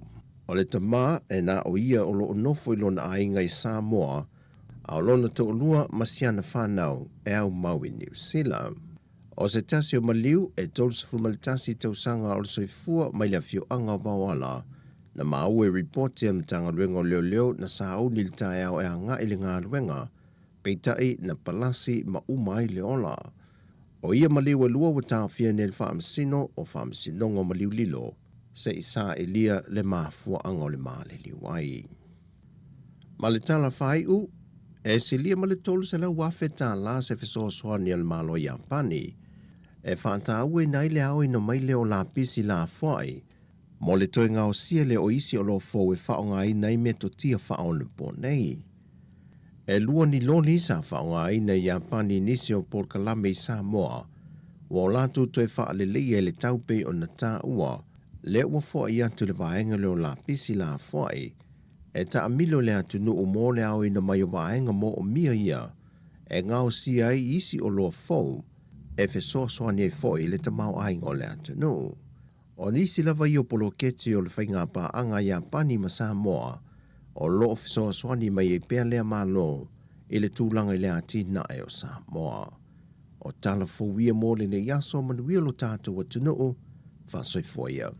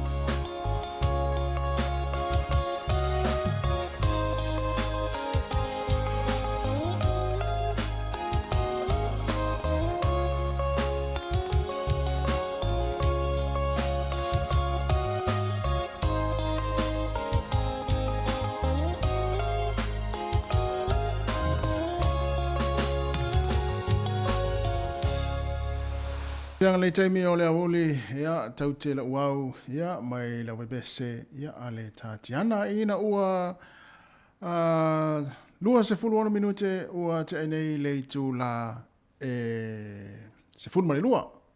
O la webese RSA, te whasawatu, la webese RSA, ia ma le pese tau te la uau.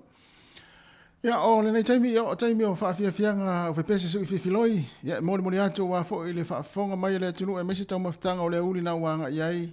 Ia wa tāri sua fo ili to tele, mafuta mai pia, whaalongolongo mai. Ia ilau TV na o lo e mai mo mai iai lungo le tātou Facebook, ma le YouTube polisi fonga lau mua. Ia toi whaamalo, ma toi whaatalo whaatu le taimi. Mara fo ile tau tai tiute mawhaiva o le nei fo iaso. Ia alo i taringa asua, la tau fo iwa malolo mai ngā luenga. Ia wa foi tau mafutanga o le auli. Ia ona whanga solo i foi leo ngā luenga, toi whaau ngā luenga le tūlai tasi. Ia ai mo i nā tau o loo mafuta mai, ma tāri sua mai tono ainga. Ia e meisi foi niso no whanga, ngā luenga, ia o tono whale o tangata maa tutua. Meisi foi ia mao ngase. Whea lava se vahenga nai te mafuta mai ai, ma e wha longolongo mai. Ia i le tātou proklame, mai mua mai. Ia a o e tau mawhai le nei taimi. Ma lo la wale fa ma lo si tiu te mawhaiwa mga luenga lo whianga i mautou. Ia ai o lo o a wha o pēna i wha whianga nei taimi tāre tasi ia o na mai a fo ilea o le tātou tautua. Ia ma le maftanga ma le atunu o i lungo o le nei ala leo le tasi o na tesi ma le tasi wha mo. Ia ai tātou wha o pē lungo o le Facebook ma le YouTube se pa ia la fo ilea tūlai lua i lea o ni nei. Ia ai ma lo le tau ata i tiu te le nei aso ma le nei fo ia uli. Ale la wha o te wha whianga o pese. Ia e te sa mai ai. Ia mai fa mano stino mai ai. Ia mai siva mai ai pe fa pe ona te fia siva. Talo feta sa leong e Olive, ia va ve foi ni fe ngo ia Sila.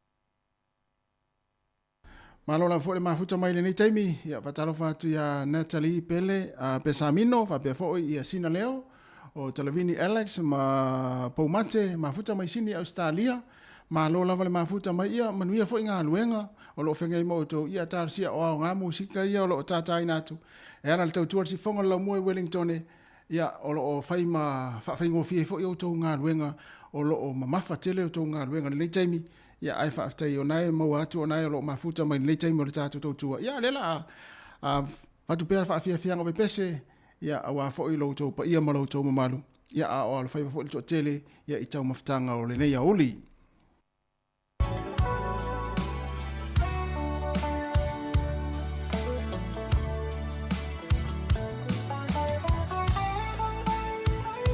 le sa lia tu anai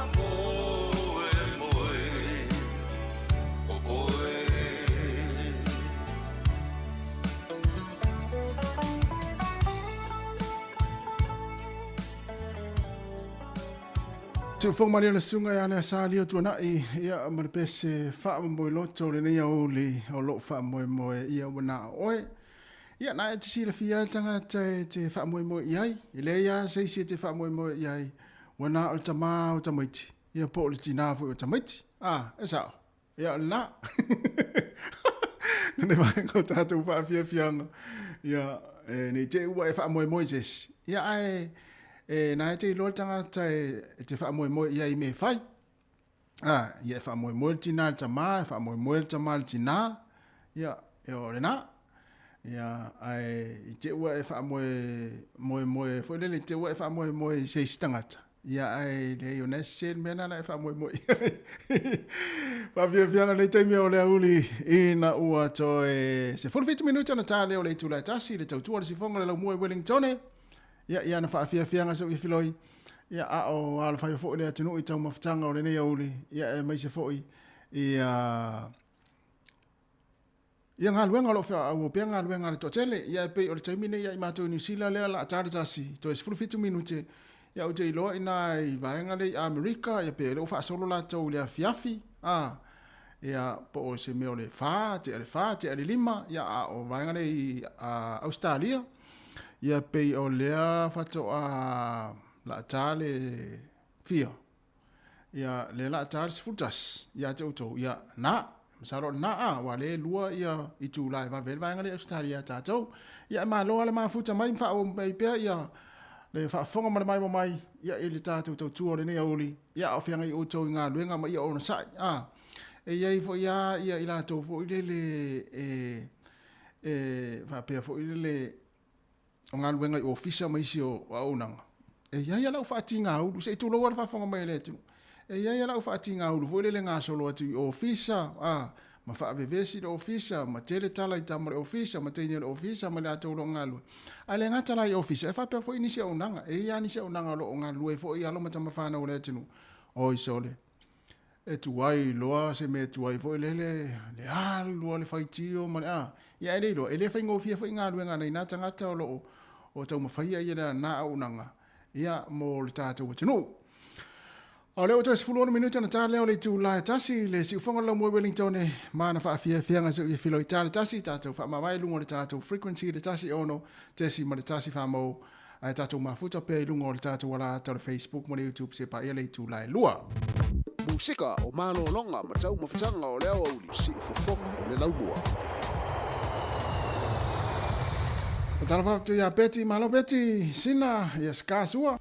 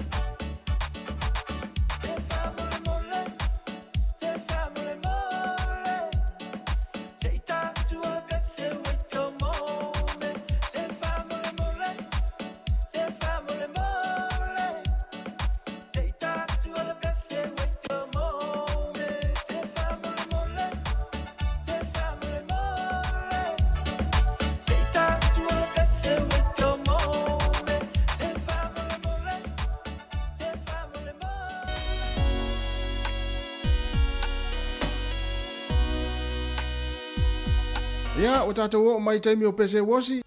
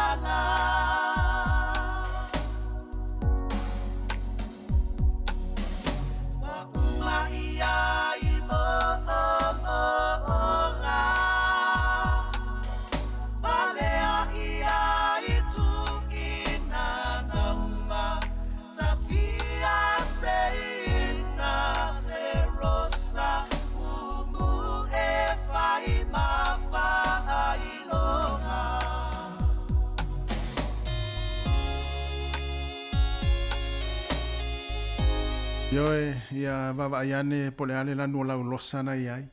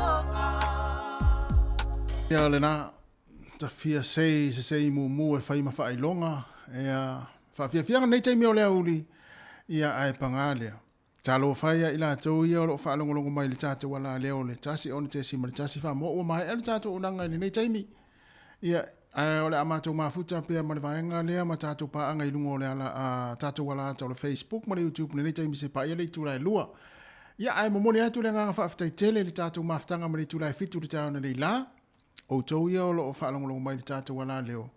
Ia whaaftai tere lau tāpua inga, ma lau mai moang, mai mo mai, whaafonga mai foi. Ia i le tautua o le nei aso, ia i lungo le tātou wala leo. Ia ai mātou te whaamalulu atu a wasala fo le ngangana. Ia e ala i se tautua mai le tāo na leila, ia malu ave i whale o tau whingalo. A lea la a whaau atu ia le pesele nei. Ia mātou te whaatou whaatua i mo i la atau ia lo o whaalonga mai le tātou wala leo. Ia a mai aloa, ia na toi tunatu leo tātou telefon ma tala mai Samoa. Ia on tātou eva fo ilia ma tātou mafuta si ipa ia li tūlai lua i nea oni nei. Ia i lunga o le Facebook, ma le YouTube o le si fonga lau mua. Ia ai whaatou whaatu ia te utou ia o lo mafuta mai nei taimi. Nai ta maa, ma nei tina mātutua, ma le loa lole atinu i lunga o le ara leo. Tātou tue whilo i tai au le tūlai fitu le taimi masani. Ia ai whaasoi fo ia mo le nei taimi.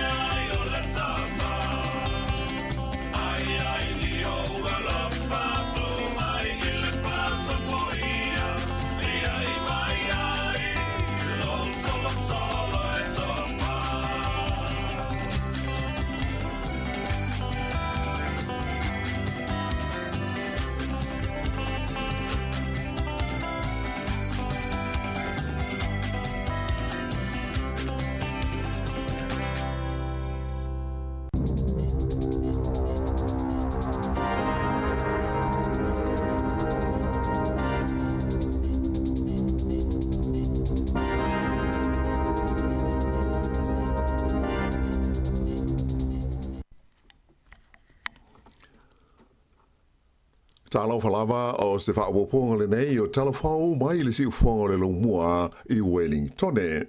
O le talamo mua o New Zealand o se tasi o tunu o au pito leanga ma whaale tonu I alona tulanga I le vaenga au fi ailenga o sia o loa ma le whaatino ino ngā luenga whai pe a whaatusa I isi a tunu o le laurangi e le lei lo lato wati na e maleta mao a inga. O lea tulanga o lo atangia I se lipoti ua whaalaua I tele ina mai le komisi le Productivity Commission lea o lo whaautua ina ai ua te tau na whaia wawe se tau mo whainga e whaale lei ai le nei whaale tonu. O lo whaalia I le nei lipoti e whaapea o le tūlanga le lei sa iai le ati nae ma le whaatino ino ngā luenga I le atunu I le tele o tau sanga uatuna ai na mafua ona o le to tele o tangata sa ngā lulue whaatasi ai I ni taimi whai ngā luenga o umi. Ta ua le teitei whono le komisi le nei, Ganes Nana, o le tūlanga whaale tonu ua maita wina I le whaatino ino ngā luenga ma le ngausia o loa I le tono New Zealand. O se whaale tonu e le ngata I nā whaina ai lona te mau ai ngā ae whapea fōio nā whaina ai ma le soi fua lautele o tangata. O le taimi nei o New Zealand lea e lona luas furuono I le whaatūlangana o tunu ua tolus furufito le lorolangi e le leilo lato wati nae po le OECD I ana tupe whaalu I suenga whaapitoa mō le ati nae. Whaalia e le whaatono le komisi e mana o mia e New Zealand se fuafuanga wawe whaataatia tu mamao e awala lea ini se leni e inivesi mō ni suinga I le luma nae. E tasi ma le afa piliona tā la, le afa inga o se vai ngā tūpe ua fuafua ina le malo New Zealand, e whaau popo atu I se si tanga o tutongi mō tausi soifua, o lo ngā lulua I whale mai I lalo le pulenga o le mata ngā luenga le soifua malo loina, le te whātuora. A whai Italia e le uni ma le wasenga o tausi soifua I a lea fuafuanga le malo, e mautinoa o le a te lese si tanga e mauai o la tutongi o lo iai le taiminei, ato ai fo I ma se pei meni e se furu lima awhe tā la mō tangata tei tuatasi e whaawhe tau iai le vaenga mō la tau back pay. O le min style se fua mālono ina I a Aisha Verrill sa I e whaailoina mai whala wai tele I a nei fuafuanga I le taia o le asonga fua.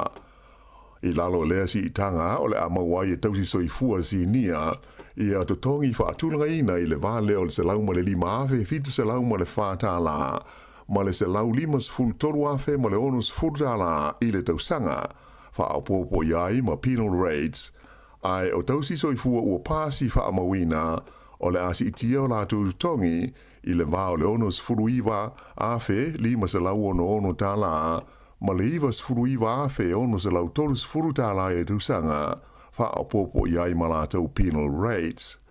O le teimi nei, e sidi atu I le tolus furu afe la whaai o tausi soifua po nurses o lo ngā lulua I au nanga alemata ngā luenga le soifua māloloina ma o lato umaia o le aawai I le whai o se filifilinga ma pālo taina le mata upule nei e winga I le fua o lato tongi I le mai ai o na ioina o le nei wha amoemoe e le te whatuora wha pēle sosa iete o tausi soifua New Zealand ma le sosa iete o tangata whai ngā luenga a le malo le pisa a. E silia I le ono se lau le a whai o tusi pasi mo ta vale warrants of fitness ua wha le au ngā ina nei e le pulenga o awala le waka kotahi ina ua mai e te su e ngā sa whaia e se tasi o whale insinia pasi ta vale I au kilani. Ua tu ina atu e le waka kotahi se whaalinga aloa ia I le sosaiete la uwaita vale le Motor Trade Association, MTA, e whailoa iai le whaale au ngā ina leo tusi pasi e ono se lau fitu se furu fitu moni ta vale sa whaia I do tonu le se furu masina ua tuona e tunei e se tasi o la tau sui a wai. O le whale insinia o lo a fia e ngoa o le Newmarket Auto Repairs, mai o le mafuanga o te ena ai ma le talia le waka kotahi I a warrants umanei ona whapesa whaia e au noa ma le whaamauninga se tangata ofisa siasi po o se warrant of fitness inspector. O le mai aso na tenei na tusi atuai le waka kotahi I tangata uma e ona ta awale ia ua fia whaailoa ia I le tau ona toi whaia ia siaki o la tu ta wale. whailo mai ai le whaatonu le MTA o Lee Marshall o whaamalo loi le teimi nei le veo le whale insinia le nei ma sui a wai o le whaalapo tonga a o whaanga solo se suenga ele nei ma ta upu. E tō rua tangata ua whenga i nei mamolianga e au fia ile umio ni a penga malosi a toa mani waila au whaasaina e pei ona tā fia i leo leo i le ai o kalai estete le whaai unga le vai aso taluai. Whaai lo mai e leo leo o la ua nei o se tau le lea e lua sifuru fitu tau sanga le matua ma se tamai tai e lua sifuru wha tau sanga le matua na tā fia mai i na ua whaia seos whai ngā leo leo i se whale i le pitonu o aranui i le asto nai.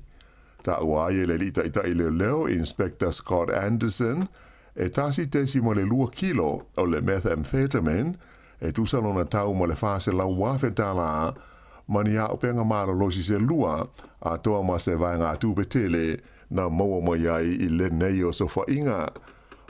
O le aso lus fulfao i ulai o le atula i aile mawhine o lo molia il nei mata upu i rumo le whaamisnonga i karai estete i lona umia leo le waila au whaasaina o le meth, ato ai maisi molianga i fitu i lona umia o whaasolitu la fono o ni a penga malosi.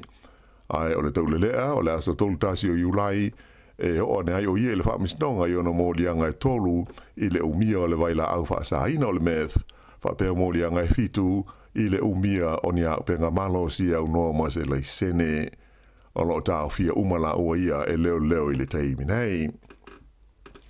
E ono afe lima se lau fitu valu la fa inga o mai fau o le COVID sa fa mauina i le tonu o New Zealand i le vai aso na tuana e tu nei ai luas fultasi la fa i o ena mali liu ona o le fa mai. O le tolu afe se lau fitus fultolu mai pe ona fa mauina i na vai aso o tuanai o tangata sa maua i fo i mua i le COVID. Ai o maliu fau nei e luas fultasi o tu nei le tolu afe se lau tolu sfuma le valu la fa inga atoa o e ua mali liu i le COVID talu ona o mai i lau whanua o New Zealand.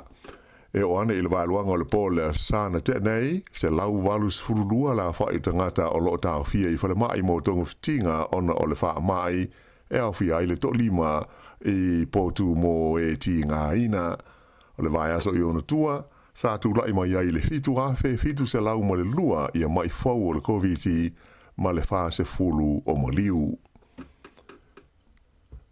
Lipo tia mai le wha alua ina o la wha i o tamaiti ua wha auru atu moa o ngā au tu e toru ia e noho tu mawai tamaiti e le ato o toa le malo si o le tino ma le maa fau a o tālia ai se fuafuanga a le malo mo le lumana ai o ia au nanga. E tusa ma le se fultasi ma le afa miliona tala le se leni o lo awala mai le mtanga luenga wa onga e te tongi ai ma wha atupe a onga mo le afa inga e valus furfao tamaiti o lo o au inai ia onga wha apitoa nei i le tausanga e tasi.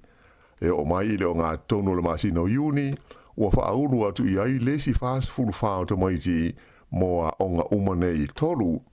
O se wha apoponga tele lea mai le luas fulu tolu sa iai i le tausanga taluai. Le fo isa te tongi ina e le malo, le awa au ina i o tamaiti e balus fulfa le a whai.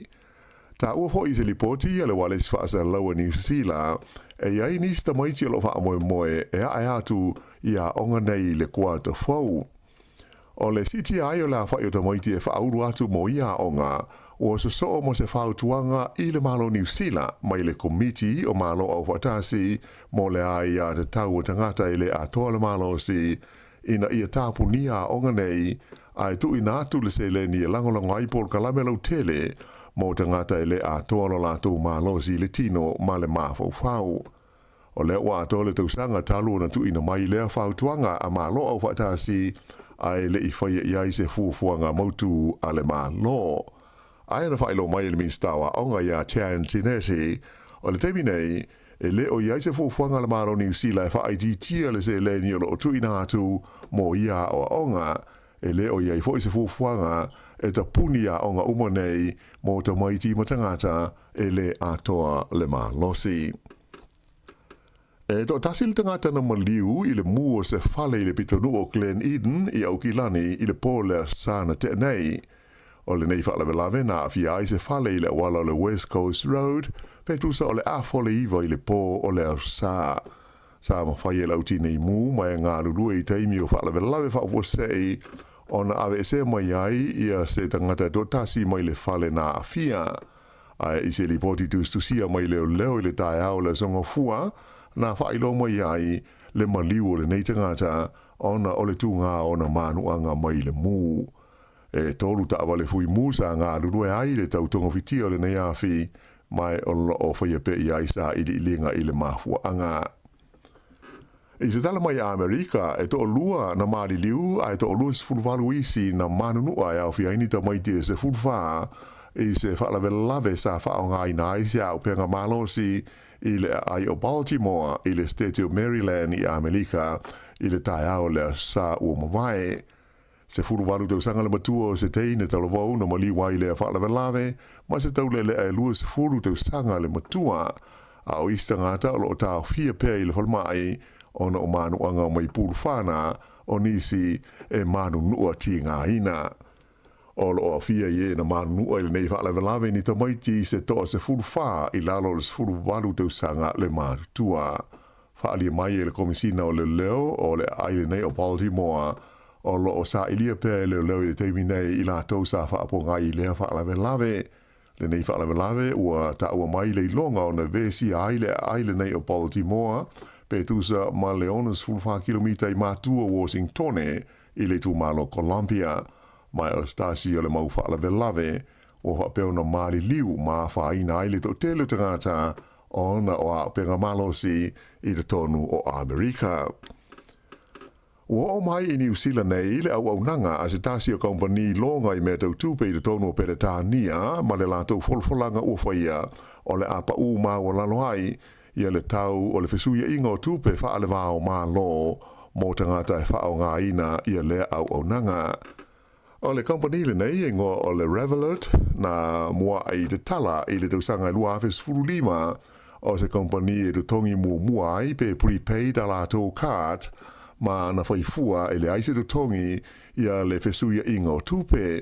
Ai o le teimi nei o le ua vea o se tasi o company te le ua sili atu i le 50 ia isi tu a inga o nanga tau tupe ua ia whaia mo le sili atu i le 30 miliona o tangata i tu SS le lalo langi.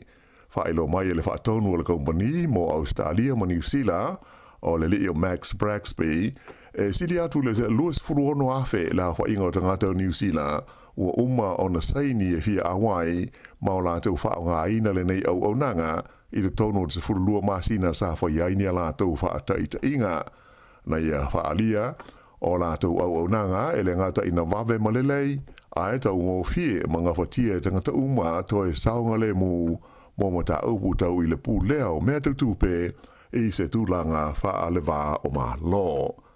I tā alonga, mānu mā lo le li New Zealand ngō ea Hamish Kerr i lana tā alonga na tau wāai o le oso maurunga i le suenga siampini le lau langi le Diamond League i le ai o Stockholm i le lau mua le o suetena sa wha mawina le maurunga na ova i le oso Hamish Kerr i le lua tesi lua wha mita ma e tusa e wha sentimita na maurunga ai na i lo le li ina tūlanga lua atu i ai mai le atunu o pele seuma. O le tau lele nei o Hamish Kerr, luas furono tau sanga le matua, o lo ia umia le siampini o malo le tau pulenga, i ta alonga nei le oso mau lunga. O le whaiunga na o talafou.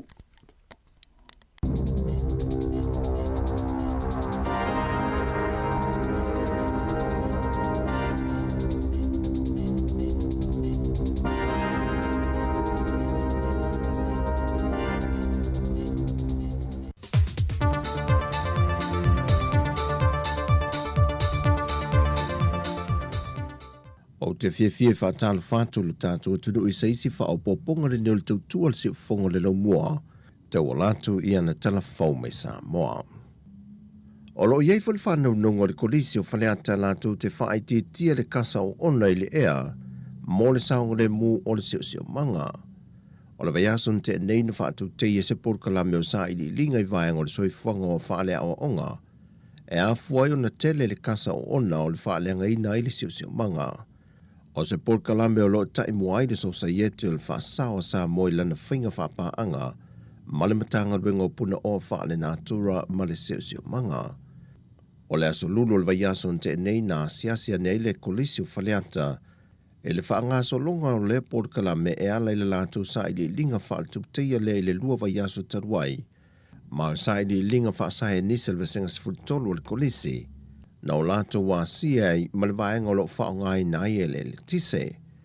Na whae loa le whae unga o lātou suenga, ai maise o lo lātou sao e ma whae o le wha atino e so swani le ngā ruenga tau longo le so sayete, malamatanga ruenga le tuititia i le whaongai no vaenga ia fuai le kasa o ona, o lo wha le ngai na i le sio manga.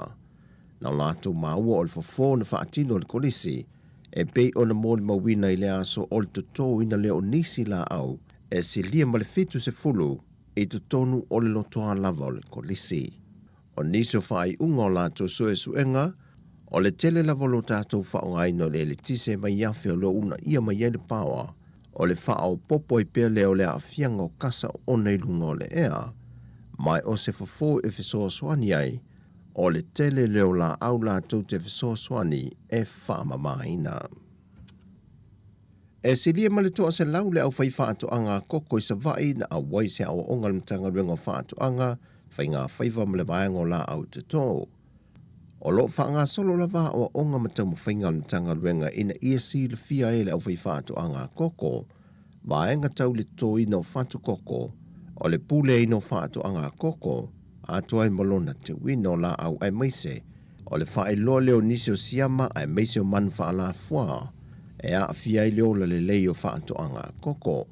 O le manu lauti o ia fōwhanga le mtanga ruenga, e pe o na o ngatasi ma le manu lauti le malo, ina ia ngarue ina lau whanua le atunu e tua ia iaso leanga. O loo iei whaamtalanga i lunga le tu lau le Facebook ka le mtanga ruenga, e maua e fo i le awa noa e fso swani lau whai whaatoanga koko, e a oa o inai la tō mol whaatu te o whaatoanga. E se tasi o au onga sa whaatu te i rewa iaso te nei, na whaaftai e fo e mtanga ringan whaalapo tongo tau mawhale la rolangi po le FAO, ono le lātou lango pe tau whainga mtanga ringa, e na ia tu atu le lang sua ma le fso swani le au whai whaatoanga koko, a wale ngalue ina ma wha pea o a lātou whaatoanga. O le fontanga lona se fulma le whale o lo uswie le Kalesia Worship Center i Samoa le vaiaso le nei. Wa whidiwhidi ai le sunga to uta alo lii, ma le whale tuaya palolo la te taita ia le Kalesia, le ua suitu langa i le sa vea mataitai sa ia amatai na fo i le Kalesia, le sunga le whaife au ia viliamu ma foe. Na amata le fontanga le Kalesia le nei vaiaso se solo tele le tau langa i pia, le na whaatumulia ai lumo le mauta o le malo, ma whaatasi ane fo i eile taitai o le atunuu ma nisi o le pāremene, e lātou te tali wha alo fo i le tala alo i aina, o le fontanga lona se fulma le whale Kalesia. O to outa ma le whalitua sa ngā lulue o se tasi o whaife au i tausia se e Kalesia le Worship Center, i te tonu au se tālia, au le whidiwhidi i la ua taita ia le Kalesia wa o le Worship Center i le lalolangi. O lo whanga solo le fontanga le Kalesia ma le maaftanga i le nei vaiaso atoa.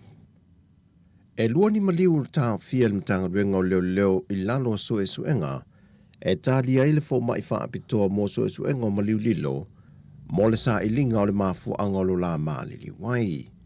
O se tasio maliu o se tama mai le fio anga o whenga, e a toa le vaiaso e le ito e vaia le fio anga lona tino, na anga ia ne yeise tasio le tua oi na umasalo mia wa leva, e le ito e vaia o ia, ma maa wai wa maliu, a e ua wha solo ina manongi se itu lou. O le tama e na o ia o lo onofo i lona ainga i Samoa, a o lona to lua masiana whanau e au mau i New Zealand. O se tasi o maliu e tolu se fulmalitasi tau sanga o le soifua mai le fio anga wawala, na mau e reporti am tanga ruenga leo na sa au nil tae au e anga ili ngā ruenga, peitai na palasi ma umai leola. O ia maliu e lua wa tāwhia ne le whaamsino o whaamsinongo maliu lilo, se isa e lia le mafua anga o le maale liwai. Ma le tala whaiu, E silia ma le tolu se lau wafe tā la se fesoasoa ni al malo Japani. E whaanta ue nai le au ina mai leo la pisi la fwai. Mo le toi ngao sia le o isi o lo fo e whaonga i nei me to tia whaona po nei. E lua ni loni sa whaonga i nei Japani nisi o Porkalame i Samoa. Wa latu toi wha le lei e le taupe o na tā ua. Le ua fo i atu le vaenga leo la pisi la fwai. E ta amilo le atu nu o mo le au ina mai o vaenga mo o mia ia. E ngao sia i isi o lo fo. E fe so ni e fo i le tamau aingo le atu nu. O nisi lava i o polo keti o le whainga pa anga Japani ma Samoa. O lo fe so ni mai e pea lea malo. I le tūlanga i le ati na e o Samoa. O tala fuwia mo le ne yaso manuia lo tātou atu nu o. Whasoi foia.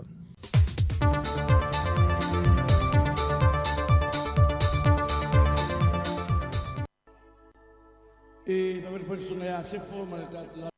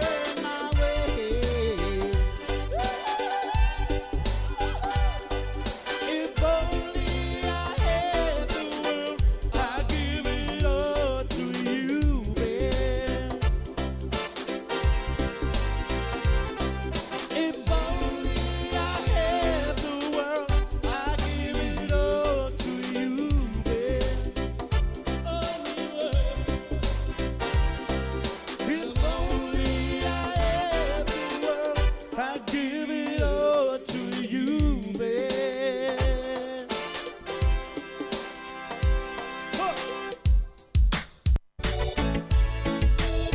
All right.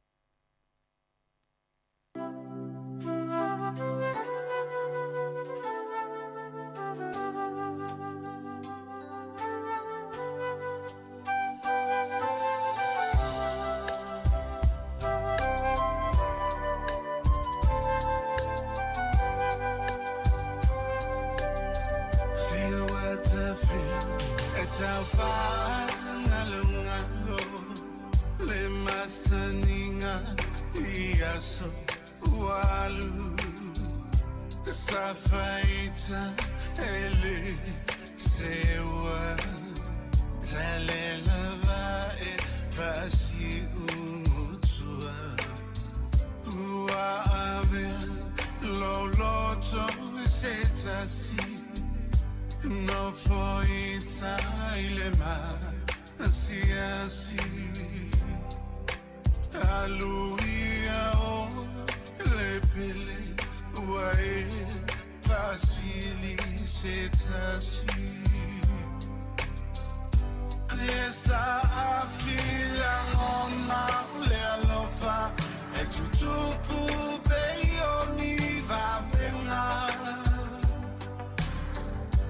Flying off the elona va upuina paingata lona la ina eva la ngona aoleta talo e fama losina.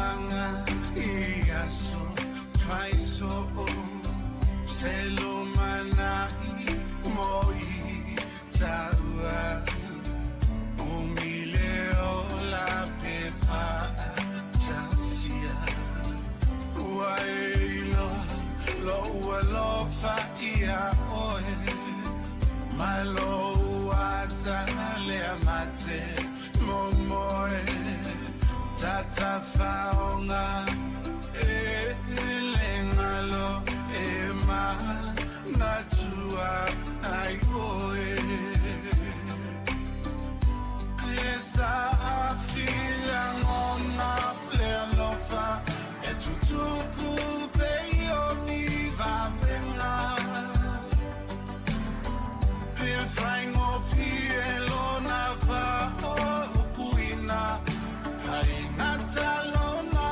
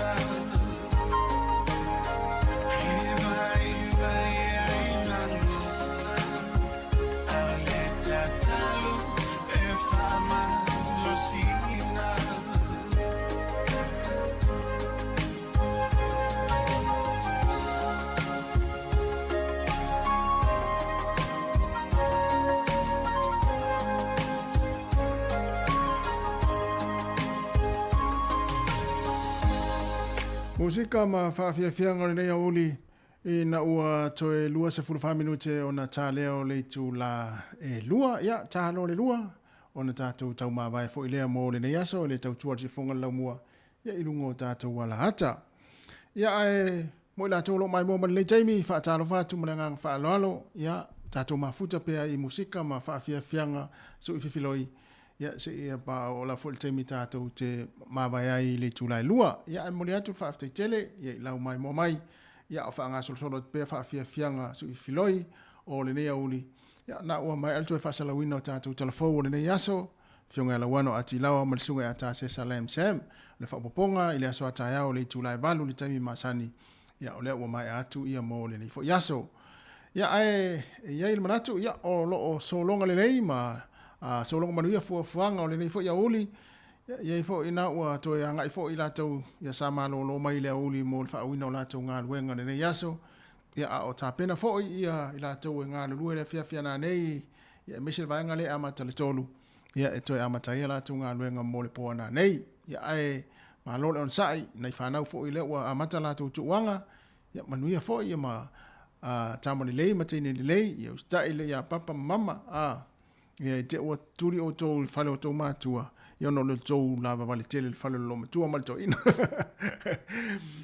o le tāronga leo le high jump lea na tā ua fo i lea na manu malo mestasi o alo New Zealand tāronga ia tunu tasi le tāronga i Samoa se ia istanga ta fo i le e alu e tau vai pe o tāronga la ia le malo le tau pulenga Sa i Samoa te whalonga ia luta alonga le high jump te rei lopa le almafuanga. E wai e ngata la tawa ai i ta alonga nei. A mese ta alonga leo leo so mawalunga. I taimi o afileti a onga. Ioe, taimi o afileti a onga. Ia ute leiro la le taimi ia wai e ngata inala ta ita ai taimi o ta onga.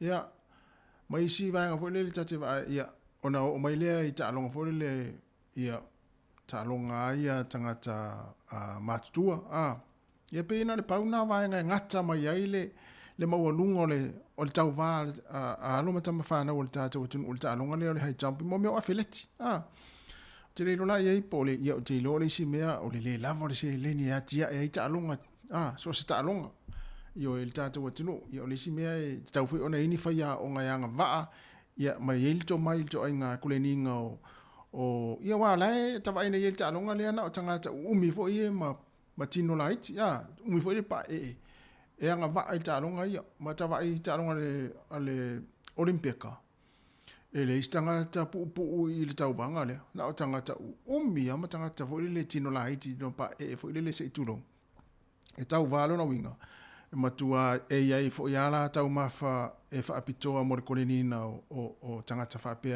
e tau valo talonga le oso mawalunga po le high jump ia atu lola ia tātou ia se vanga nal tangata fo le fina uma feelinga ia ona koleni lola ia mo meo tau maftanga fo le ia koleni ele tino ia ma tino wa pe yolta ngole le ta vai e o ngale tangata fo le ma tino ia ona ta alunga le oso mawalunga ia utile lo ia o na pe pesa ta alo ni afileti aso la sa e ta alo ngale wa pe fai fo ia mo me fo le o e va tanga ta ia la to metotia fo le fingol ta ngale enta va ia so fo ta onga i fo ia ma na ia le fingol la to so mo luisi o so talianga o isi o so fo le ia ona ua va to isi tala no le na mai ta to telefone fio ngala wa no le na manu malo mai sta si o alo New Zealand ia i le fo fa nga ta mo le ta longa ia ai o le tūlanga nai ai. Ia o tire ilo la pesa e ta alo ta alonga leo so maulunga. Awa na o ta alonga whea o nga sa tawa ita iai. Fatalo whatia solo, malo solo, whataitele le mafuta mai, malango ma. Ia, whapefo i whingawe i sila mane. Tua tele ia nei mafuta mai lunga le tātou Facebook mo le YouTube. Ale si ufonga lau mo le taimi o le hawa uli. Ia ai o tau whai atu wha mai atu le tātou tautua. Ia se ia pa ila foi ia ia le turai lua i lea uli nei, ia ona tātou wha mawai fo i lea tu, mailo wa ao tu watu mātou lima, ia tātou wha mawai ia mō le nei aso e ala le tautua le si whonga lau mua i Wellington.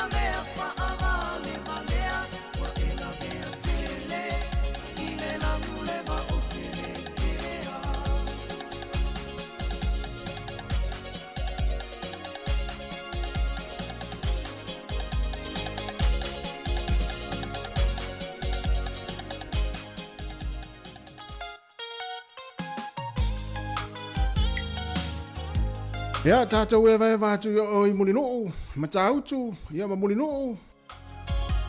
Le tolo tolo I muni nuu.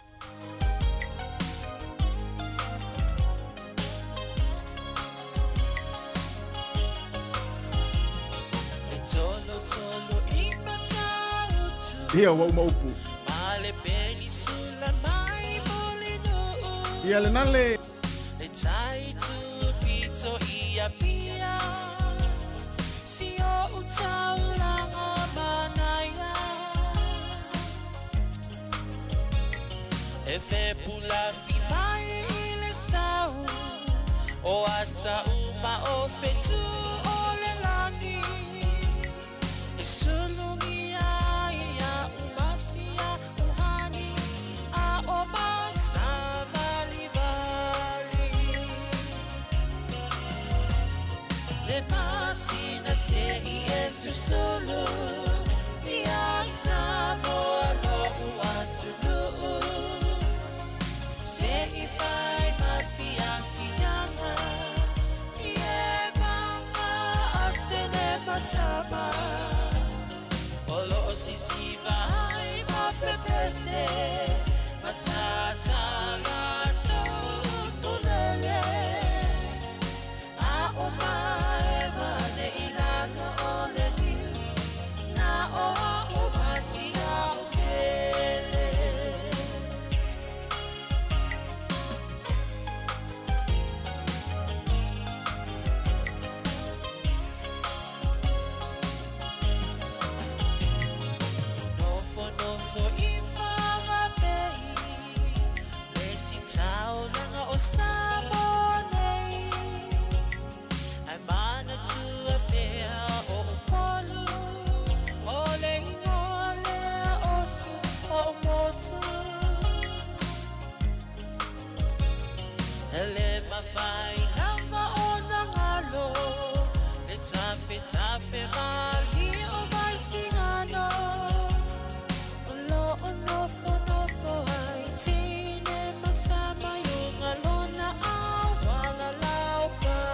siva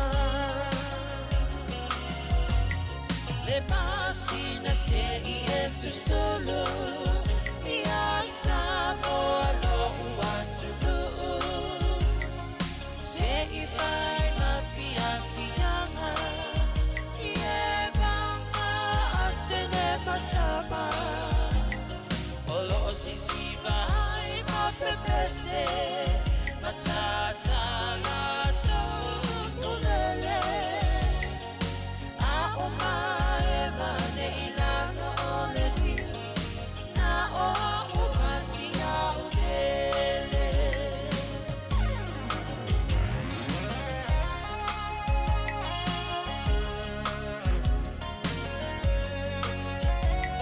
Maualele ya tu lalo niu sa tātou tāwhawhawai sa mo yasola.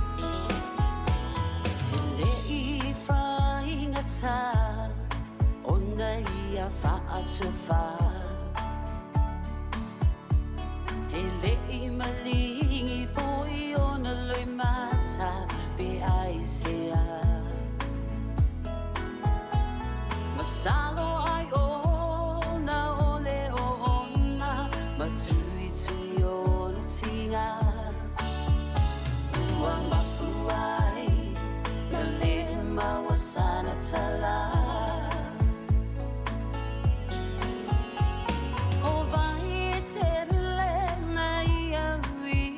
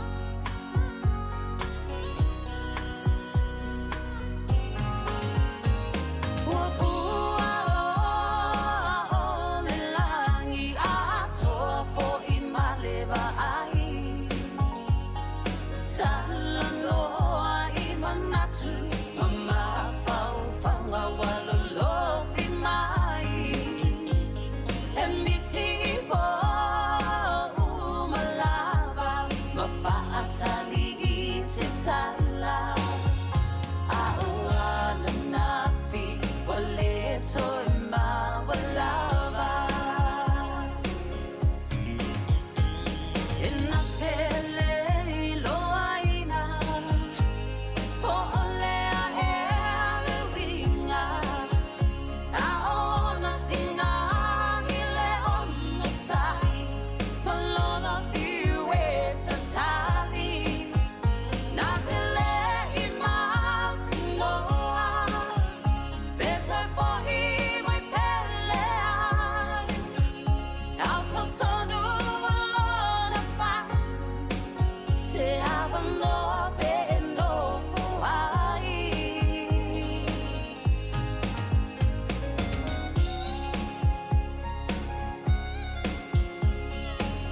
Si ufonga mali ma le matango fia to mai ia o Robin Akari ma le pese tuai na hi fatunga tuai ia pe pese le ia o ananafi a o ananafi ele to mo mai o pese tuai pese ia ai fa malo fo ia lo pese le tata o tino o la to e kavaina pese ia ma na ia tele fa longo ma le fa fonga le tino paula vale anga fo lele ina ia sa o ma ia a sa o lei upor pese ia pe ona fatuina ila to e ona ina ia pese fa pe ai malo lava ia lo fa na pe pese le tino ma na ia tele to suina o pese tuai nei ia wa fo fa fonga le tino ia o lo fia I pesa mo fa talo fa tu ia Natalie Pele talo fa Natalie fa tele lava le mafuta mai tato programa le yaso ia sa mo tu mai lo lima tu atu ma tu mai lo au tu atu ma tu lima tato fa to fa le taimi ia ona o mai ale tau tu si fonga lo mo lungo tato wala ata mele mo le tu le nga fa tele lava ia ila mai mo mai ia o la utala no mai ala I comment o ma to fa tau ia ia wa fa o Sofia I fo ile fia fo ile le tala no ma se tato a mo ala fia a le se me ai lungo lau a mo fia ma le ata o le mea pito sili nan tau ma o se vai la au fo nai lo so fu ma lo loina o le tato tali e a tato fai fa u a vel fa u mai o e fa u ia tato te ta abe fa u foi no tu foi la ia te ala I wa mana ma tu ngan wa tu misa maltinale ai nga porta mare ale ma fu atu I ngan wenga melna tato fia le yaso wai mo man wi foi ngan wenga ia tu foi lo tau fa mai ala tu ngan wenga le yaso ia manuia ia toe taimi o toe o ngan wenga ia mai se fo I mafuta mai so se vainga lo langi lungo tata wala ata alofa tele atu tata to tua si fonga lo mua ia mo o to umalava ia o pa anga ma perenga tata proklame ia I le yaso tata to felo I tai au tai masani le tu lai fitu ia ia alofa tele atu mo tata watino fa amunia tele lava le tua ia o sala fo se upu se ngana wala le tauta mali lo fa fonga mai ia e mu alava le vau o mātou tangata, e mātou te matu atu, ia e mā ngalo iso mātou whale tonu. Ia alela tātou whai un pese lea, wha mā ngalo leo māmoe, wha mā ngalo mai mātou len tau tua lene yaso, iso mātou se, ai ia manuia lava, ia la asanga mfua whanga o toi le tātou o tunu, wha manuia tele lava lea tua, soi fua, ma ia manuia.